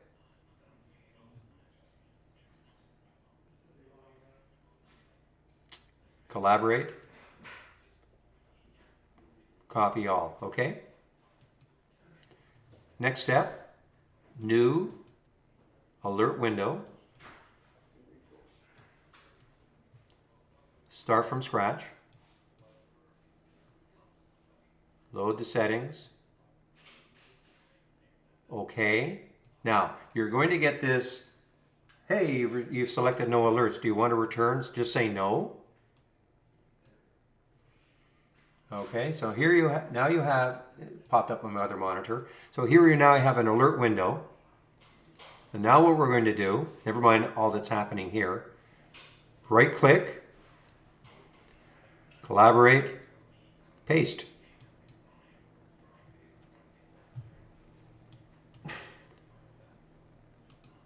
Did that work? Yeah. Okay, now, so you can see they are the same filters. No, I didn't show you this before, but those are the same filters that are in here. Okay? Now, what you want to do is now add an alert. Like, get rid of this heartbeat. Never mind what the heartbeat is. Let's say a new high. Okay, now. So you see there's PD right there. You know, it's an earnings play. Just okay, did that make sense? You follow that? Okay, great. And notice how it gets renamed too. Yeah, it's a nice time saver rather than having to recreate everything from scratch.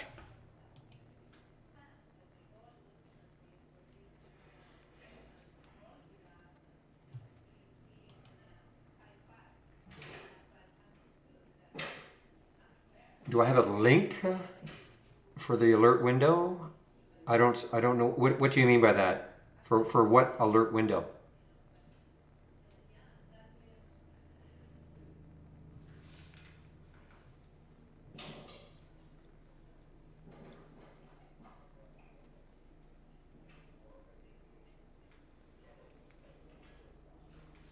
You mean the earnings plays? You mean this? Yeah, it's part of my shared, part of this, part of the scans that I'm sharing.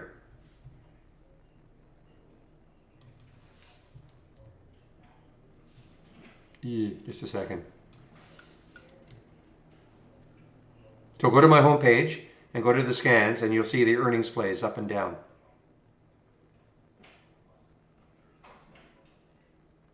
You know how to do that?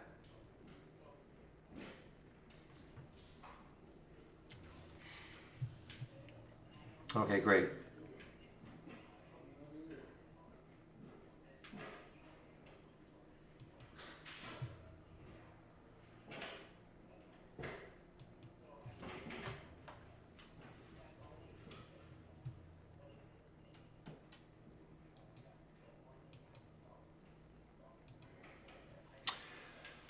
All right, guys, what time is it? 1:18.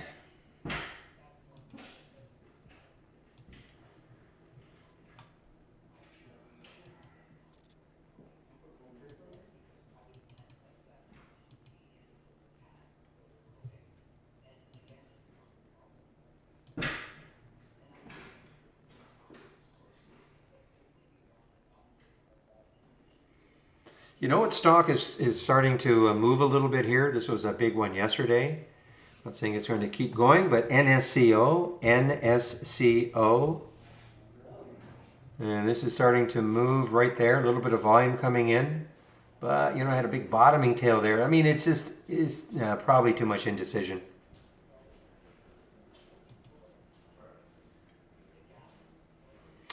You access my homepage. I'm probably going to I'm going to change one of the names of this.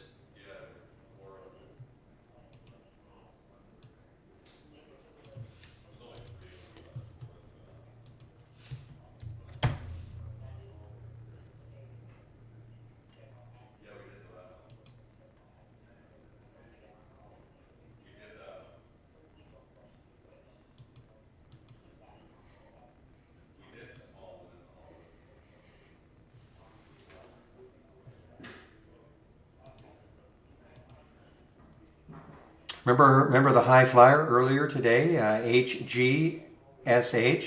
Not shortable for me. What a short that would have been. Not shortable for me, unfortunately.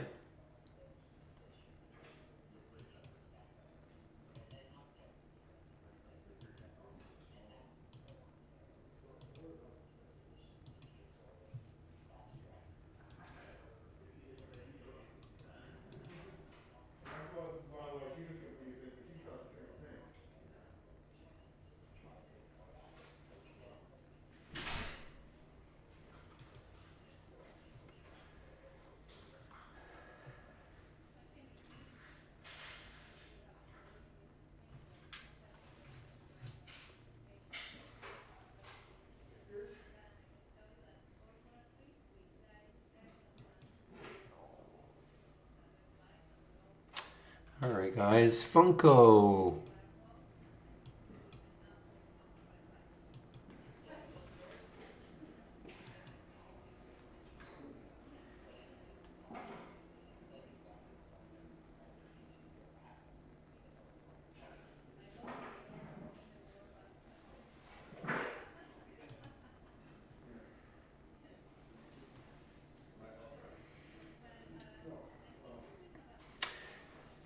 Here is looks like another SPAC.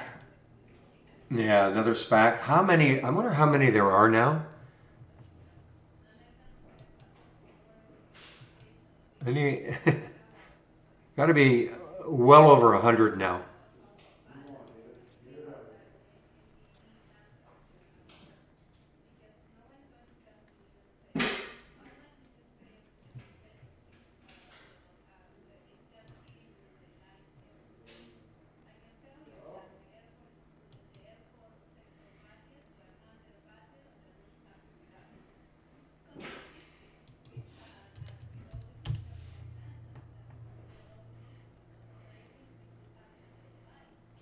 Yeah, trying to recover somewhat. I mean, this is a down day when they said they were going to be buying Slack work. What is work doing? Yeah, it's tied to the share price, I guess.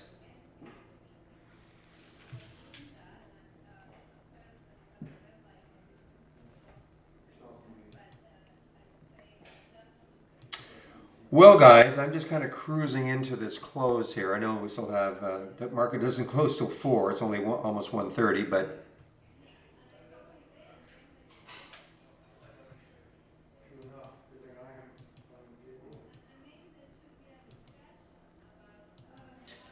actually really haven't paid too much attention to my watch list since this morning. Let's see what it did.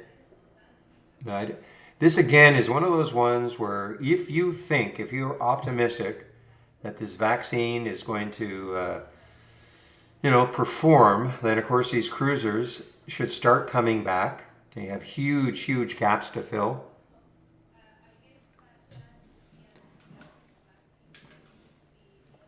The question is when. But as I said in the pre-market, I mean, look at NCLH, great month. But look for, I mean, these were $60. This was a $60 stock.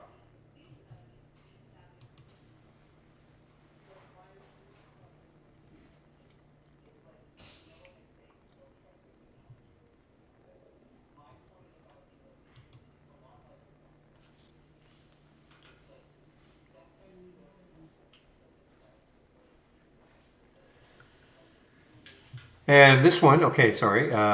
So 460, there was the first alert for it. 460, what did it do? Got up to 542, pretty good. PPSI 547, what did it do? Got up to 612, pretty good.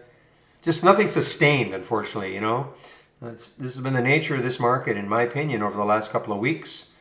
If you'd asked me 2 weeks ago, you know, something like this, probably what we were seeing is that, you know, it would have popped, maybe based a bit, another little move higher, little base higher. Instead of, we're getting a lot of choppiness. RADA 921, yeah, it didn't do anything. HX 325.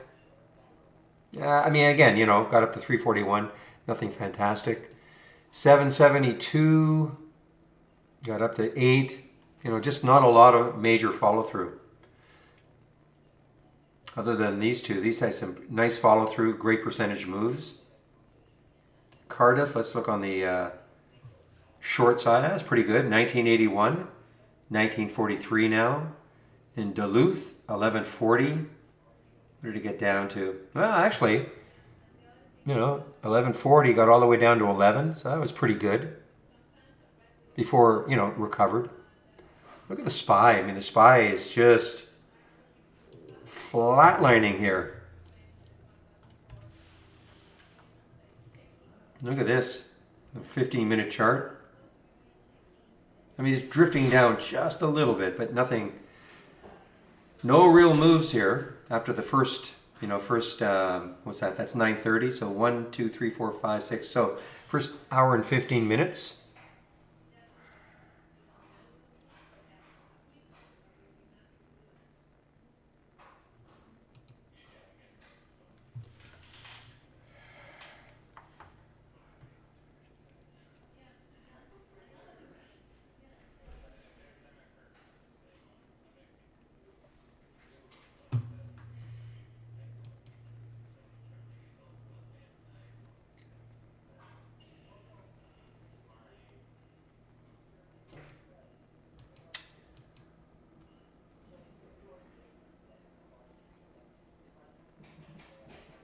Just checking some of my thumbnail charts to see if anything is of interest is happening.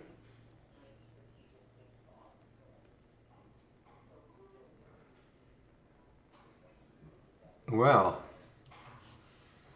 my wife's company is having a nice little surge. Thank you.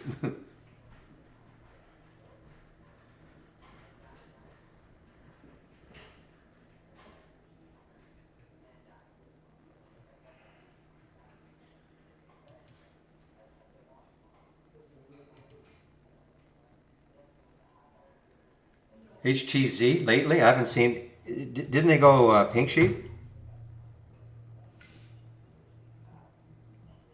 Yeah, I don't even know what the symbol is.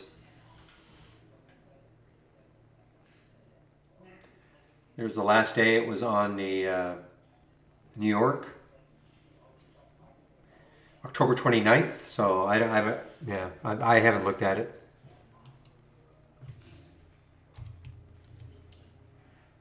But you're making me look, so let's take a look.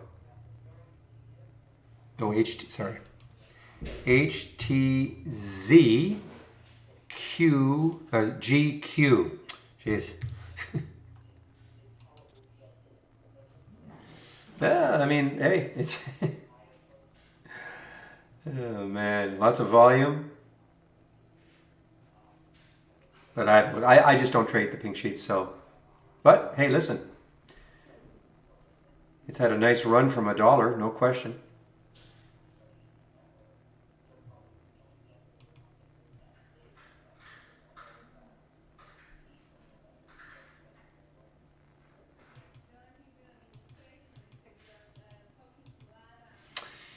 Yeah, I probably should have got rid of all the alerts. So it's probably the basic new highs and lows. Okay. The only way to do it is you have to right click. I'm pretty sure that that's the one. So if you right click, properties, actions, if you don't want to hear it, then just uncheck the play sound. Pretty sure that's the one.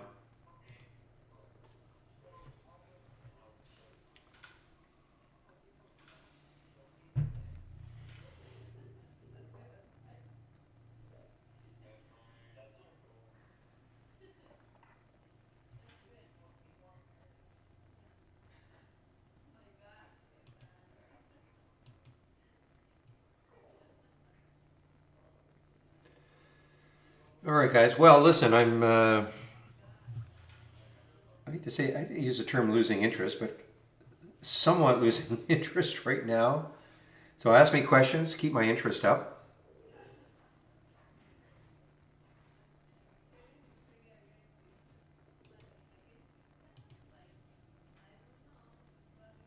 I'm kind of watching Con right now, guys. In fact, I like the way it's basing. It is an AI alert from way earlier.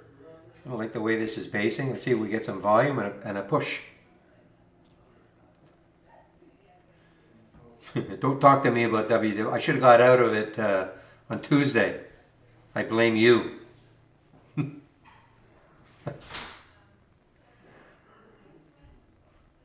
Well, I don't know. Did you ask me that before about Naya? Somebody asked me about Naya. I mean, it's all. I mean, I have no idea. I don't like. What is the question? What's the actual question? I mean, right now the China EVs are in somewhat disarray. LI did a financing. The good news about LI is that the financing was at 29, so it's holding over the financing price. That's the good news. But you know, this China EV sector has to get rolling again.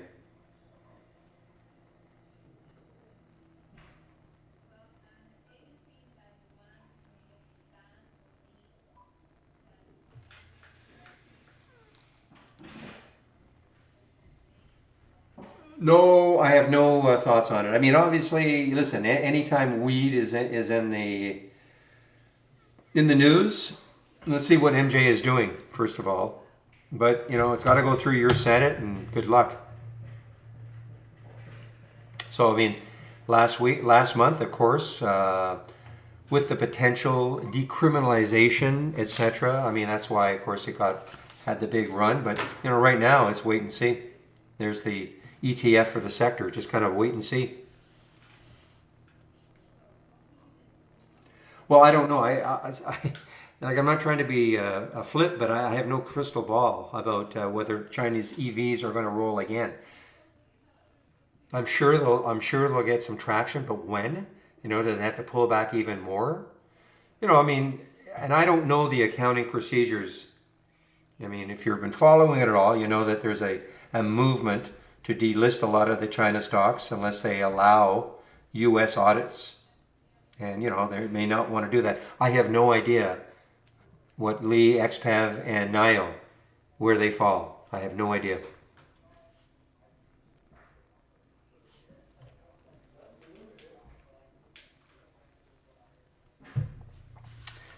Okay, an alert to track higher highs, higher lows on a daily chart.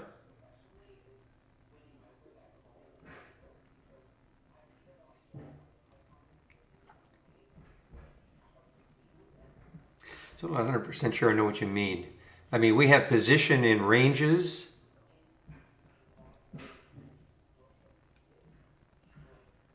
So we have position in previous day's range,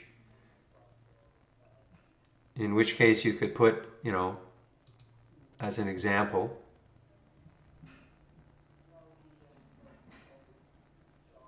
All right, well, we have a lot of position. I mean, we have a lot of position in ranges in the higher time frame. So you could have the position in the previous day's range.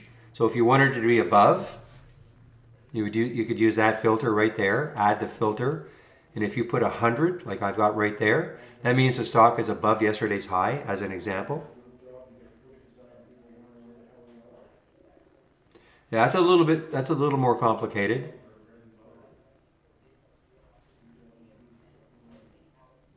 Now you're talking more, yeah, that would require more of a custom formula, which is a little more advanced. Okay, Joe, yeah, there's another trading room, okay? You're in the YouTube feed, which is fine, but there's another room, a lot more activity.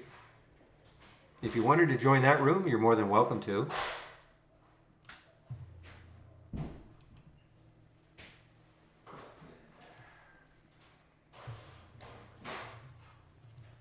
And I'm just going to put the link in for you if you do want to join it.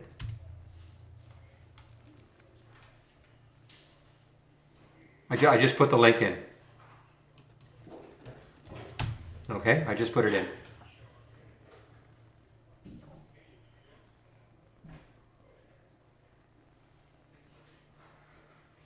So, I mean, you can do it, Dan Lin, but it would require a custom formula.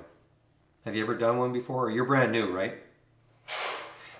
Yeah, I know it gets confusing, okay? We have two feeds going, two rooms at the same time. They're both the same in terms of they see my screen, they can hear me.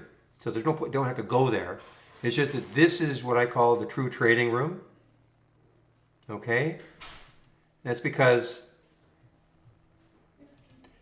way more activity here, a lot more traders in here, a lot more questions, a lot more ideas in here. It's easier for me to hand out my links in here. But the YouTube, we have a live YouTube stream at the same time. So for people who, you know, if all you want to do is hear me and see my screen, then the YouTube feed is fine. But if you want a lot more interaction with traders, you know, this is the room to be in. Okay?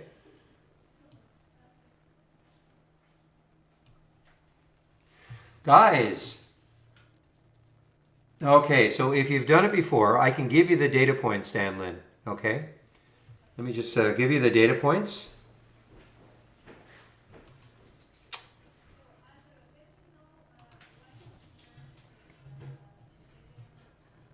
Yeah, just give me a moment, all right?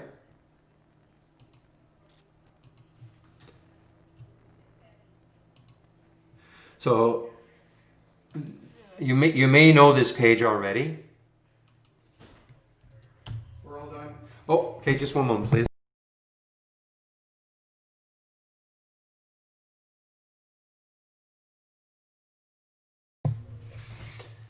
Okay, so you may know this page already. This is the formula editor page. Okay, you may have this. And on pages, and this is, guys, this is an advanced topic, okay? So if you're new to trade ideas, don't worry about it. All right, but some like to take our filters, our data points, and kind of create new filters from them. So on pages 5 and 6, so as an example, what you're looking for is low P, low underscore P is the previous day's low. All right, and then T low, T underscore low is today's low. So you want T underscore low to be greater than low underscore P.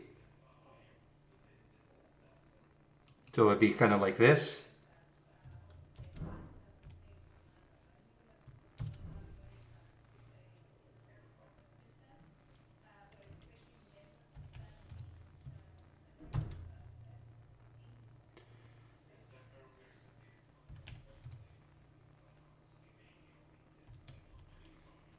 Okay, so that would be the formula. So if you create that formula, you know how to do that. Then what you do is you put 1 in the min box to make the formula true. So that would mean that you will, everything you see, today's low will be greater than yesterday, or today's low will be greater than yesterday's low. Okay? Do you need a refresher?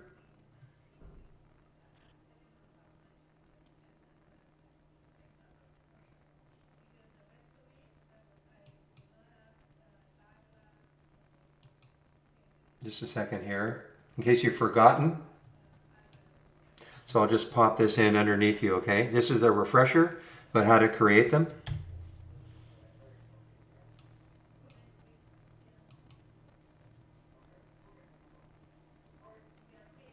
No, it keeps me going. So do we get news alerts? So we're not like a pay service, okay? But we do have a news filter.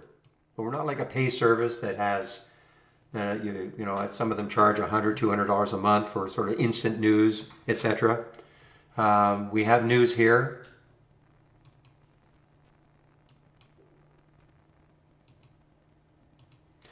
But as a lot of people will say, when we see a big spike, that's probably some news related. Whether you see the news or not, you know that something is happening.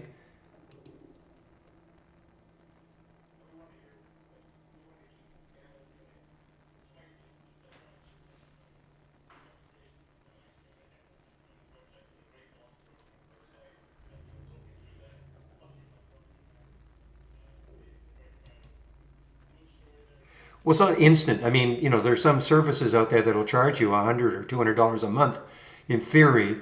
So the news to the second, maybe almost to the second as it happens. We get news pretty quickly, but I'm not going to try to tell you it is. So every time you click on an alert,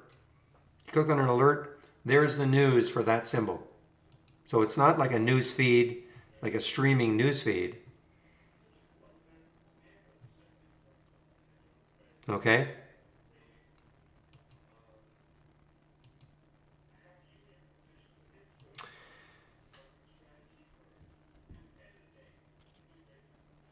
Okay, it doesn't alert me until after the price is already descending. Not sure how I can help you. I mean, a short squeeze, I mean, you can have a high short float, use the high short float, and then a volume pop. I mean, I'm not sure exactly how I can help you on that.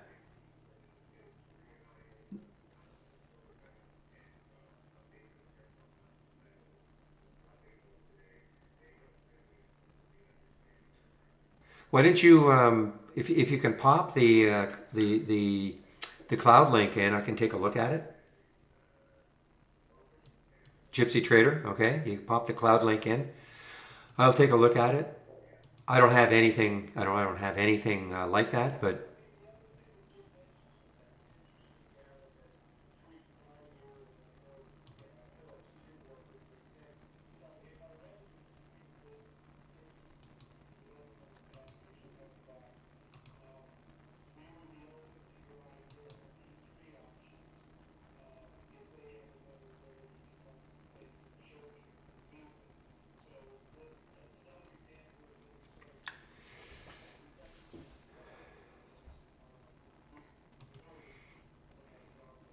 so did you hear me, Gypsy? Okay. Oh, you mean the custom? Oh, yeah. I can give it to you. Okay. It's probably not. It's an advanced topic, so that we don't really talk about it too much. But we're not trying to hide it or anything. But I can give you the link for it.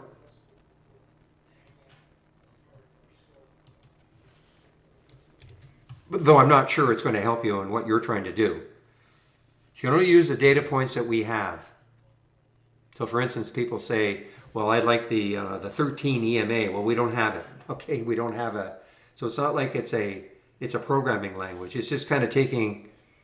It's just taking existing data points that we have, and then creating a new filter out of existing data points. But if those data points aren't there,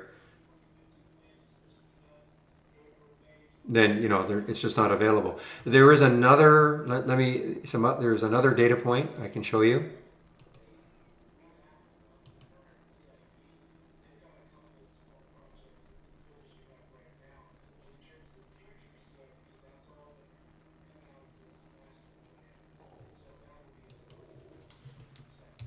These are the other codes. So you can also use these. And if you're in programming, you know it has to be exact.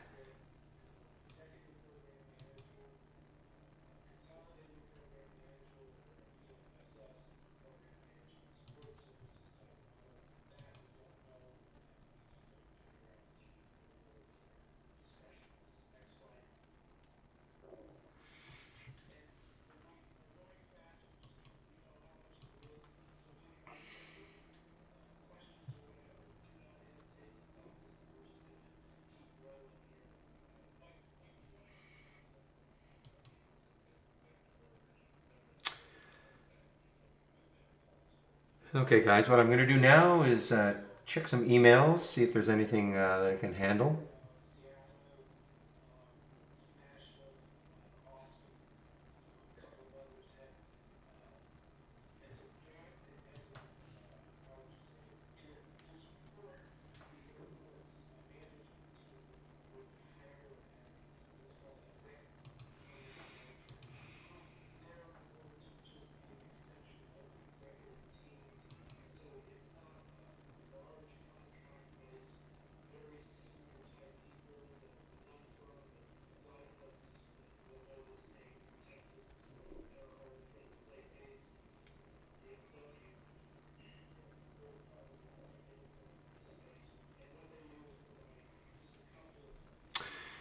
PPSI is actually looking pretty good here.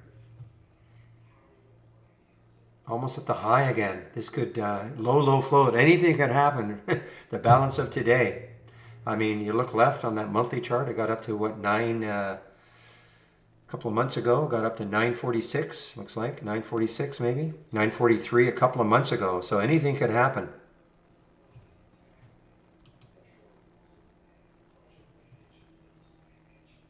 Oh, okay. Let me see.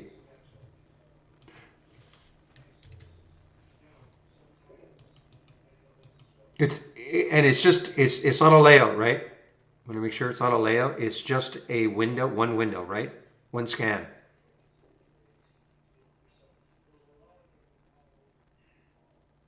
Okay.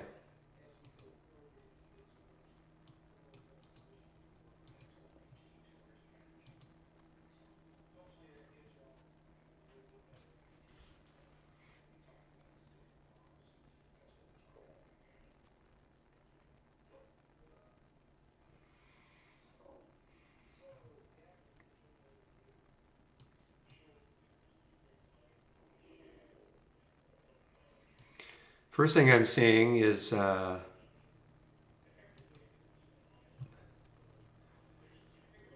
see you've got four alerts in there. Interesting.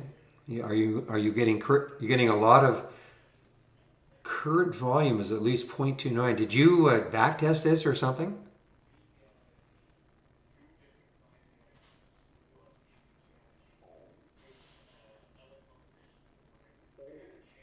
Like where did you come up with 0.29 as an example?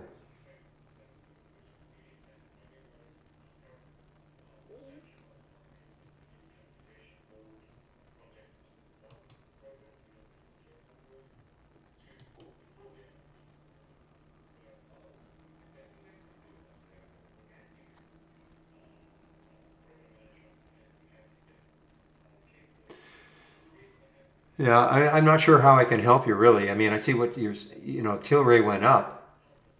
Whether that's a short squeeze, I mean, I wouldn't necessarily call this a short squeeze. I mean, just because it's got a short float, there's nothing really, until we get, in fact, I would probably use, in fact, wow, look at PPSI guys, just as I was talking about it, look what it did, it just exploded to a new high.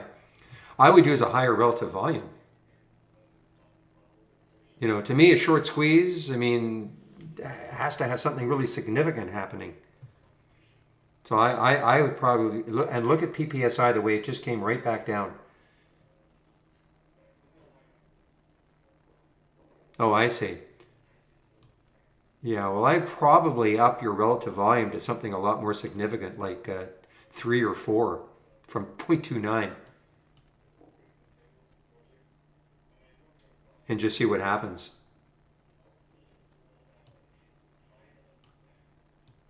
Okay? I mean, no guarantees that's going to give you exactly what you're looking for, but the relative volume is, I mean, yeah, Tilray, it's 1.92, but for to me to have a really big short squeeze, I'd like to see like a really high relative volume, like lots and lots of action.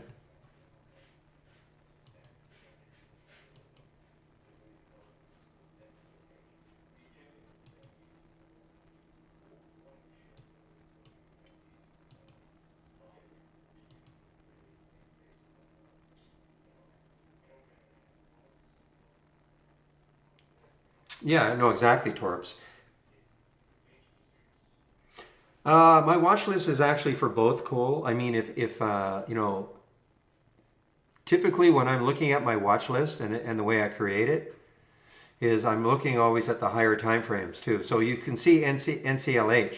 Now, what would you say? I mean, you have to you have to be able to stomach some maybe some major turns here. But I mean, obviously it's a cruise. It's a cruiser and been beaten up horribly, like all the cruisers and the airlines, etc., because of the pandemic.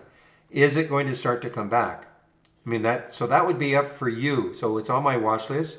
Could have been just as an intraday trade, or you could choose to say, you know what, I got belief, the vaccine is coming.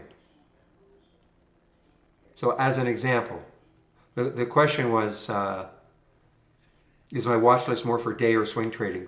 They are typically set up that there is room on the monthly, daily, and the weekly chart to keep moving. Typically, okay.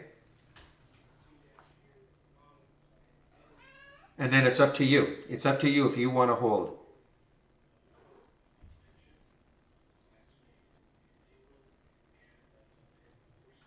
Well, let's see what MJ did. I mean, but what's the Senate? I mean, what I know about your government. I mean, it's got to go through the Senate. What's the chance? What are the chances?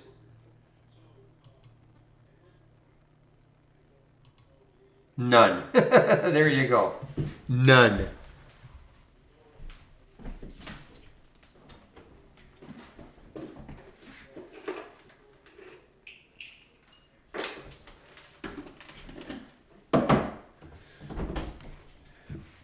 Yeah, so while it might look like a nice headline, I mean, really, but even then, Torps, it's not like every single Democratic senator is going to vote for it. I mean, depends on the state they're in my opinion. I don't think it's as cut and dried like that.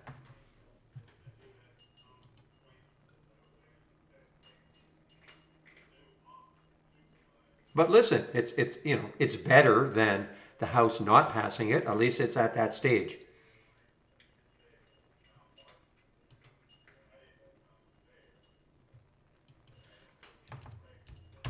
Chemical. And as usual, real, I haven't been able to pay attention.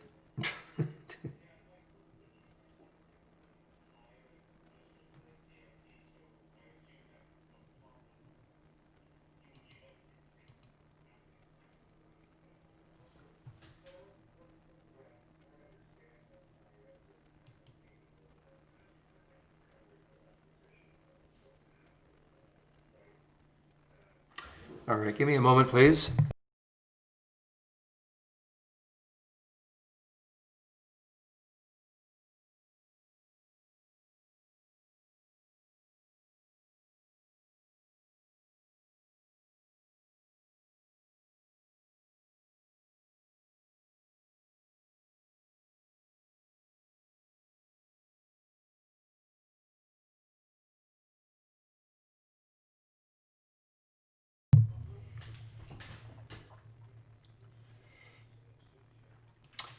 Well, Mara, it's just basically tracking Bitcoin.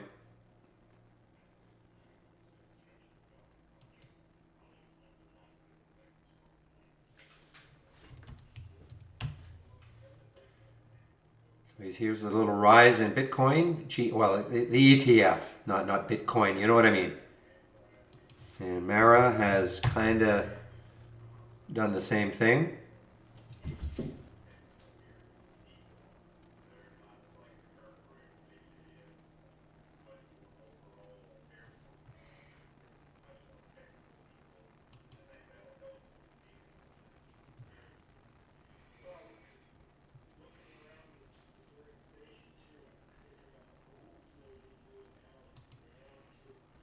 Boy, look at this. I mean, guys, this is how. Look at this, 3 million in the float, PPSI. Remember what I constantly say. You cannot walk away. You might have got into here at 582, that right on is moving up to 615, to infinity and beyond. And I don't know, You think you're racing downstairs to get a sandwich and you come back to this. Okay, so yeah, the low floats are fun when they work, but they're they don't when they don't want to work. This is what can happen.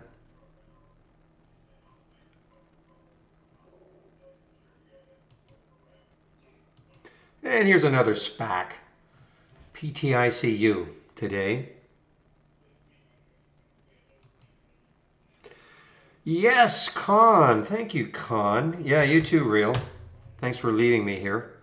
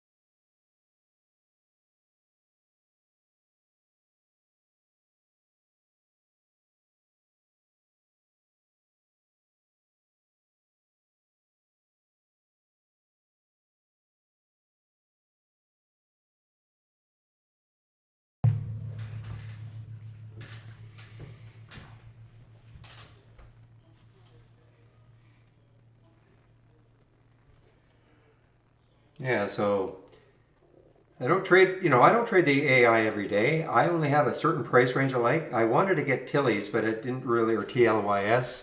I couldn't get it, and it didn't really do that much anyway. But the Yala, and I did end up taking the Con.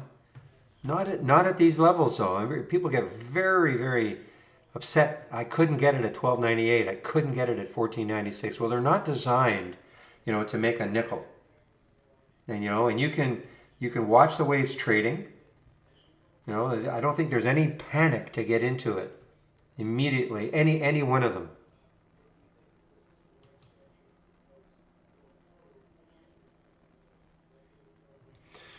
Hey, you too, Gypsy Trader.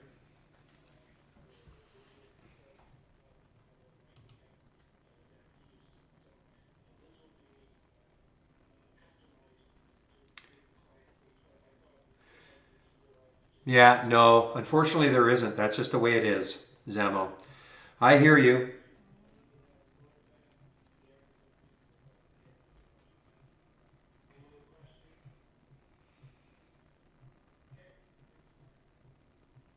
Those are AI alerts, shoes. So I don't, because it's a premium service.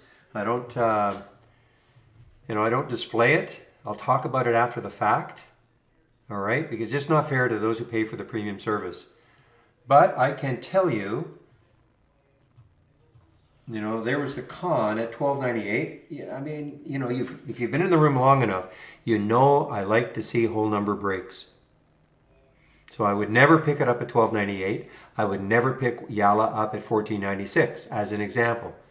I would wait for a break. So I mean, it's modest for me. This is nothing huge, but I'm in around this 13.20 mark. The Yala though was 15.17, 16.58, 17.75 exits, and I don't know if I'm going to hold it. I don't have very much left. Yeah, I mean, if it does this, if it closes near the high, I'll probably hold some.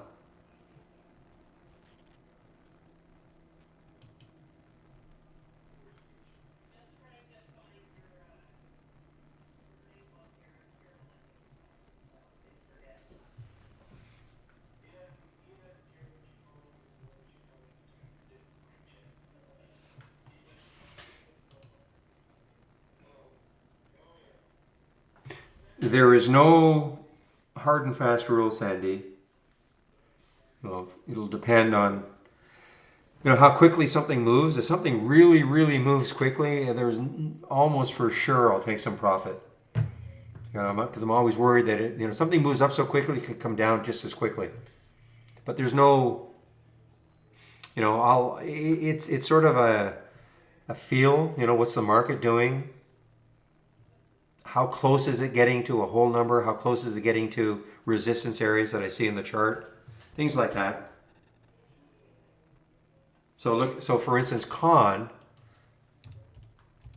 I've taken nothing out because, it hasn't moved so much off that 1320.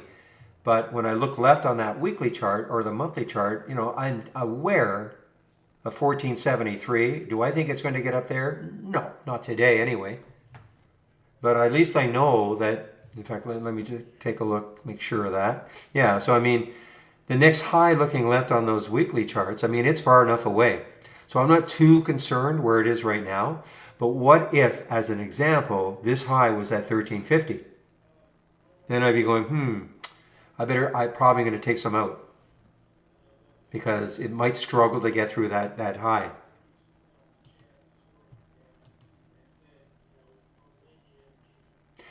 One of the reasons I cannot teach trading, because there are people out there that have specific rules. When it crosses this moving average and does this and that, then that's when you get out or take some out.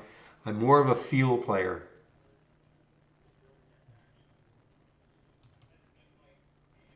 Percentage, there's no set percent. Not like, okay, the first time it's a third, next time it's a third. It's how quickly, what percent move did I get? So I'm sorry, you can pick my brains for lots of things, but not on that, because there's nothing. It's not consistent.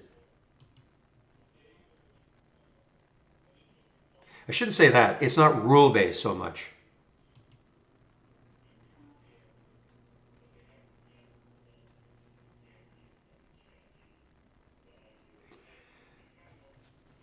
You can be there. You can be there, Gobi. You can stay there. Or you can be in the other room. It's up to you. It doesn't matter whether you have a standard or a premium account. If you want to be in a room where there are more active traders, then you can come here. Okay.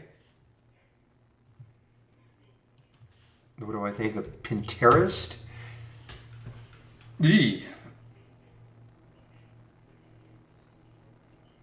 Well, I wouldn't be swinging.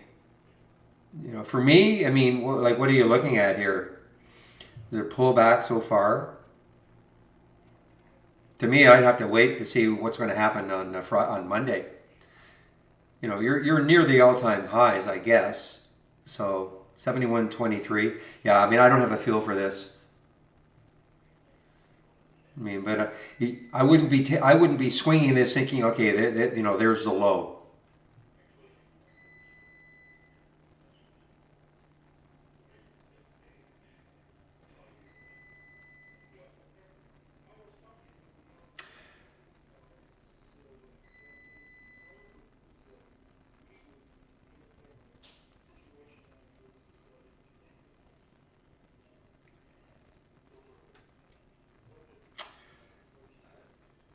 Learning from the basics. Well, there are some good candlestick charts, I suppose.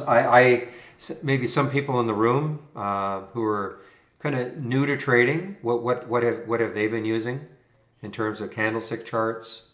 Learning. Listen, there's nothing is going to. It's a process, okay? Trading is not easy. Looking at thousands of charts, eventually you start to see things.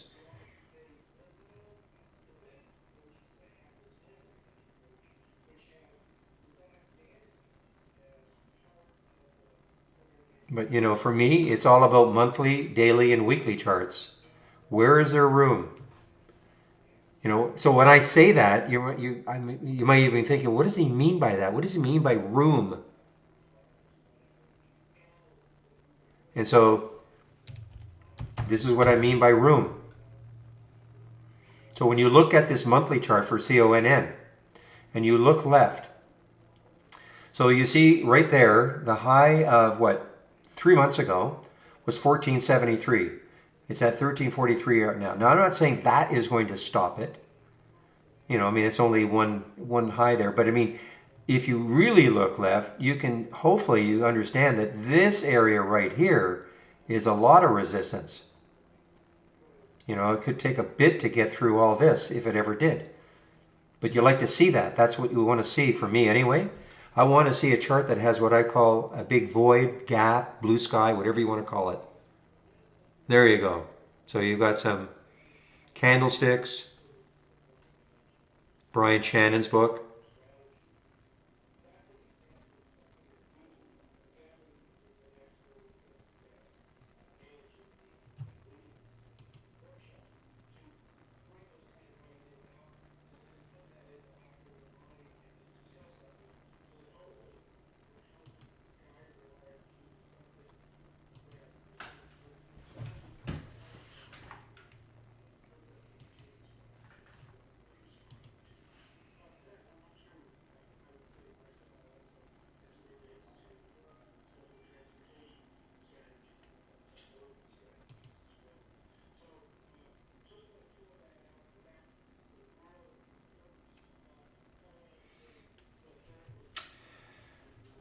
Well, wow, it's 2:05 already. Oh, thanks for the questions, guys. It's making it go. Look at Con now.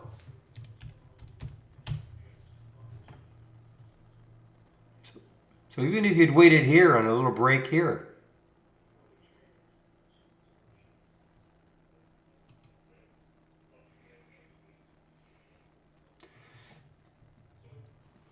it is because, you know, obviously lithium is a big component of these batteries. So I have grouped it in there.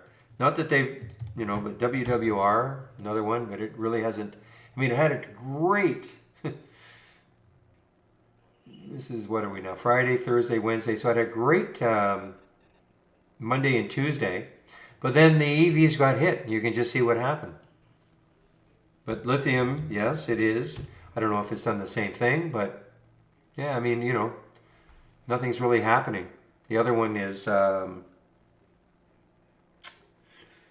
there's another one. Can't remember the name.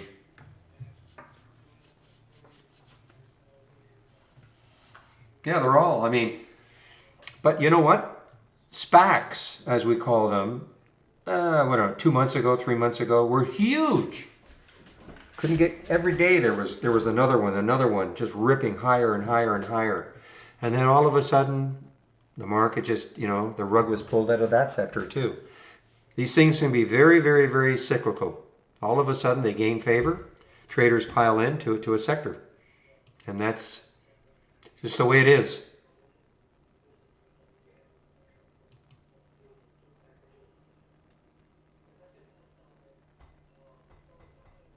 Yeah, nice to hear, William.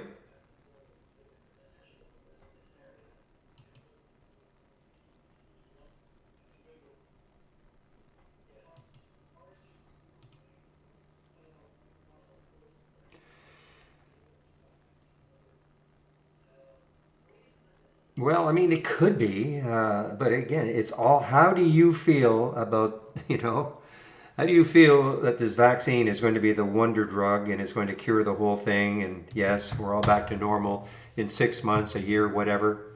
You know, I mean, if you feel that way, then yeah, I mean, look at these cruisers. I mean, there is a ton of room.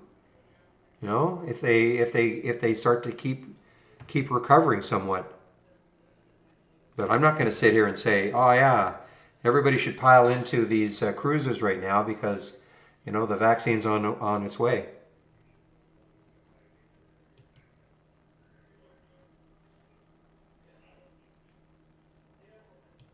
Yeah, I don't even think it's a matter of if they work. I mean, it's how quickly can they get it out there. And as William says, you know, Some people I know there's controversy about I won't take it, you won't take it, I will take it. I mean it's I don't know what to say.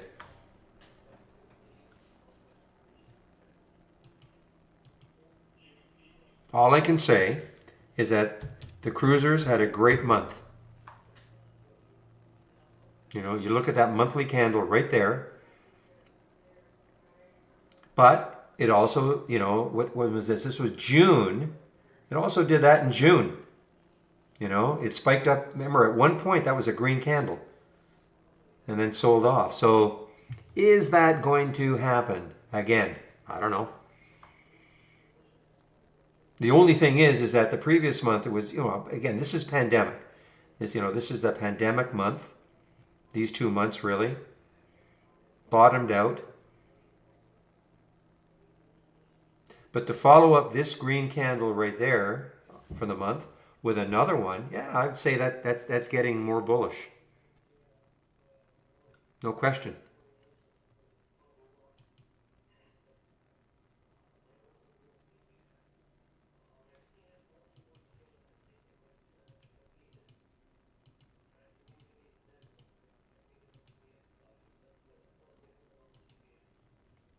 And there you go. Your February cruise was canceled.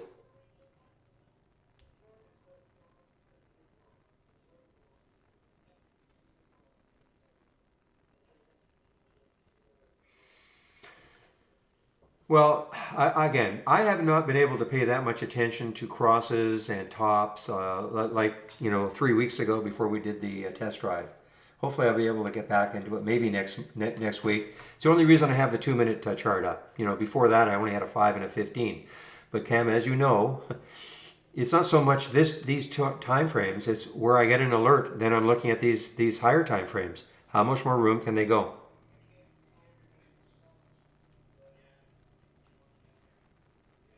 So it's not that I'm, in love with any one of these 3 time frames. It's more, okay, great. You've given me a new high for the day. How much further can you go? Now, I don't want to chase anything also, just because it made a new high for the day and there's room.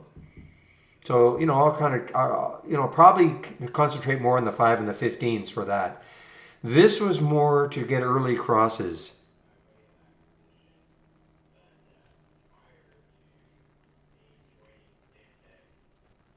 Yeah, Kaiser. And yes.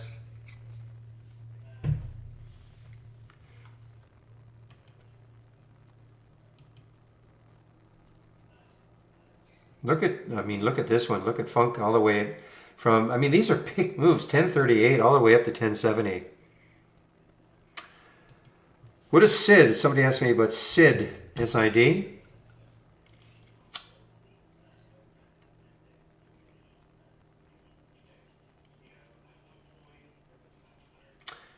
Well, what does SID look like actually? It's had a great few months. It's a big float, for a $5 stock. It's got 640 million in the float. Is this a? Yeah, okay. So SID is how you feel about Brazil. Okay, cool. The Brazilian stocks have been on fire the last couple of weeks. So really, it's not so much what SID looks like. It's what do you think Brazil looks like? Because I can probably bring up just about any Brazilian stock, and they're going to kind of look like that one. Okay. So I think what you have to do is maybe read a lot more about, why is Brazil? Emmanuel came into the room yesterday. I don't know if he's Brazilian or he's just been there, but with the fact, Brazil has been a hard hit country with the pandemic. So, it's possible that that's why Brazil is starting to move a little bit because of the vaccine on the horizon. I don't know.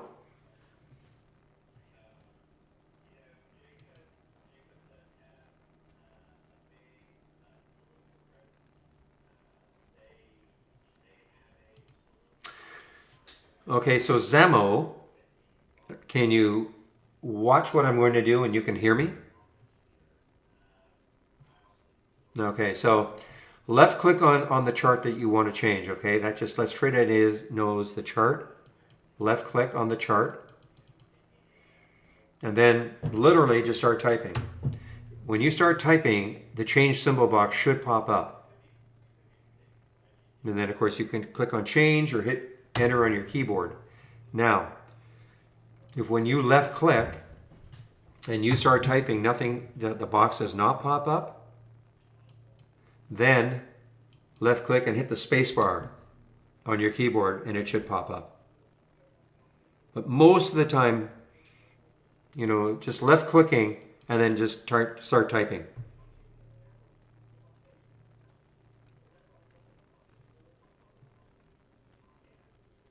Yeah, I want a lot of volume when I'm shorting a stock. But most of the stuff I see has enough volume. So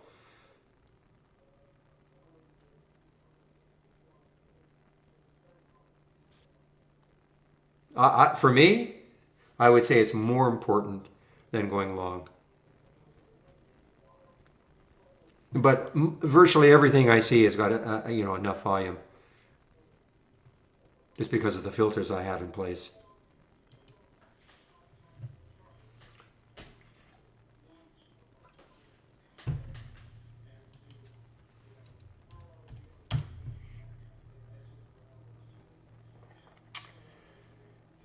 So why are the filters? Why the filters? Why are the theaters coming back?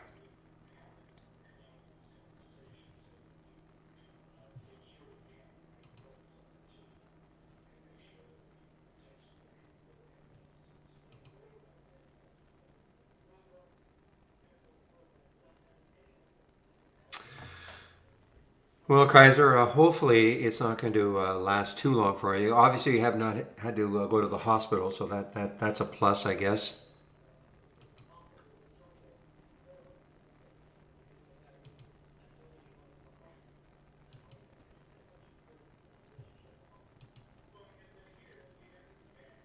Well, we'll keep our fingers crossed for you. It's funny, I don't know you. Obviously, I don't know you, but you're the first person that, again, I don't know you, but that has said they've got it. They've got it.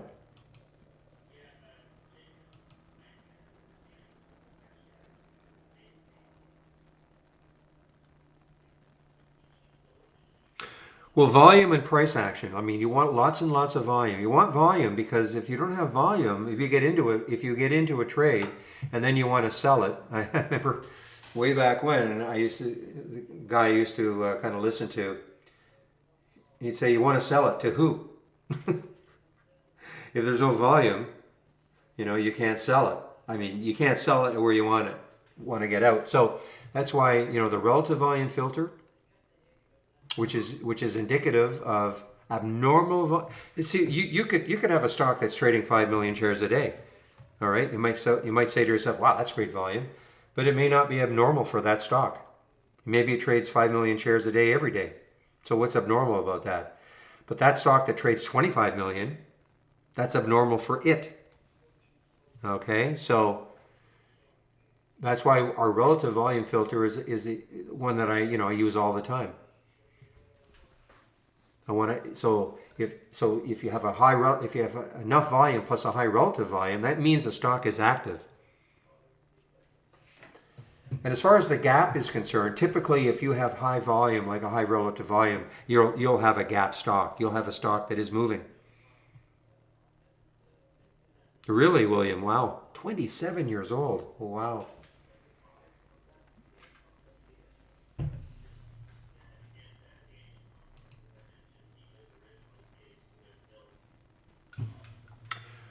I'm sure Netflix is quaking. Let's see. Being sued by ATVI.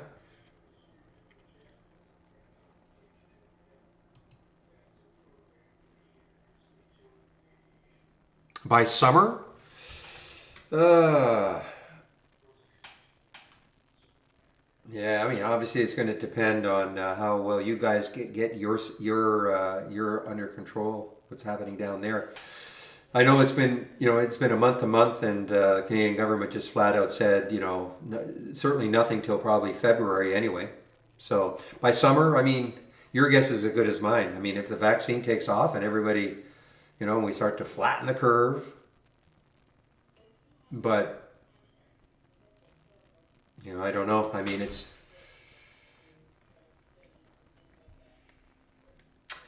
all I know is I'm not going down there anytime soon. Yeah, there you go, Luther. Yeah, you're right. I mean, everybody is different.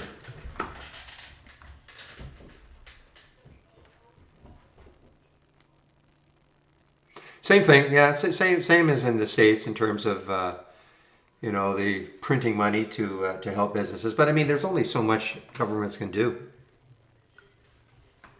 We haven't had the same.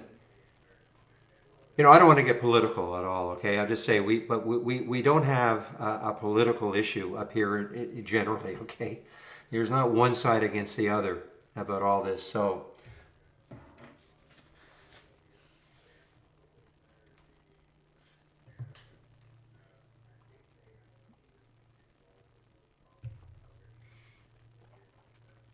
Well, again, day trade stock, yeah. I mean, I want to see high relative volume.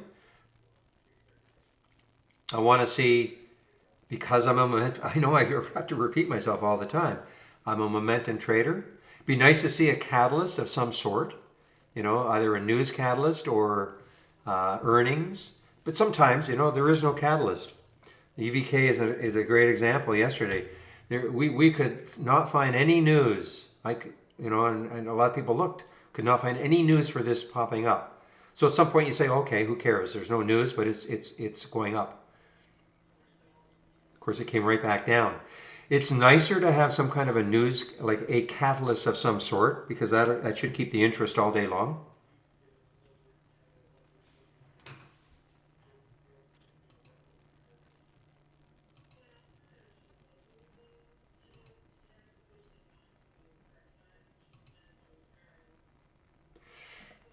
Exactly.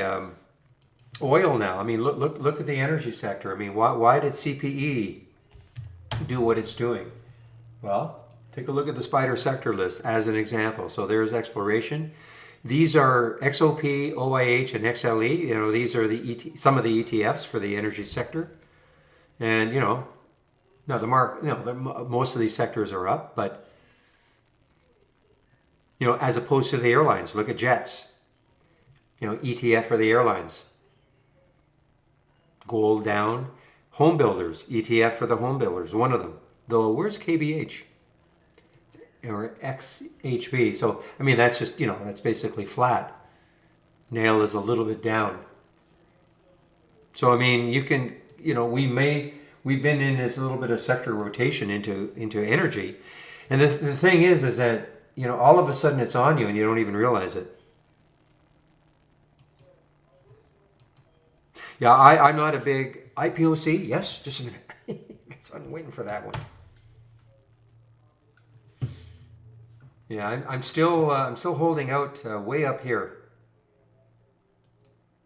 I'll put an alert at 11.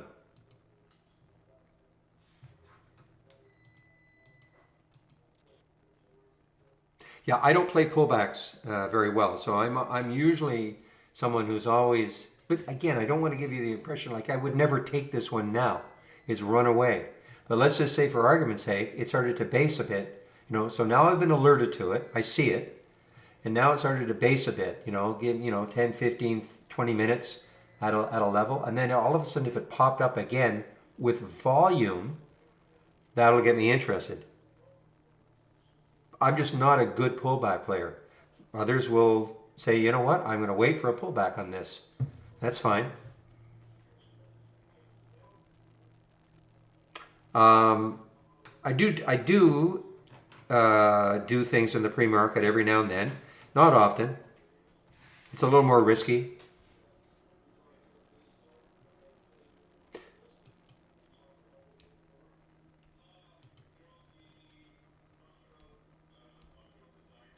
Well, you don't, Sandy. I mean, it's experience. I can't say, well, every time this happens, then do this. I mean, some might say, I'm going to wait for a pullback. It may never happen, as an example. So look what's happening here. You know, I mean, it got up to, but I see, I'm not going to buy this one until it probably gets over 11. Now you might say, well, why would I do that? Why, if I like it so much, why wouldn't I buy it now? Because I don't trust it yet. Okay. Now this is a special situation. You know, I mean, I was in this other one called IPOB. You might notice the pattern here. IPOC. I'm sorry, IPO. Well, I'm not even. I don't think IPOB is around right now. What? Can't even bring it up. Yeah. So it was a SPAC. Well, this is crazy. Anyway, I got into this one and I swung this one. This is a SPAC. It took over a company.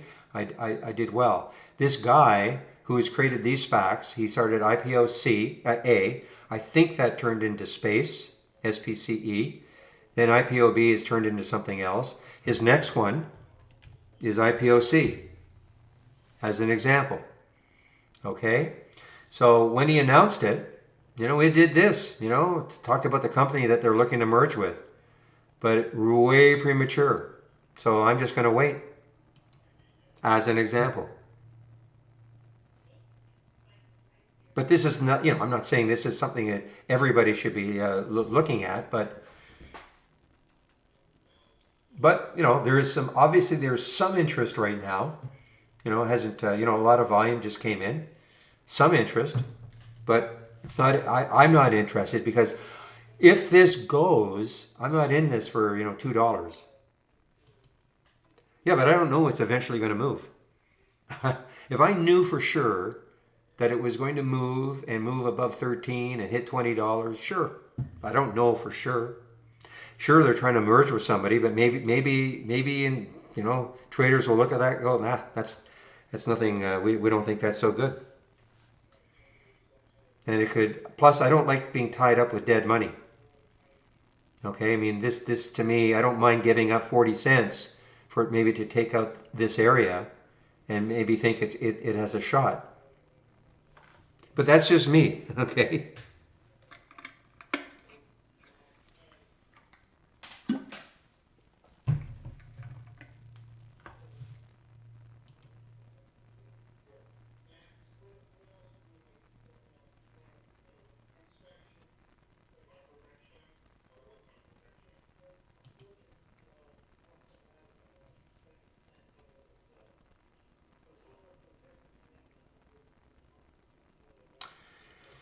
Ah, you're welcome. I mean, look what it's done. I mean, it's just basically sat around 10 forever. Yeah, I mean, it's up to 10.52 now, but that's not that big a deal.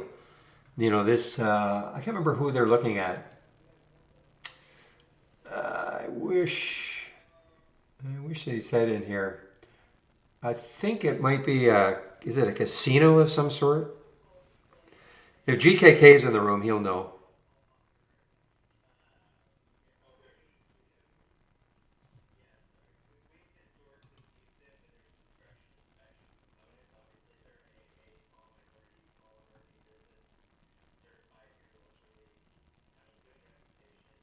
Clover Health. Okay, so you see, so this is back in October 8th.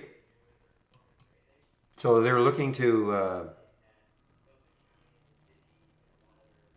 merge with a company called Clover. Thank you, Shane. Yes, Clover Health. Now, is Clover Health like kind of a sexy play right now? Maybe not. You know, I mean, 3 weeks ago, a month ago, if they had been merging with a, you know, an electric vehicle, my guess is that this probably would have had a lot more luster.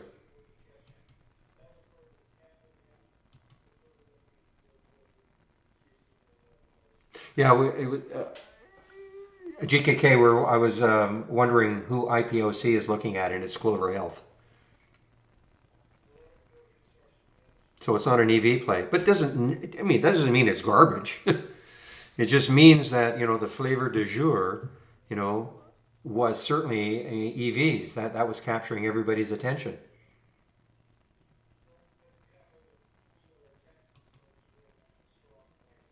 And so this is what GIK. So there's, yeah. So I mean, this is just sort of sitting around there. You notice that all these SPACs come out at $10. again, the SPAC, the blank check company, created for the sole purpose of finding something to merge with. And they all come out at 10. Now, this has been a little more active, but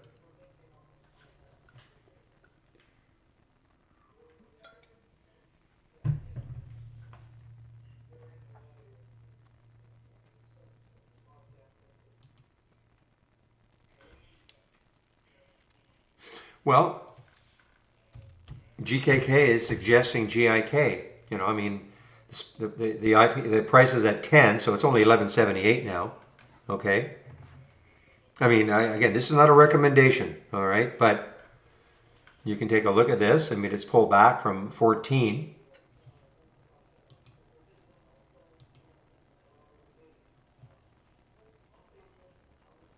Lightning, so this is Lightning E-Motors, set in talks to go public. Vimar,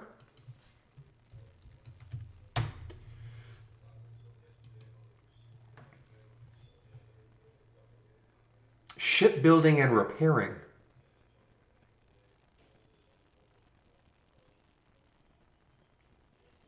No. Well, you can start getting. Okay, I'm talking to somebody in the YouTube feed. Michael, the earliest would be 6:45.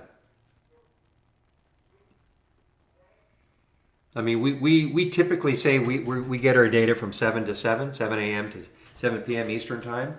But, you know, you will start getting some data at 6:45. That's the earliest.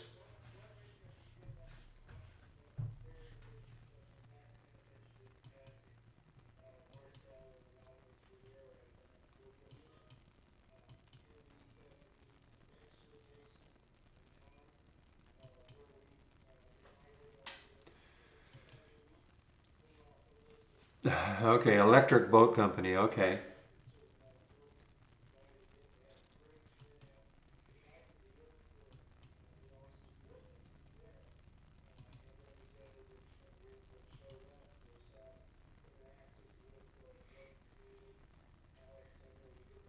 Well, guys, not that any of us are going to be around, I don't think anyway.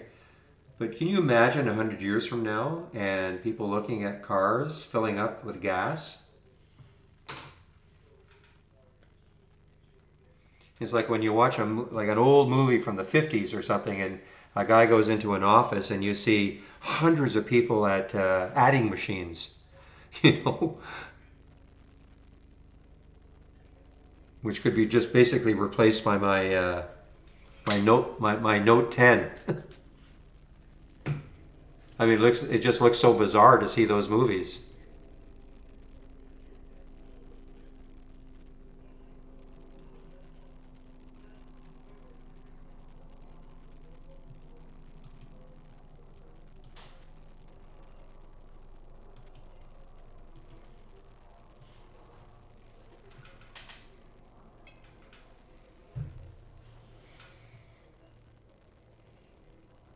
Yeah, a pager even. Yes, even a pager. Or even, I mean, even recent movies, fairly recent movies when somebody pulls out a BlackBerry. I mean, it seems so crazy.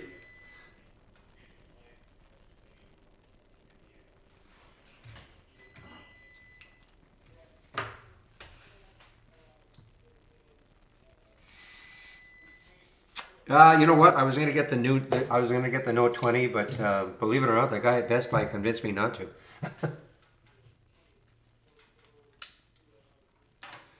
He said, "Wait." He said, "You know, the difference is not big enough." Yeah, AQB firing away now, guys.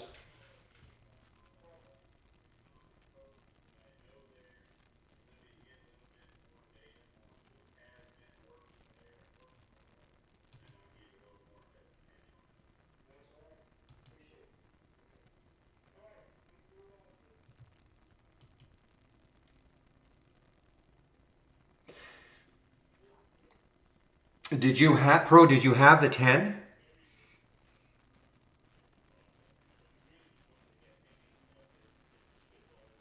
No, we're getting way off here, guys. But did you have the Note 10 before and went with the 20? Or you went from, say, the note, I don't know, 8 to the 20. Oh, okay. Well, there you go. Yeah, if you had the, like I've got the 10, there's no big leap.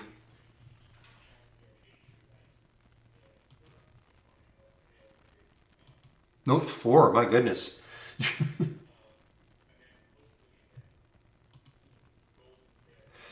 AQB? Okay, so, and you see, this is going to get you used to looking at charts.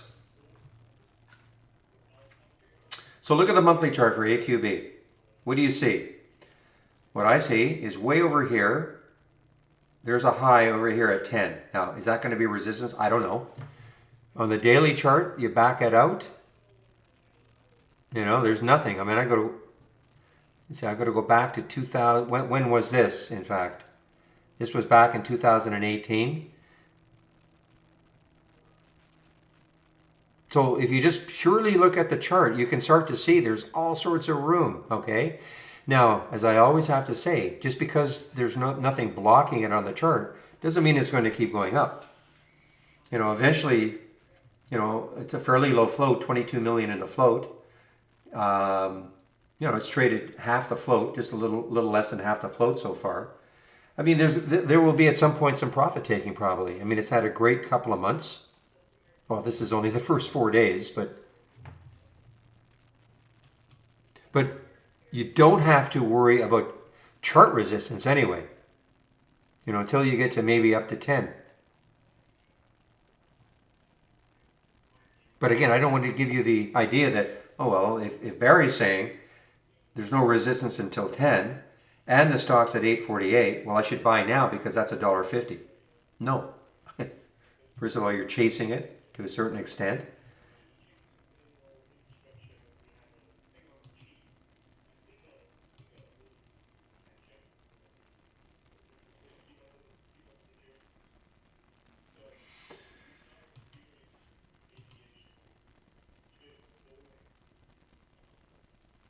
Yeah, I don't see any specific news for it either.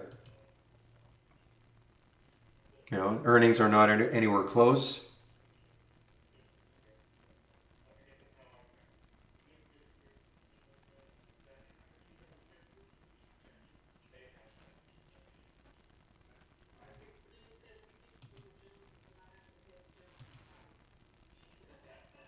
No, you don't always need news. It's just nice to see something though, you know, to give you some confidence that okay, you know, all of a sudden there'd be no trading anymore. But not that this is going to happen for something like this or the EVK yesterday. That's why, you know, we're not in earnings season right now at all. When does it start again? Let's see. January 20th. So, you know, we'll start getting the next rush of earnings starting January 20th. So we're still a month and a half, about a month and a half away. Well, U.S. Steel's been, you know, on a tear. I mean, what do I think of it? I mean, I wish I'd had it right here, you know. Again, infrastructure play. Do you believe that that there's going to be a lot of infrastructure, uh, like infrastructure building out?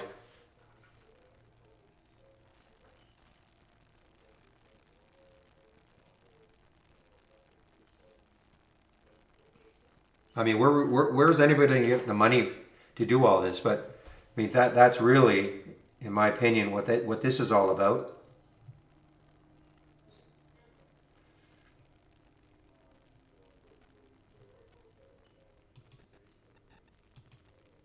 But because I'm more of an intraday trader, you see, I don't, you know, I'm the wrong person to ask. Or, well, Barry, what do you think, you know, oil's going to do in the next month, or gold, or even infrastructure, or cannabis, or, you know, I'm not. I don't examine it that closely. I hear the news, of course, and it kind of filters into me, but that's about it.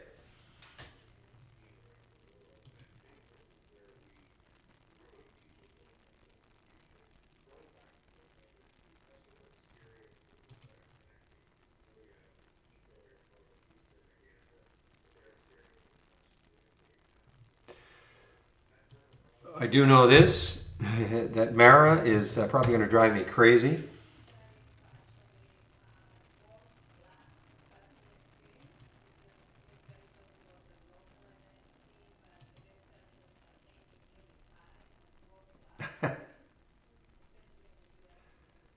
Okay, Shane. So the question was in the YouTube feed, any advice on how to train yourself to stop bag holding? Typically, a day trade turns into a multi-day hold. I seem to repeat this mistake too often. Okay, so we've all been there. Believe me, we've all been there. I think, when I started out, like everybody else, you always want to think the best of your trades. That I get into something and it's going to work. And even if it starts working against you, you think, it'll come back. And it keeps working against you, it'll come back. And that's when, you really, you look and you get into something at 10 and now it's at 5. And we've all done it. So, obviously the first thing is you have to have a stop. You have to have a stop that when it hits that price, you get out of the trade. I want to say it's that simple. And the stop has to be based on something, though. It's not like, okay, every trade I get into, I have a 10-cent stop or a 20-cent stop. You have to have some chart reading experience, either maybe a moving average breakdown, or you see some support on a chart that if it broke down through that, you've got to get out. And you should always risk about the same amount, in terms of a dollar amount. So you're always risking a manageable number that's not going to kill you.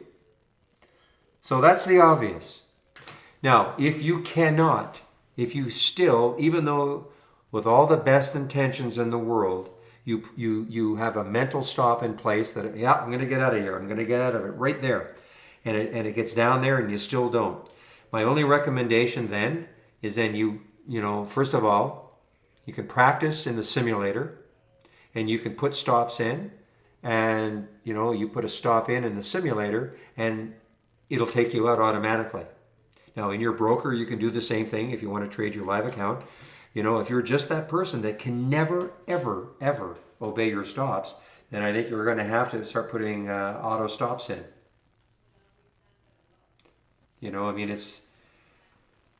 It's really, I want to say it's that simple, but that can be a solution if you just do not have the discipline to obey your stops. Now, all brokers have a way in which you can do that. And of course, you can do it right here. If I get into this trade, Mara, take 500 shares, I'll buy Mara at the market, okay? And, I'm just going to put it at some crazy close level. And I thought, well, not that crazy, but let's say I said, you know what, if it gets down to the low right there, I'm going to be out of the trade. So 537, I add the stop, 537.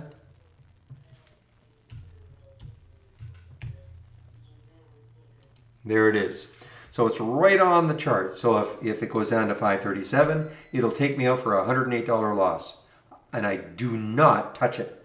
The only time I'll touch it is if the trade starts working well and I can start moving it up on the chart and other areas of support, like a trailing stop.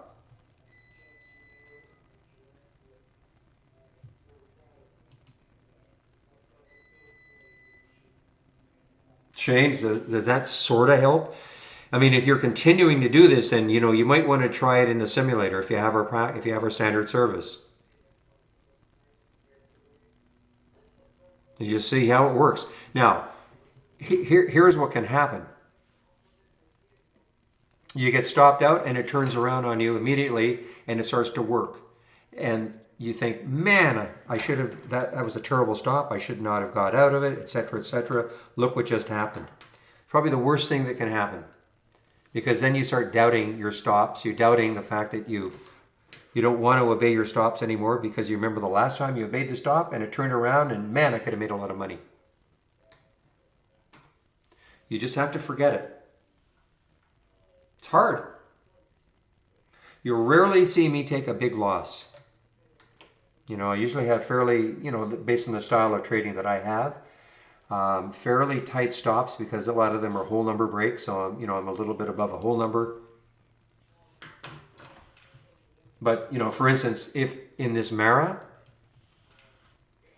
if it hit this, I'd be out of the trade. I'm not going to start second guessing and thinking, wow, maybe it should be a little bit lower.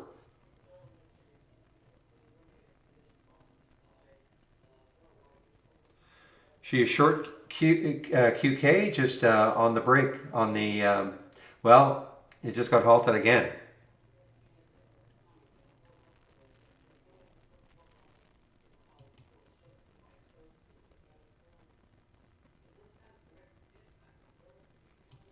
Yeah, I mean, monthly, weekly, daily, sure. Longer time frames can give you a great,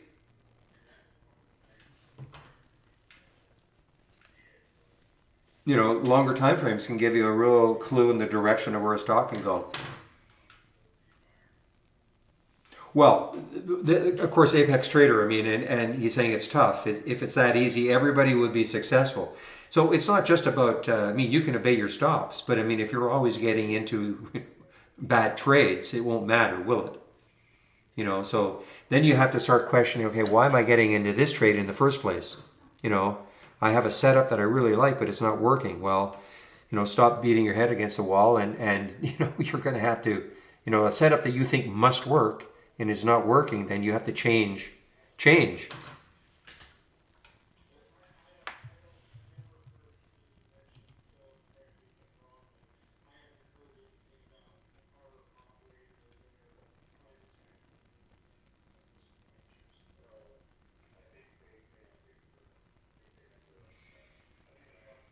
I don't understand the question. Is halting low volume stocks dangerous? I don't understand the question. This is just a halt by the because it's a volatility halt, so it went up a certain amount in a certain period of time. It just gets halted. So listen, halts are not. If you're new to trading, forget about trying to play halts. Okay, it's nice to get into a stock before it gets halted on the way up, because typically the next when it becomes unhalted, but it's already been halted twice. Typically the next halt can be good, or not the halt, but when it resumes, it can have a pop. Well, if you're in it, then nothing you can do about it. So that's what I'm saying. If you're new to trading, forget about halts. So don't even try to trade them.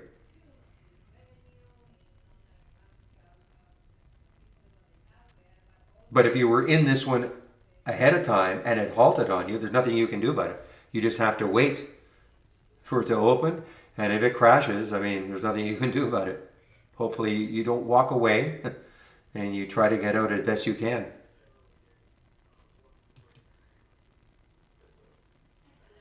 Is it really?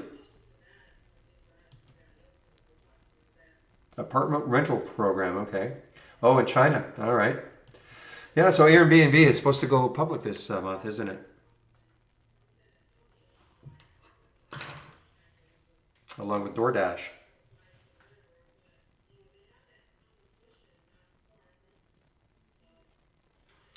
All right, guys, I'm just going to stick the announcement in the room.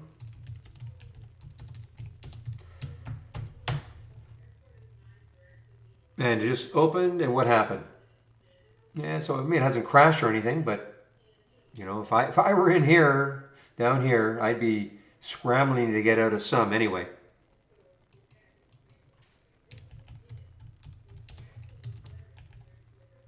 Because look at the float. I mean, 11 million in the float. Anything can happen.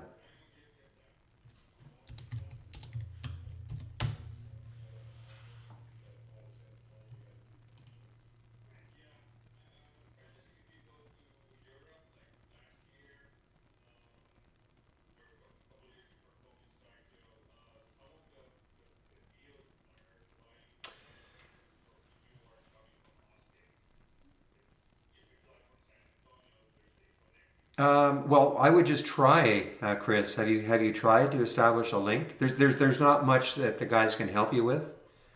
More than what I can say. I mean, you can just all you have to do is try to see where you can establish the link. There's not going to be, when you say your own program, what do you mean by that? You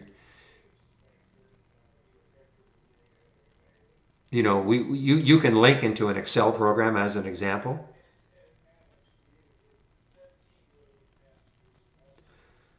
I don't know Wirecard at all, so I can't share my view. I mean, you can try. I don't know if they're going to be. I mean, linking is, we link with a lot of, not just brokerage programs, but, you set up your external linking. You can link into Excel, like lots of different programs. It's just a matter of trial and error. So I don't think there's any special way of formatting. My opinion of DoorDash, and I don't really have one until it opens. I mean, DoorDash obviously seems to have benefited quite a bit from the pandemic. Airbnb, I don't know. I mean, and yet the valuations that they're talking about are higher than what was initially suggested. So I don't know. I don't know Wirecard at all. Yeah, you can link to an Excel. Yeah.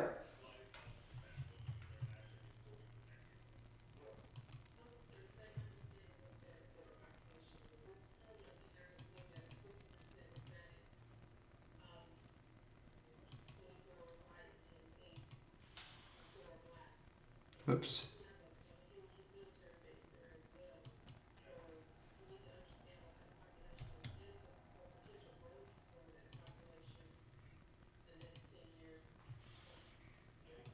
Yeah, here's an Excel spreadsheet. And just click on just click on the alerts, and they'll appear. They will appear. And it's really simple. I mean, you just follow the instructions and just go to the cell. Just follow these instructions. Add the link. Just follow exactly the same instructions, and there they'll be.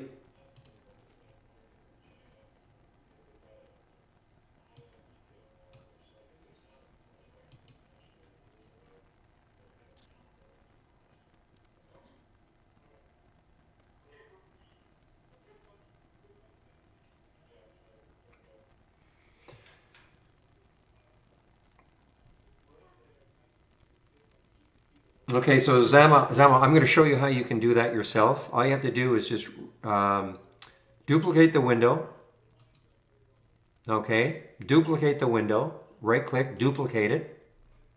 And we got a great little feature called flip. Then right click, configure, flip. So it's going to flip. It's going to flip the filters that are flippable. Okay. So, I mean, obviously a price range and this current volume, but this price was up at least 4%. That'll flip to down at least 4%. Okay, that'll be the only one that'll actually flip. And then it'll also flip this new high to a new low. So watch. Okay, see how it flipped to a new low and down at least 4%. And then just say okay. Give it a new name. You want to have basic new lows, no repeat. Never mind this 12:30 start. Okay? So that's because a lot of times, these are sort of call them competing alerts. One's on the high side, one's on the low side. And just a simple way, rather than having to, recreate all the filters from scratch, you just flip it.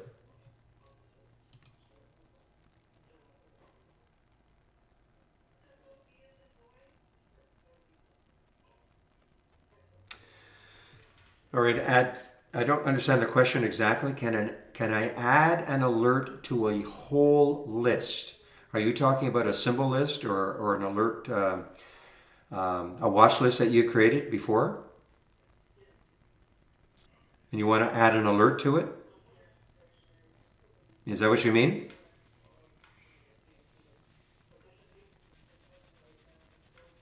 So for instance, you see an alert and you want to add it to a symbol list or a watch list that you have created before. Is that what you mean?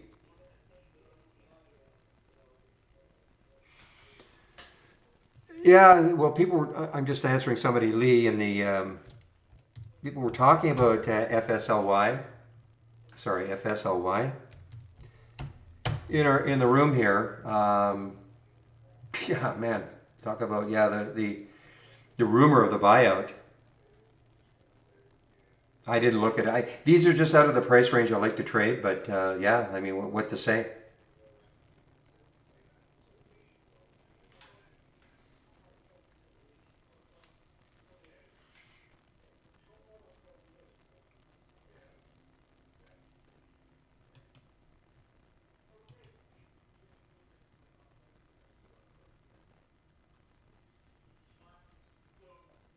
So there's a case in which a rumor, a potential buyout at 130 looked pretty good for a couple of weeks, and then I mean, I don't follow this one at all, and then look.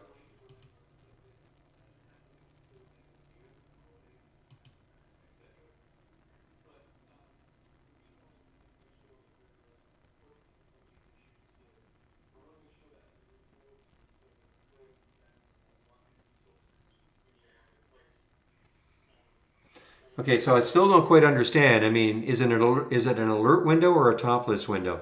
Sam, is it an A window or a T window? Okay. Well, when you say added to it, I mean, this got added here because it met the filter requirements. So you'll get an alert, when the filter requirements are met. I mean, that's what an alert window is all about. So when you say I want an, okay, you want a sound alert. Okay. Well, just right click, properties, actions, and follow this. Click on the play sound, set up the sound, either text to speech for one of them. As I say, you can only really pick one because you want to have a unique sound for every window so you know which window to look at when you hear the sound. Otherwise, use custom sound, select sound, and then we have 3 folders here.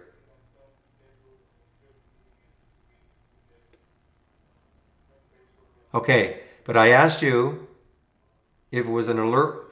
Alert windows have this feature, top list does not. But so I asked you though, was it an alert window or a T window? Does it say A? Yeah, so it's a T window. Yeah, so nothing you can do there.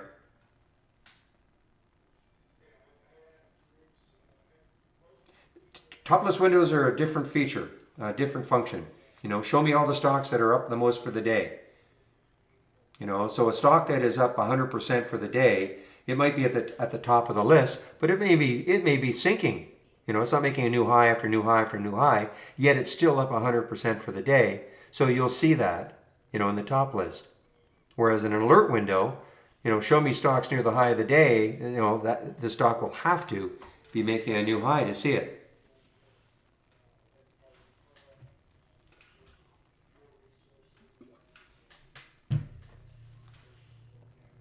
Show me stocks making a new show me the stocks that are making the biggest percentage gain in the last 5 minutes, in the last 10 minutes, in the last 30 minutes, things like that. That's what topless windows are good for.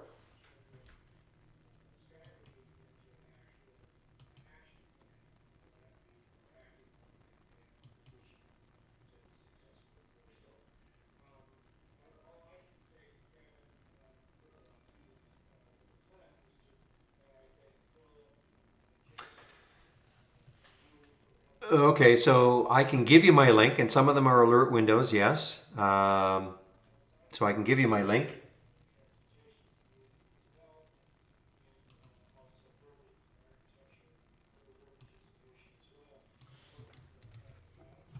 Some of the scans are alert windows,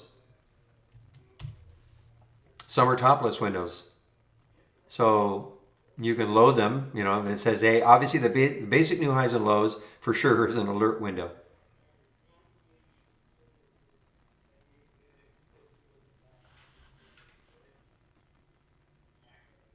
I didn't see the other question, Dave.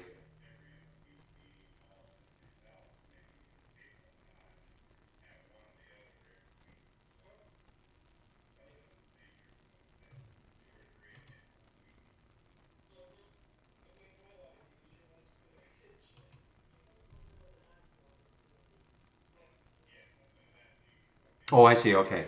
Okay.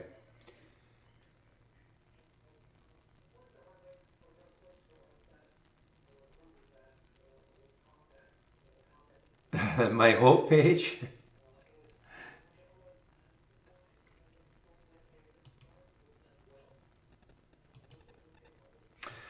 Yes, the dreamer. Let's see what happens next week with our trade of the week. See if it, I mean, there's nothing really wrong.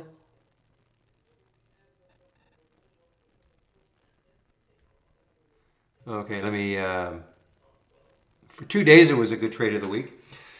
Enter symbol chart at the heart. I should automatically transfer my symbol list. Yes, that is correct. Now, Stan, you're probably going to say that it takes a while, and I have no answer for that. Okay, I have no answer for that. I know what you're talking about, but yes, the only way to get rid of a symbol in your heart's hearted is to go to the and uncheck it. Yes. The trade of the week, you can sign up for it. Again, Dave, if you go to my homepage, and click here. It'll be sent out about 30 to 45 minutes before the market opens every Monday morning.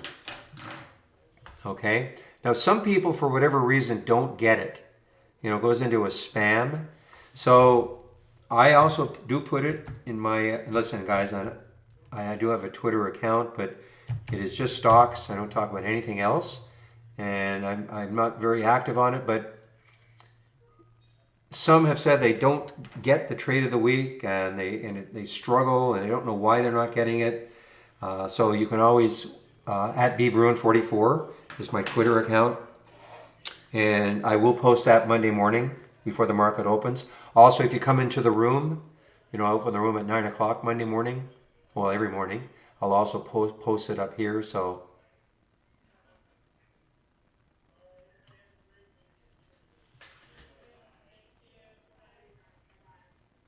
I will thank Taylor for you. Yes.